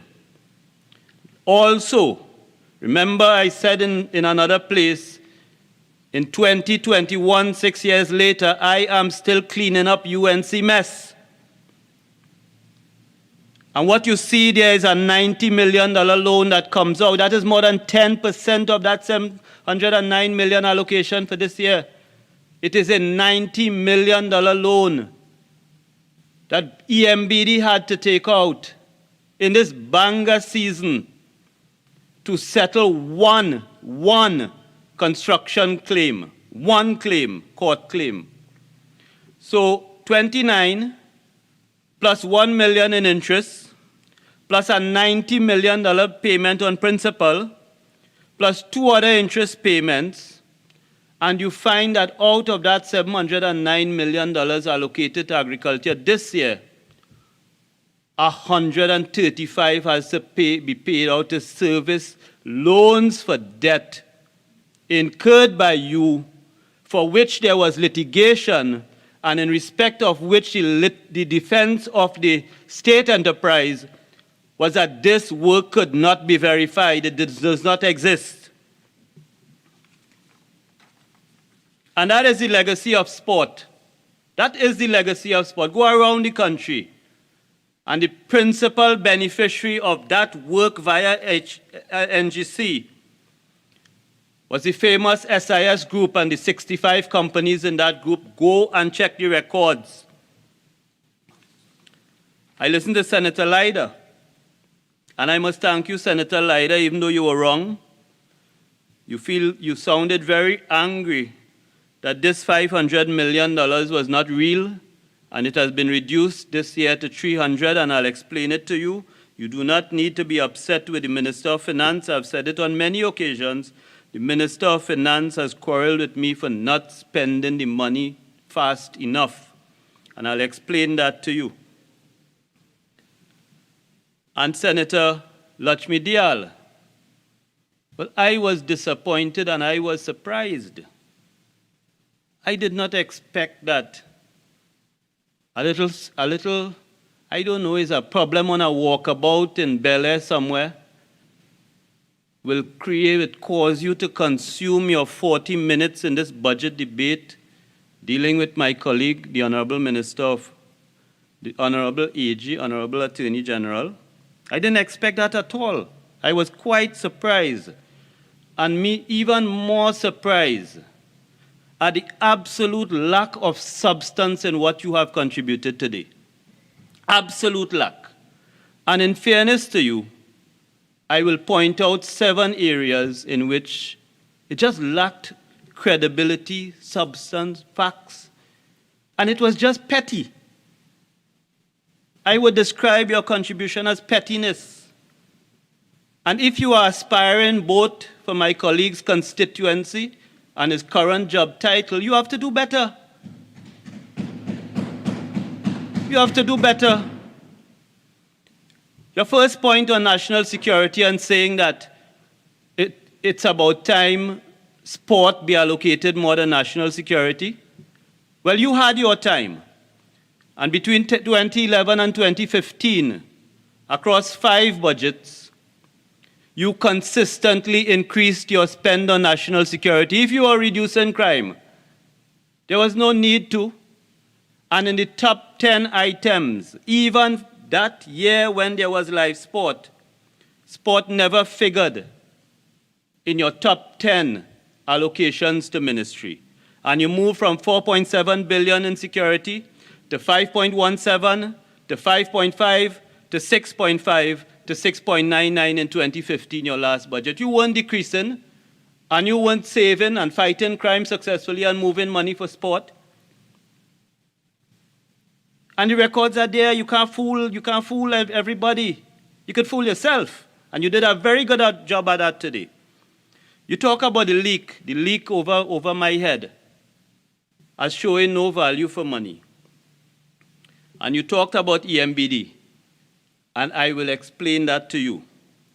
You talked about, if it's one thing we do well, is to rename things. And I could go through all the things you rename. I could go through the live sport, the famous Smile Orange, the everything that you have. But the fourth point I want to make in relation to Senator Lutchmedial is this. You keep saying that this government has one strategy in relation to crime, particularly on legislation. You keep saying, and if you say it often enough, you alone will believe it. Because this country has enough evidence in relation to crime. Number 1, TTRA, because I don't know how many persons said it in the debate, but I was very clear that TTRA is a battle against white-collar crime. You did not support it.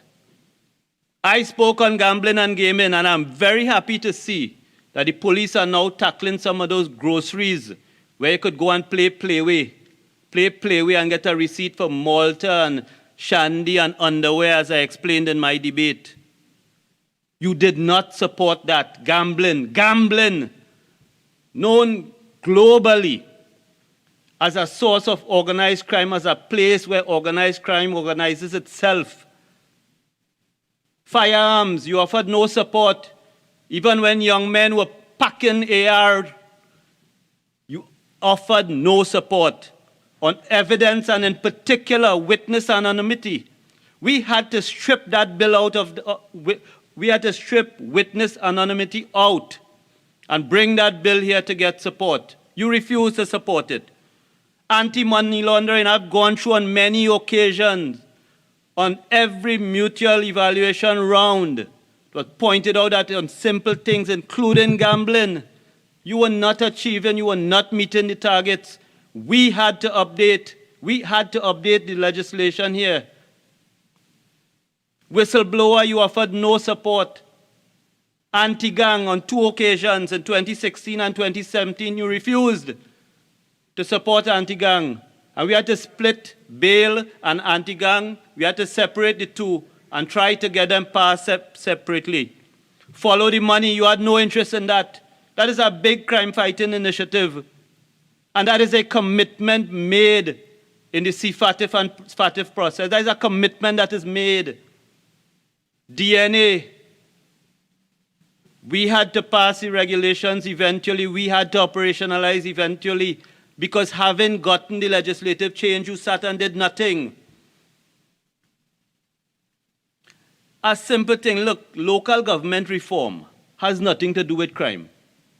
And you manage, as the Prime Minister said in San Fernando last night, in a 323-page report, you manage to object with 1 page and about 87 words. And that 323-page report, Prime Minister didn't say it last night, that followed a previous report. That report that Prime Minister referred to last night was in respect of one clause, clause 3 of the bill. The JSC had already completed the work on the bill, and that was in respect of one clause. That was 10 meetings. That was 9 public consultations. And at the end of it, you objected with 1 page, less than 100 words. So it's not only about crime. You come and you talk about the vaccine and vaccine hesitancy. You could fool yourself with that talk. You can't fool me. I just read the papers, you know. And I read in May 2021, when MP Rudal Munilal, Dr. Munilal, talked about using Sinopharm on citizens as guinea pigs. That is what in May 2021, Dr. Munilal was telling the country. And after the death of a 49-year-old tire shop owner in Debe, a very popular guy, Ruston, after his death, Dr. Munilal spoke at his funeral. And happily, I'm happy he did it, circulated a video where he advocated vaccination. And on August 26, 2021, the newspaper had a story. Munilal ramps up vaccination drives. You can't fool anybody and come and talk about vaccine hesitancy. If there was anybody driving vaccine hesitancy between May and August 2021, it was you. It was you. And we still have problems, and I have spoken publicly that the problems that I have encountered as a minister from rural communities in going into those communities and getting people to take the vaccine. You talk about poor management of legal affairs, poor management of legal affairs. There's a little phrase that I wrote down here, poor management of legal affairs. I just want to repeat one little phrase here. And this is the 2014 complaint that then Solicitor General Donaldson sent to the Prime Minister at the time, Kamla Prasad Bisesa. And in that complaint, she referred to an unethical business venture being conducted within the office of the Attorney General. This is the Solicitor General writing the Prime Minister of the country at the time, reporting an unethical business venture being conducted within the office of the Attorney General. And Senator Lutchmedial could come and talk to me today and the country about poor management of legal affairs. Having been part of a cut and paste ministry, I am not prepared to listen to that. And the 7th, Senator Lutchmedial came and talked about lawsuits against EFCL and EMBD, lawsuits against EMBD and FCL and unpaid contractors. And when I said I'll come back to value for money, I will tell you, because I'm the minister, I'm the line minister for EMBD since 2015. And I've said publicly that we have had to spend money to defend these claims. And as of today, in respect of $532 million in claims, we've been able to settle them for $28 million. These are not lawsuits piling up and not being defended. These are lawsuits being fought vigorously, in order to extract. That is what you call value for money. And I'll give you 3 examples very quickly. And I asked the question one night in the other place. $169 million claim settled for $25 million. And I asked in the other place, who gives up $140 million just like that? Who will do that? A $61 million claim settled for $2 million. Who gives up $59 million just like that? An $11 million claim settled for $350,000. And we remain holding in matters that are actively contested $3.8 billion in claims. $3.8 billion in claims. Value for money, we are now trying to get some element of value from these debts that you incurred and left one state corporation, one state entity, EMBD, with no source of revenue, EMBD has no source of revenue. They recently acquired, after we legitimized the quarry operations that EMBD had under it, one quarry, that became the only source of revenue for EMBD. The only source prior to that is the taxpayers of this country. And if these lawsuits, if these remaining claims have to be paid out, the taxpayer is on the hook for $3.8 billion that we have made provision nowhere for. And you come here to tell me about value for money. I live this every single day in my life as a minister. This is the real world. This is not Bel Air, If you have a problem with the Fresh Prince of Bel Air, go down there and deal with him in the ballot box. But do not come in the parliament. Do not come in the parliament and play Pontius Pilate, because if nobody else knows the fact, I know the facts. Madam President, in relation to agriculture, in 2015, I said I would focus as minister on 3 things: the structure of the ministry, governance, and people, those 3 things. And I set about, and my colleague, Senator Avinash Singh, and the officers of the ministry set about to do significant amount of work in trying to figure out where we were. In relation to livestock, we commissioned a report. Predial larceny, we commissioned OLEP to do work for us. In lands, people know that we're making all this progress in land tenure. It becomes a secondary issue for a lot of people. It remains the #1 priority for me as minister. In veterinary services, in relation to the Agricultural Society of Trinidad and Tobago, commissioned a report, commissioned audits, planned quarantine in relation to import permits and the long waiting time people had, commissioned a report, forestry division and wildlife. We talked about consultations, Senator Nakhid. We had consultations in relation to managing wildlife in this country. In relation to subsidies and incentives, we commissioned UWI to do a review for us.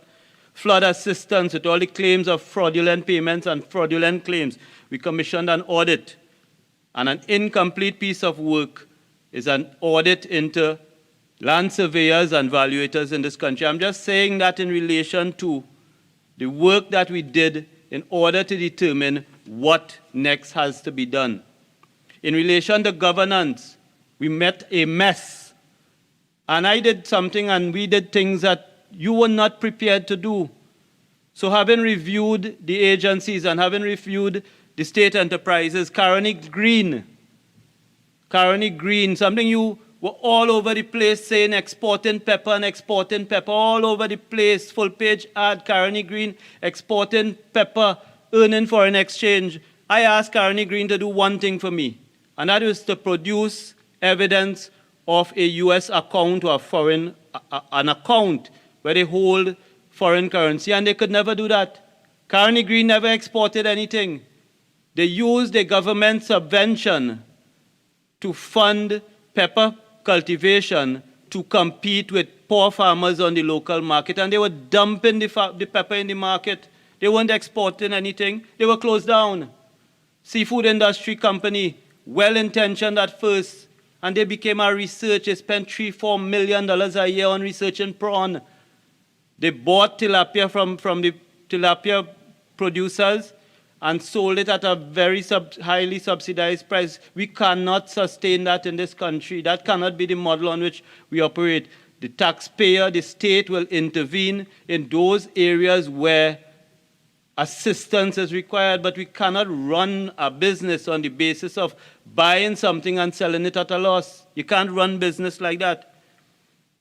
CFTDI, which is the Fisheries Development Institute, I would say Caribbean Fisheries Development Institute, I will say that they are on life support.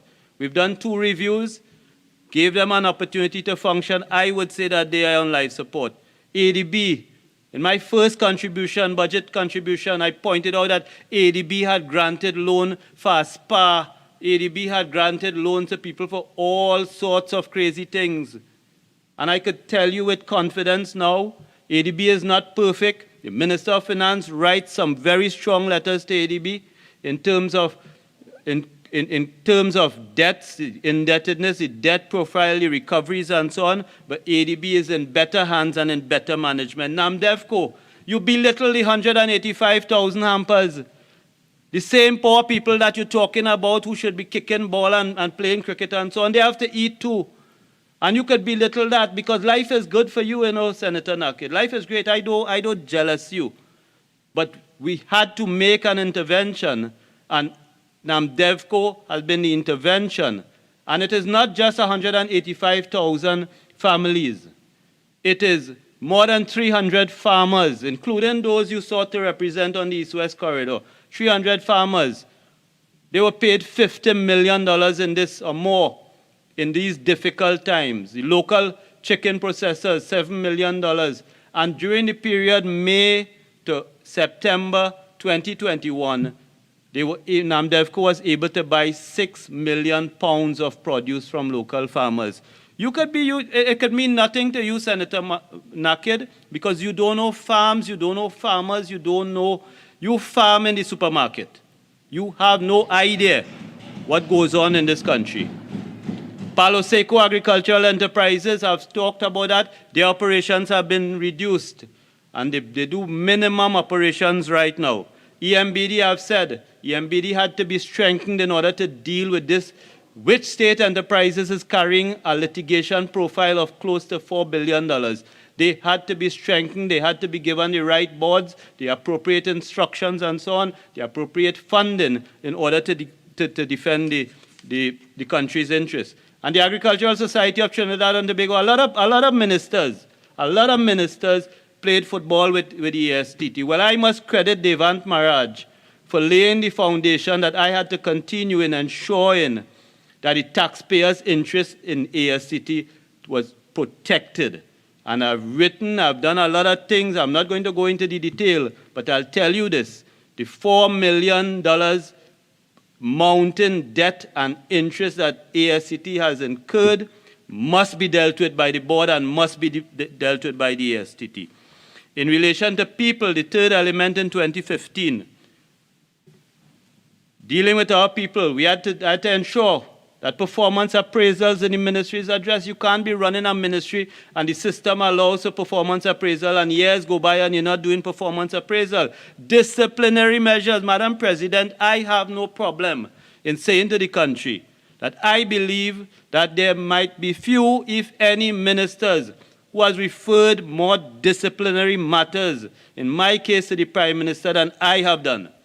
And they deal with PS, Deputy PS, Deputy Conservator of a Forest, and several senior people. I have referred more matters than any minister who is not the AG or National Security to the police, involving corruption, involving all different sorts of things.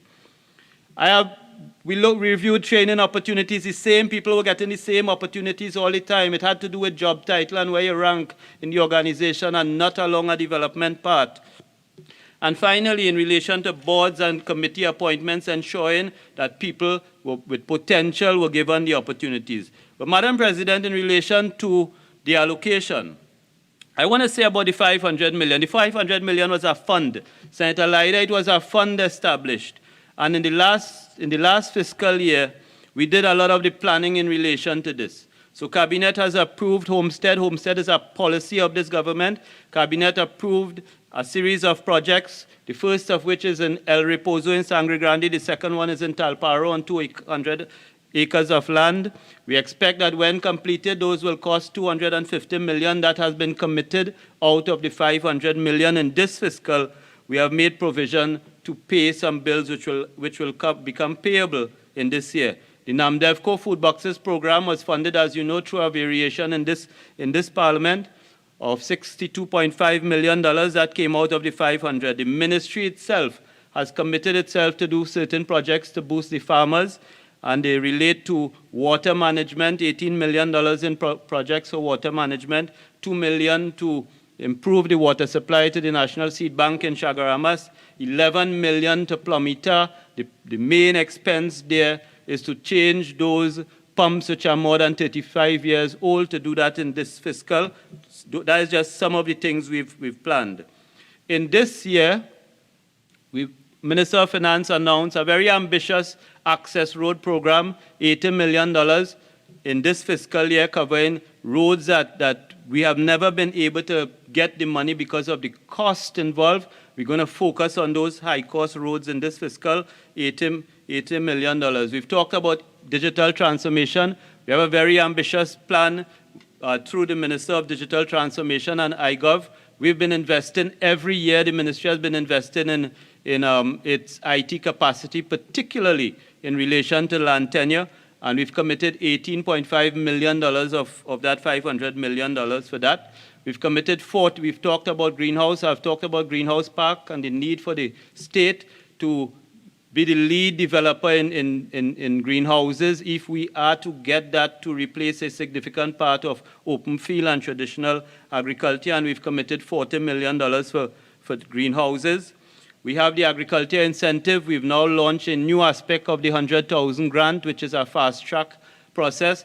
Any young person between the ages of 18 and 35 who applies during the period October 18 and December 15, 2021 will get a response by... You have 5 more minutes. 5 minutes, Madam President, thank you. And so in relation to the 300 million, Senator Lyda, it is not a reduction. The 500 million is a fund. We made commitments against the $500 million last year. We made commitments against 490 of it. And this year, we estimate that we'll be called upon to pay about $300 million in bills, because that is the way the budget system operates. So the allocation of $300 million in this fiscal is meant to pay those bills which will become due as we start to implement and we start to incur costs in this fiscal year. And we will spend $300 million. We believe that we'll still have claims for the next fiscal year. And I'm sure that by the time we've used out the entire $500 million fund, I'm sure that we'll have to appeal, and we may successfully do so, the Minister of Finance to give us more money. So, Madam President, I want to say that my friends have been saying they don't know, they have not seen the money spent, they don't know what is happening. I understand why they don't know what is happening, because I have said it many times and I say it again. You can go back to the 2010-2015 period, and not one person in the UNC can say to me, this is the agriculture project that we have done. Because you know why? They were not prepared to do what we did in Aripo. They were not prepared to sit with the trade unions and say we cannot continue to use and allow an asset to waste like that. And we've had so many complaints. I've responded to motions by Senator Mark and so on. And Aripo, I reported 22 million in private investment already made, and it will reach maybe 50, 60 million when it is completed, private money. We've said right now, there's more than $200 million in private sector agriculture projects. You know, I'm not hearing anybody in the opposition talking about Novo and the LIFE project. An investment that is completed, they're already supplying to Massey 60 million in private sector funds. The new hatchery under Nutrimix Group will come on stream in 2022. The work being done by Central Farms, the duck people, will be completed in 2022. The rice parboiling plant will be completed and you'll start to see more and more private sector money, because if you look, it's not a repo and stop, you know. We've put out 790 acres in La Gloria. We've put out a portion of land at the National Seed Bank in Chagaramas. You would see one coming soon in Guayaguayari and Mayaro. And I've said that between now and 2022, you will start seeing smaller and smaller parcels being put out for private-public partnerships for every citizen to participate. And that is the direction that agriculture must go. You must lay the foundation, you must clean the mess, you must understand what you're doing, and you must create an environment, as we have demonstrated, that it is not public money, it is private money that is attracted to the great work that you have been doing. Thank you very much, Madam President.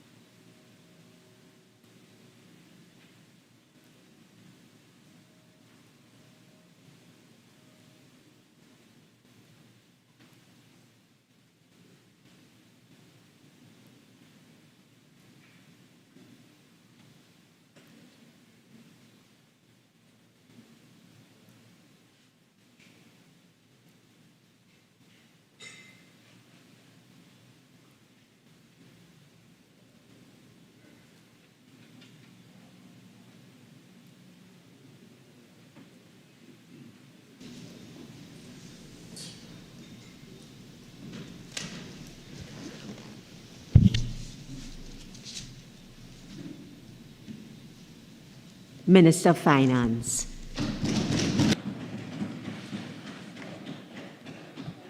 Thank you very much, Madam Minister, President. I remind you, you have 45 minutes. Yes, I may very well wrap up just before that or even before that. Madam President, we have come to the end of the budget exercise in the other place and in this place.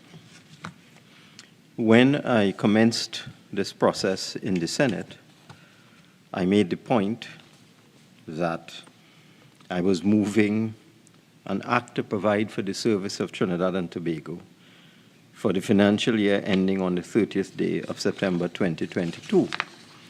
And I referred to the bill, which has 3 clauses and a schedule, and gives heads of expenditure and appropriations for a number of ministries and government departments, ranging from the President through the Tobago House of Assembly, and then a number of ministries, all the way down to the Ministry of Digital Transformation. I also made the point that there are direct charges which are not required to be appropriated, and that is why this appropriation bill is in the sum of $43.8 billion. However, during this debate in the Senate, I don't remember a single senator on that side referring to these heads of expenditure. I did get a better understanding when Senator Richards spoke, and I must compliment several of the senators on the other side. What was important to me was the tone. There were, of course, some points of contradiction from the independent bench, but the tone was very, very encouraging. I want to thank in particular Senator Richards, Senator Dial Singh, Senator Dionarine, Senator Sipasad, Senator Dylan Remy, Senator Ayi, and I have some words for my two school friends, Senator Vera and Senator Teemal, in a while. And I want to confirm that I did go to school with the brother of Senator Nakhid. That is a fact. We did go to university together and maintained connections since then. That is 45 years ago. But I also went to university with Senator Vera and Senator Teemal. And I had the privilege of working with Senator Teemal together in a consulting firm. So I go back 45 years with those gentlemen, and that is why I will leave them for last. On the opposition bench, Senator John was going very, very well until she went into the Honorable Senator, that is, went into the deep blue sea somewhere between Speyside and Goat Island. Senator Nakhid was also going extremely well until he ran off the rails by Forzata Panyard somewhere in St. Augustine. But be that as it may, the other 4 or 5 senators' contributions were of no value. Absolutely none. And what I found intriguing was the contribution of temporary Senator Dr. Tim Gopi Singh. Very interesting, because I've had my staff taking notes, watching the debate, taking notes and recording for me comments made by all of the honorable senators opposite, on the independent benches, and on the opposition benches. And the signature feature of Senator Gopi Singh's contribution was, the Ministry of Health is on autopilot. I call for the immediate resignation of the Minister of Health, or he must be fired. He has failed miserably. So that is summing up the contribution of Senator Gopi Singh. And then I was intrigued in reading the contribution of Senator Hazel Thompson Ayi, who spoke about the condition of our roads. And let me just announce at this point in time, while we were preparing the budget documents, we have to send the documents to the printers about 1 week in advance. And we were finalizing at that time. It did not find its way into the documents, but I wish to announce that the government took a decision that we will allocate the sum of $100 million to the Ministry of Works and Transport for a national road repair program in fiscal 2022. And all of us know that this is important.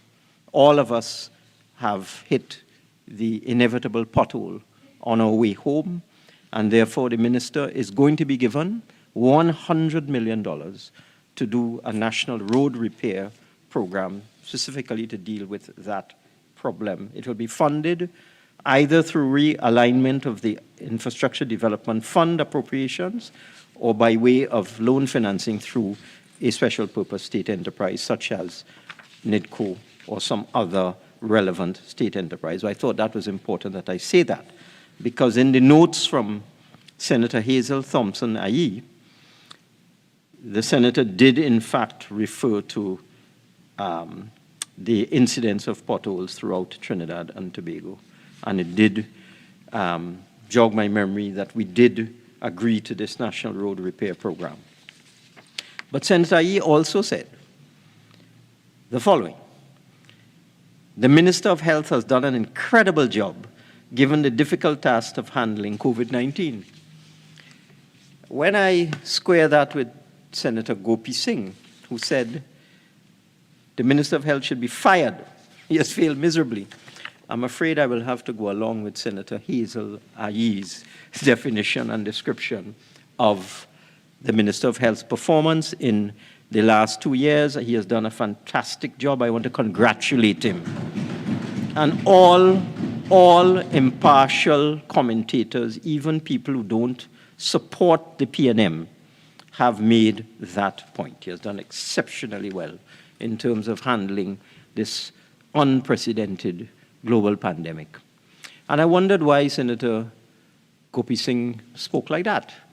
You know, it's interesting that some of us, quite a lot, would think that Senator Gopi Singh's contribution was of no value.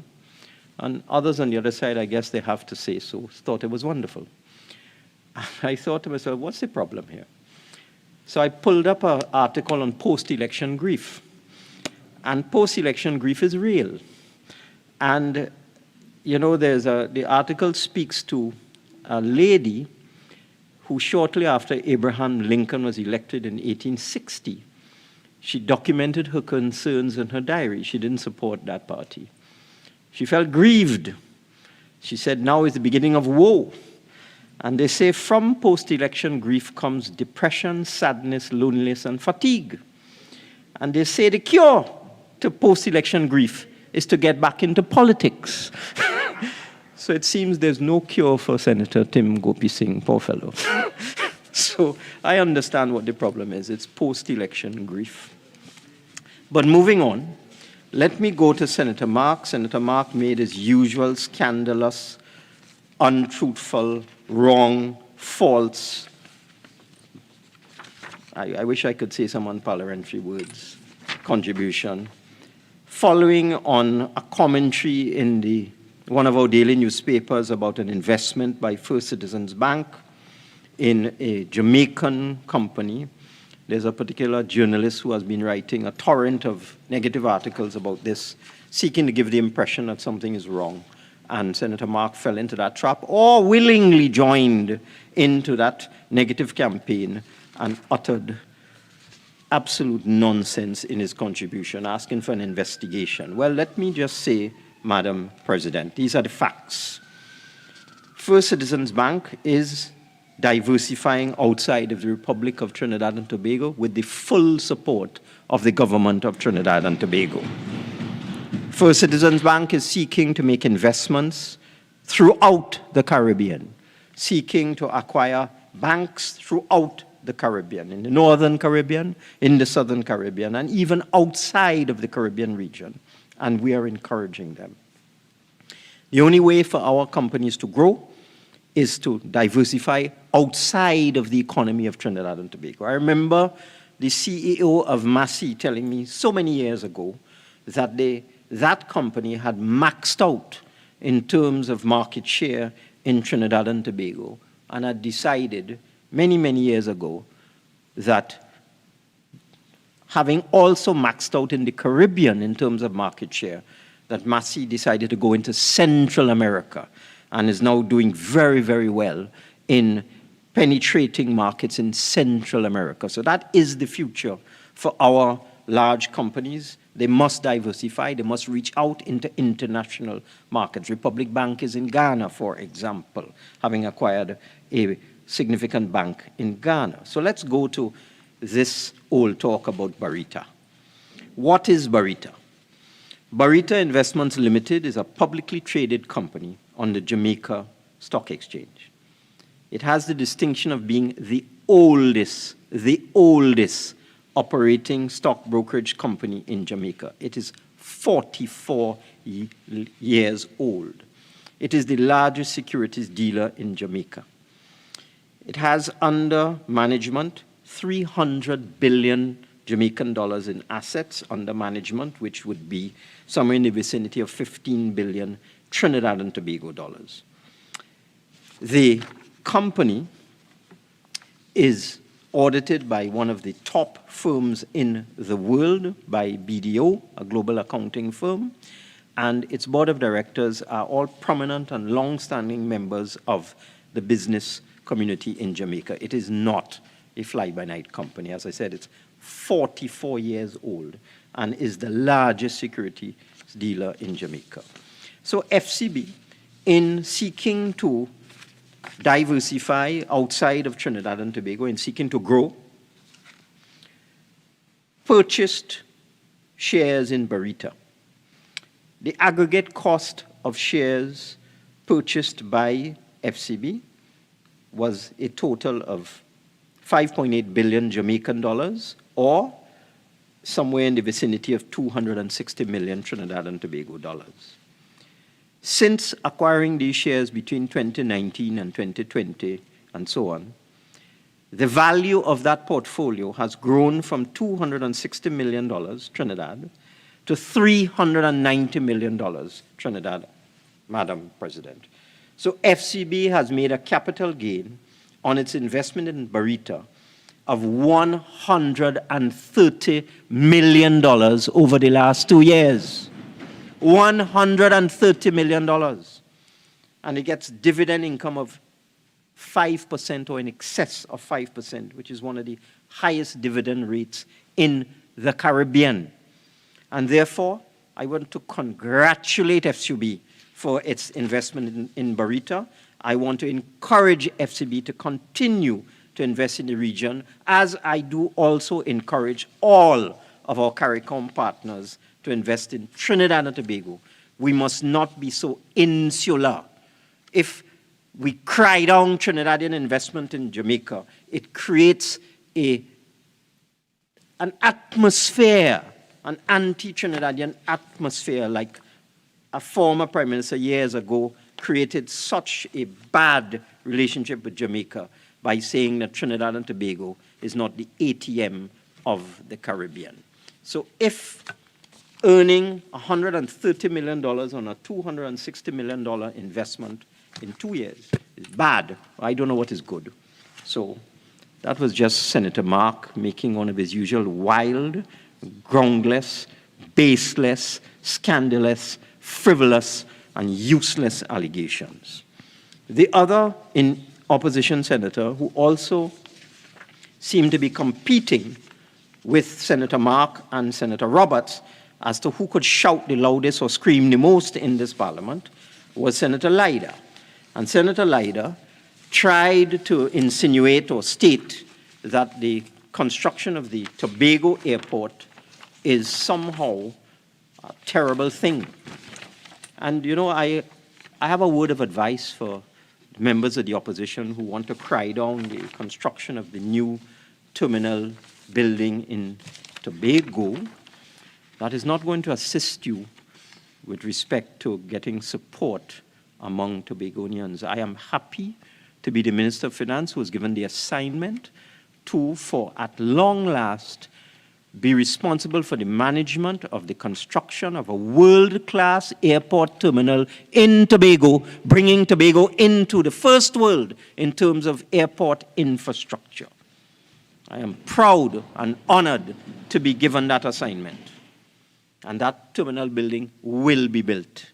But let me just give some information. Senator Leida carried on at a rate saying that the airport in Tobago is costing twice the airport in Antigua, and insinuating that the airport in Antigua is larger and better than the one in Tobago. Utter nonsense. The actual cost of the new terminal building in Tobago compared to the terminal building in Antigua, because what was built in Antigua in 2015, the VC Bird terminal building was simply a terminal building. It was not an airport. They already had an airport.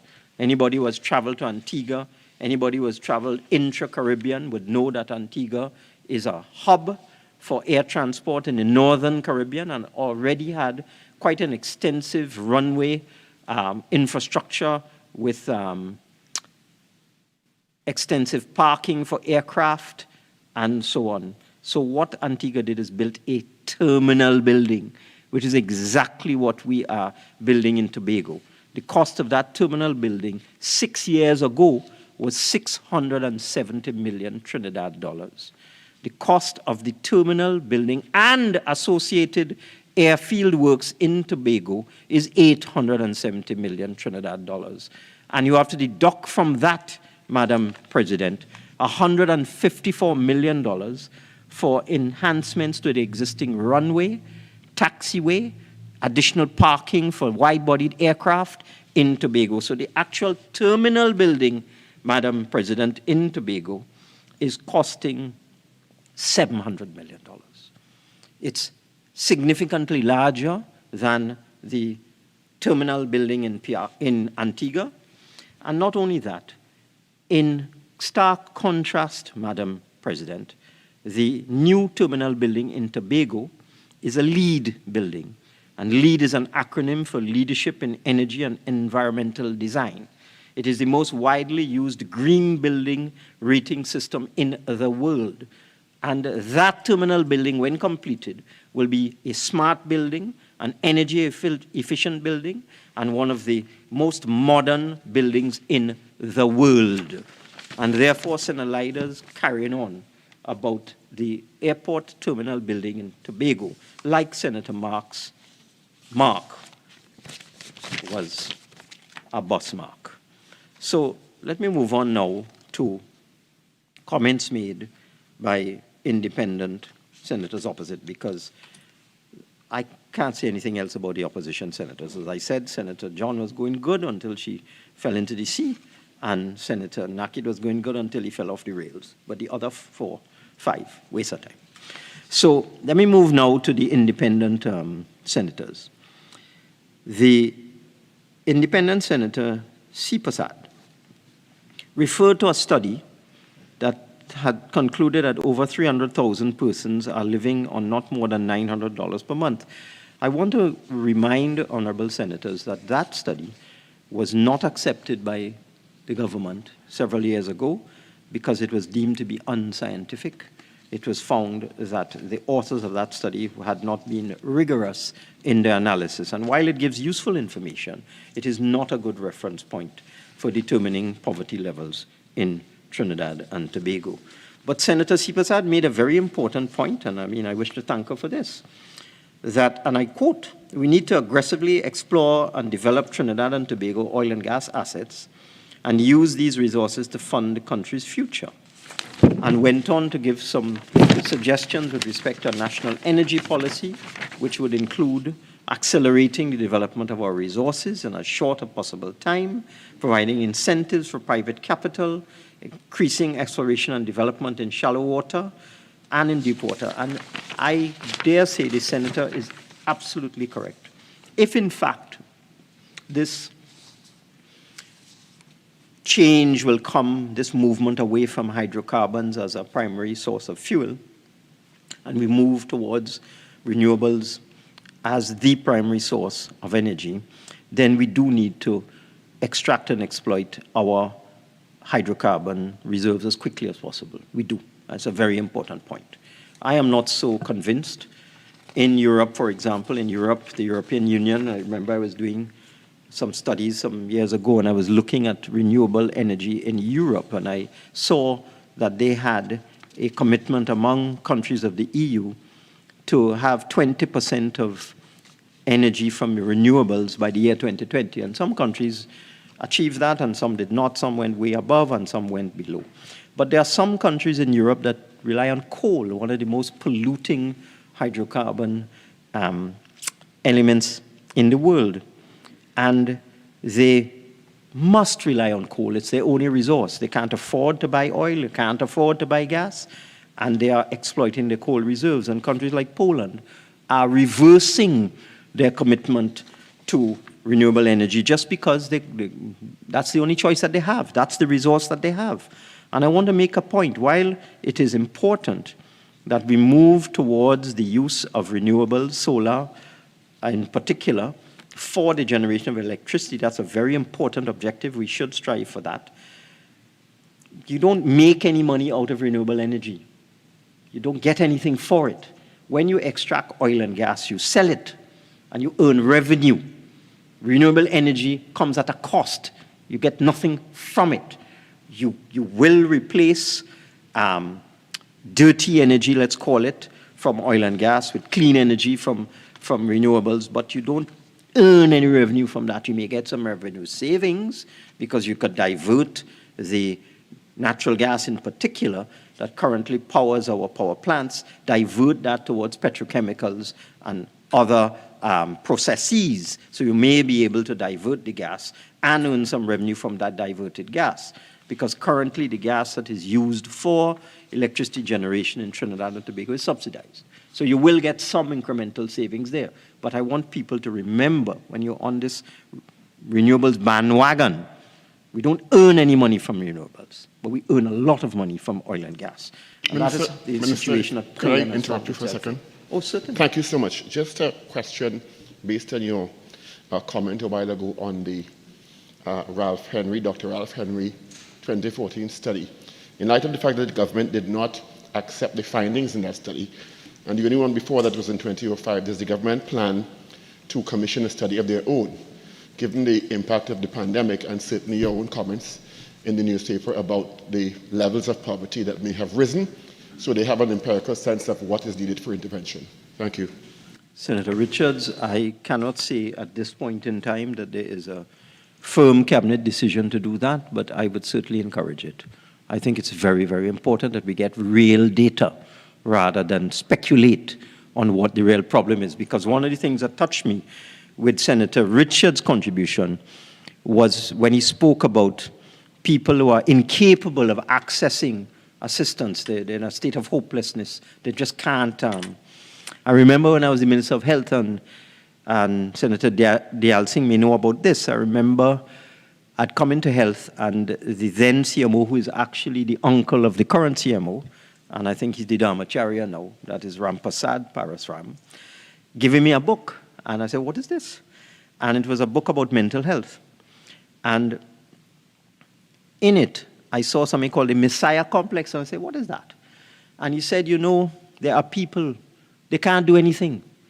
They come to you with a problem and they expect you to be like a Messiah, and you just wave a magic wand and you solve the problem. They are incapable of doing anything. So that's a very important point that you made, and we will have to try our best to help those people who really can't help themselves. And that's one of the points behind the $50 million in this budget that's being appropriated to assist small and medium enterprises who can't help themselves in terms of discipline, accounting, record keeping, human resource management, industrial relations.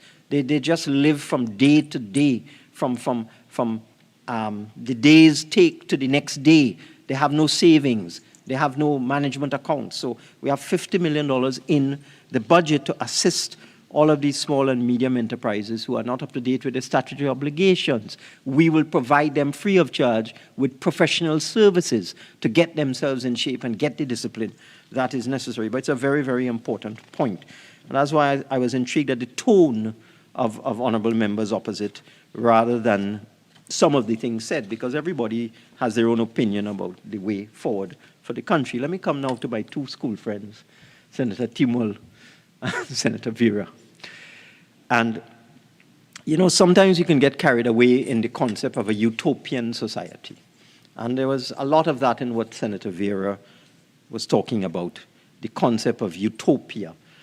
And while, yes, we should all strive for preservation of the environment, and we should strive towards maximum sustainable development, and we should, you know, make a big move at this point in time to, you know, make a quantum leap into the future and the fourth industrial revolution and so on, which is really an extension of the third, bringing more automation, artificial intelligence, and robotics into labor. Really, that's what that's all about. And just as an aside, how much more time do I have, Madam President? 20 minutes. Thank you. There are two schools of thought on what will happen with the fourth industrial revolution as automation, robotics, artificial intelligence takes over. There's one school of thought that it will create unemployment, and there's another school of thought that it will free up people from menial tasks and allow them to get involved in far more productive and useful employment, and therefore create employment. So that's the other school of thought, that automation and robotics will relieve a lot of people of ordinary tasks. And you can even see it already with smartphones. You can see, you know, the Minister of Digital Transformation said that there are over 1 million, is it? Over 1 million smartphones in Trinidad, more phones than there are people. And you can see, even at the lowest level in the society, the poorest of the poor use their smartphones to do all sorts of things. And I can see this continuing into the future because we are moving. In the last year, the Ministry of Finance has been meeting with a team from the central bank who has been meeting with the commercial banks and the private sector to encourage the unbanked to come into the system. And in fact, the central bank published a relaxation of the Know Your Customer rules for persons earning $10,000 or less, so that the rigorous criteria for someone to open a bank account has now been relaxed for persons at the lowest levels, to encourage them to open bank accounts and move from unbanked to come into the mainstream of cashless transactions and electronic transactions and so on, so that I can see as we move along, as we go into digital banking more and more. I mean, some of the commercial banks are boasting you could do everything online. Well, not everything, but quite a few things you can. And I can see going to the future that we may become as efficient as the United States. I remember years ago that one of the main banks in the United States was allowing you to cash a check with a photograph. You just take a photograph of a check, and that's it. You send it to your bank account online, and cashless goes in, and that's it, and it's credited to your account and so on. And I remember opening a small account in the Bank of America when one of my only child was studying there. And they encouraged me to use the ATM outside. They said, don't come inside the bank. If you come inside the bank, we're going to charge you service fees. But if you conduct all your transactions outside, no fees. So I'm just giving you a point. I can see as Trinidad and Tobago evolves, it is going to free up a lot of these problems for people at the lowest end of the spectrum in terms of paying their water bill, the light bill, the telephone bill, in terms of ordering goods and services. And therefore, I see the fourth industrial revolution actually creating employment, freeing up people from menial tasks and getting them into far more productive employment. So we'll see how it goes.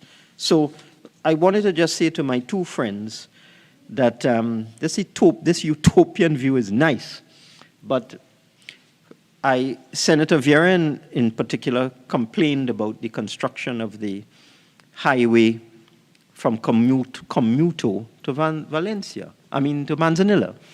And you know, I remember, and I'm going way back in time now, Madam President, I'm going back in time 42 years to 1979, when I was the assistant resident engineer on the construction of the Mukarapu Foreshore Freeway, now called the Audrey Dreyfus Freeway.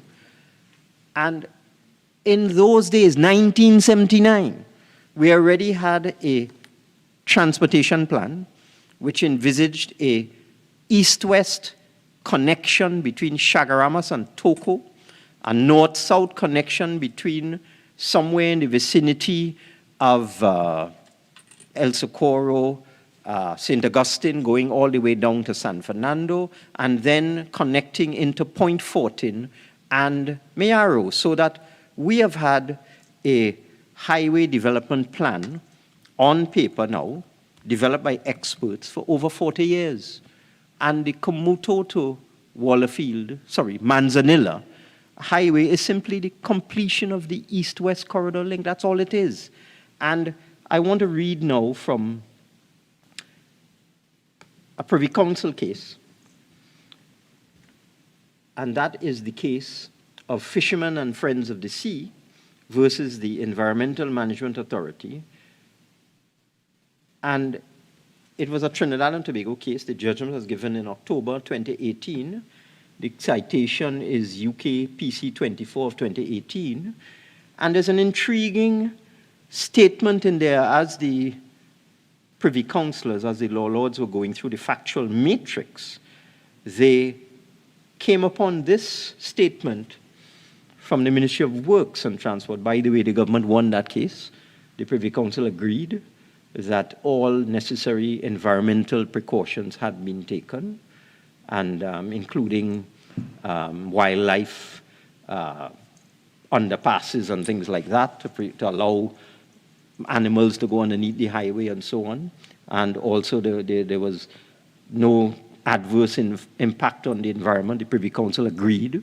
The Ministry of Works won the case. But this is what the Privy Council reported, that the Churchill Roosevelt Highway extension, which is this project, going all the way to Manzanilla, is of national importance. It was described in the Ministry's Environmental Impact Assessment as follows. The Churchill Roosevelt Highway extension is a cornerstone of government efforts to stimulate the regional economy of the North and East, and is a key component of government plans to decentralize its administrative and planning functions to the regions.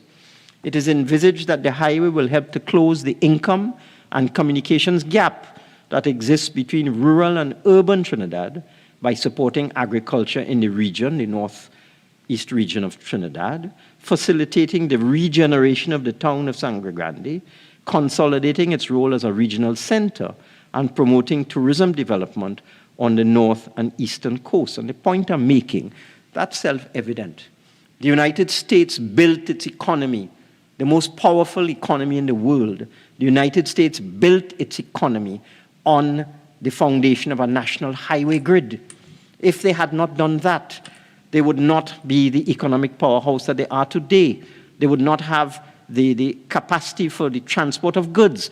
Today, you can go online and you can order something from a factory in California, and using that same national highway grid in the United States, that item will be transported from California through all the states down to Florida in a couple of days. That's because of their infrastructure.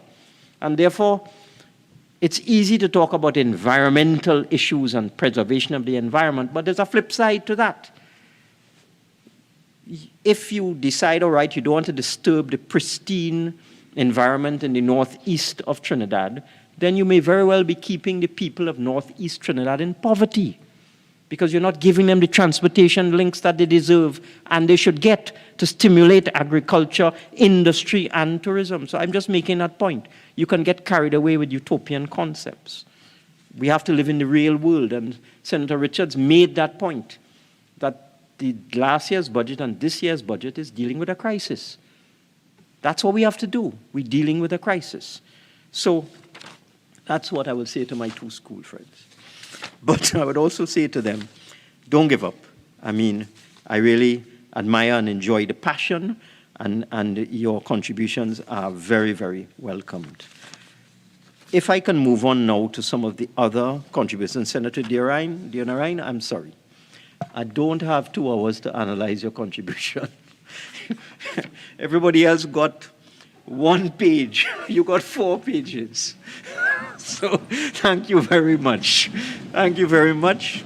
And I can assure you that my staff, as I said, 4 pages of notes. Some other senators, like Senator Gopi Singh, got 3 lines. You got 4 pages. So thank you very much. Your commentary is always very, very useful, very intelligent, very perceptive. And as I said, I don't have 2 hours to go into all of it. But just to speak about the exemption of foods, because I noticed that Senator Durine made that point. We liaised with the Supermarket Association because we felt that was good empirical evidence. The question we posed to them, what are the most commonly purchased basic food items by ordinary people in your supermarkets? Rather than going through an academic exercise of asking the Central Statistical Office or the Ministry of Trade, we went straight to the purveyors, the vendors of these products. And they were able very quickly, within a matter of a couple of minutes, to be able to use the data of sales and tell us what are it's actually 45 most commonly used, commonly purchased items of basic food. And based on that, we came up with our list. And in fact, the order will be published within the next week or so to make those 40 to 45 items. Some of them we're consolidating them together. Like cereal, for example, we had types of votes and so on. We're consolidating that into one customs classification. So it's about 41 items that we will be exempting from VAT, 0 rating, and we do believe that is what we can do as a government. We have to be very, very careful with import duty, because import duty exists to protect local manufacturing. So that, for example, the poultry industry told us, because we liaised with them as well, we liaised with the basic food processors, food producers as well in Trinidad and Tobago, and we spoke to them about VAT and duty, and we asked them to give us some feedback on what are the implications of removing customs duty or value-added tax. Value-added tax is considered to be neutral. It doesn't really give anybody any advantage. It should lower the price if you remove it.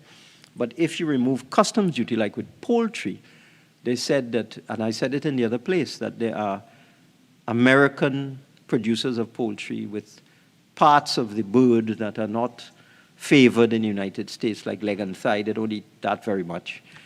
And they have them in freezers, you know, millions of pounds of leg and thigh in freezers for years.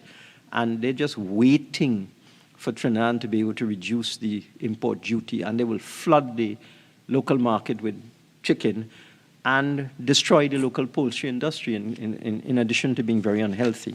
So that we had to be very, very careful about tampering with duty, and we have not adjusted any duties yet, but we will be adjusting the value-added tax on those 45 items.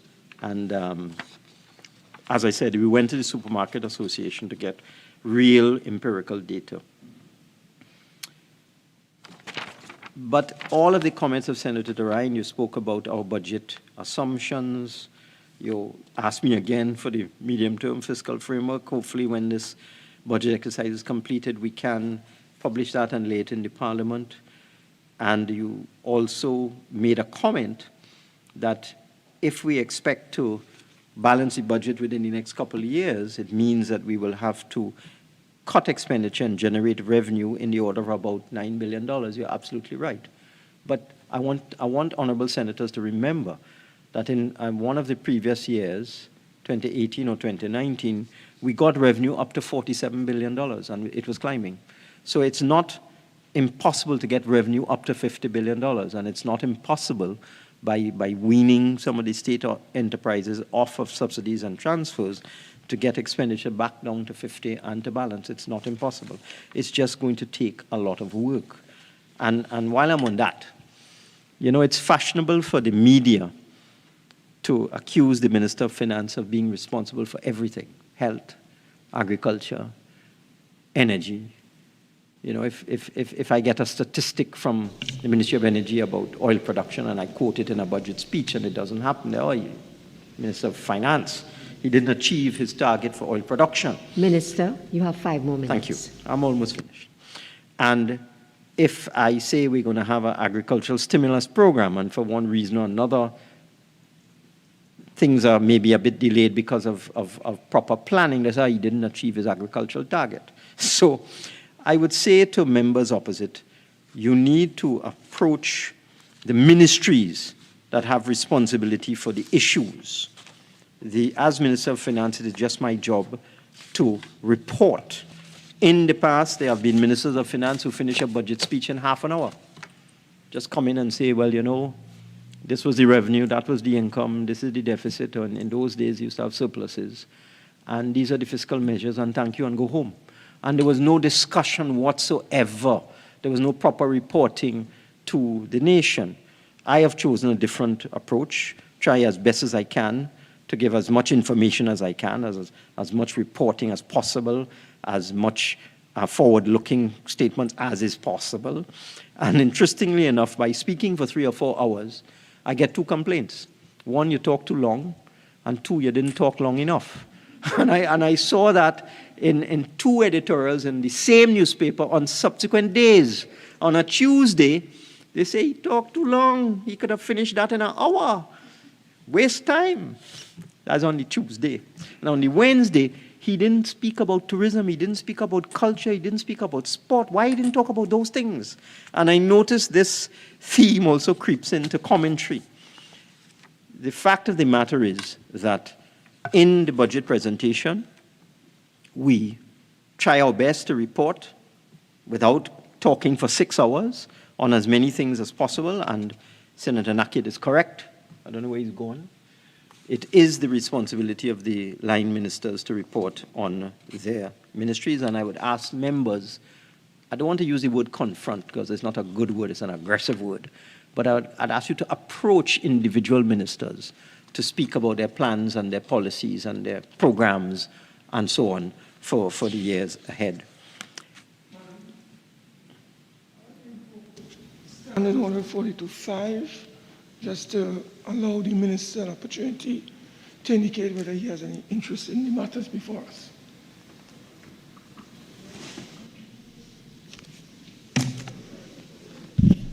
Senator Mark, if the minister had wanted to invoke that standing order, he would have. Minister, continue. Madam President, I'm confused. I'm looking at the fiscal measures here, and I'm not seeing anything that I have an interest in or could possibly have an interest in. I don't know what on earth the Honorable Senator is speaking about. I don't know if he's just trying to create confusion. Let me just go through everything here. I don't import food. I don't sell computers. I don't intend to buy any FCB shares, as I did not do on the last occasion. I'm not into heritage conservation or therapy equipment, pension funds. I'm not a first-time homeowner. I am not a foreign investment company. I'm not into manufacturing. I don't have an overweight truck. I don't think I have an SME that will be listing on the stock exchange. I'm not into enhanced oil recovery. I'm not into digital technology or exporters or anything like that. So it's just Senator Mark just doing his usual nonsense. So let me go now to the measures are all there, and I just want to say in the last minute available to me, because Senator Mark interrupted me, there were 9 documents laid in the Parliament. The review of the economy gives you the fiscal performance and all of the details on each sector, its performance in 2021, and also expenditure and income.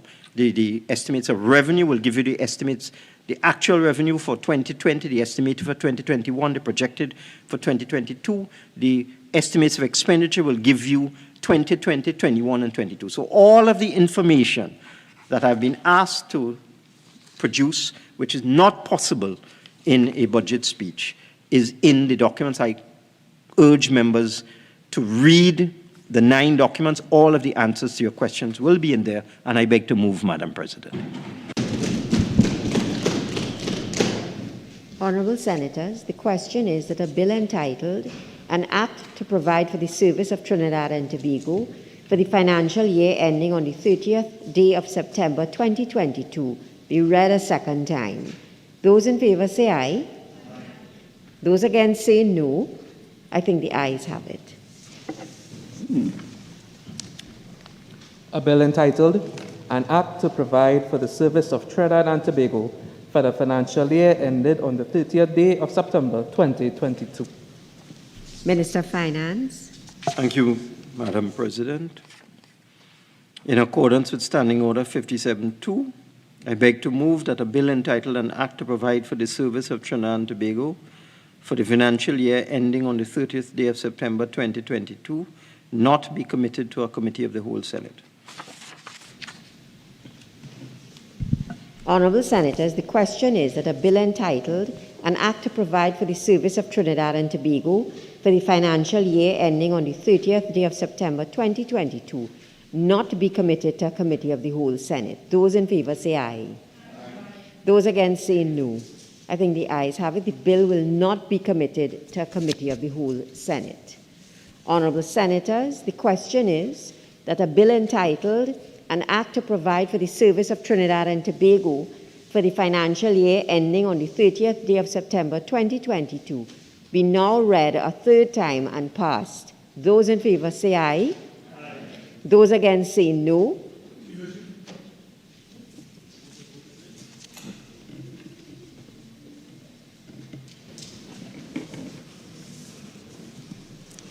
Mr. Rambharat? Ms. Gopiskun? Yes. Mr. Senalan? Mr. Hussain? Ms. West? Yes. Dr. Brown? Mr. Mitchell? Yes. Ms. Cox? Yes. Mr. De Freitas? Yes. Mr. Sagram Singh Suklal? Yes. Mr. Bacchus? Yes. Mrs. Lezama-Lee Singh? Yes. Ms. Bethelny? Yes. Dr. Ibrahim? Yes. Mr. Young? Yes. Mr. Mark? Abstain. Ms. John? Ms. Lutchmedial? Abstain. Mr. Leiter? Abstain. Mr. Roberts? Abstain. Mr. Richards? Yes. Dr. Diyal Singh? Yes. Ms. Ryan? Yes. Ms. C. Prasad? Yes. Mr. Teemal? Yes. Mrs. Thompson Aye? Yes. Dr. Dylan Remy? Yes. Mr. Nakhid? Abstain.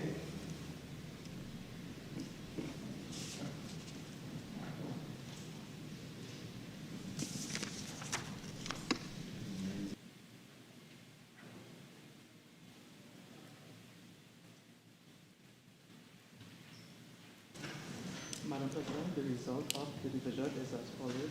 21 senators voted in favor of 4.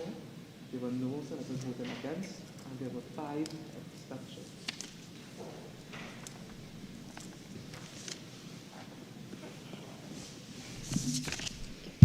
Honorable Senators, the result of the division is as follows.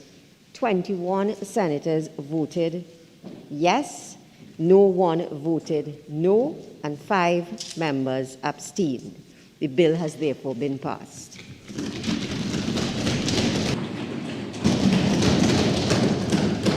A bill entitled, An Act to Provide for the Service of Trinidad and Tobago for the financial year ending on the 30th day of September 2022. Leader of Government Business. Madam President, I beg to move that the Senate do now adjourn to a date to be fixed. Thank you.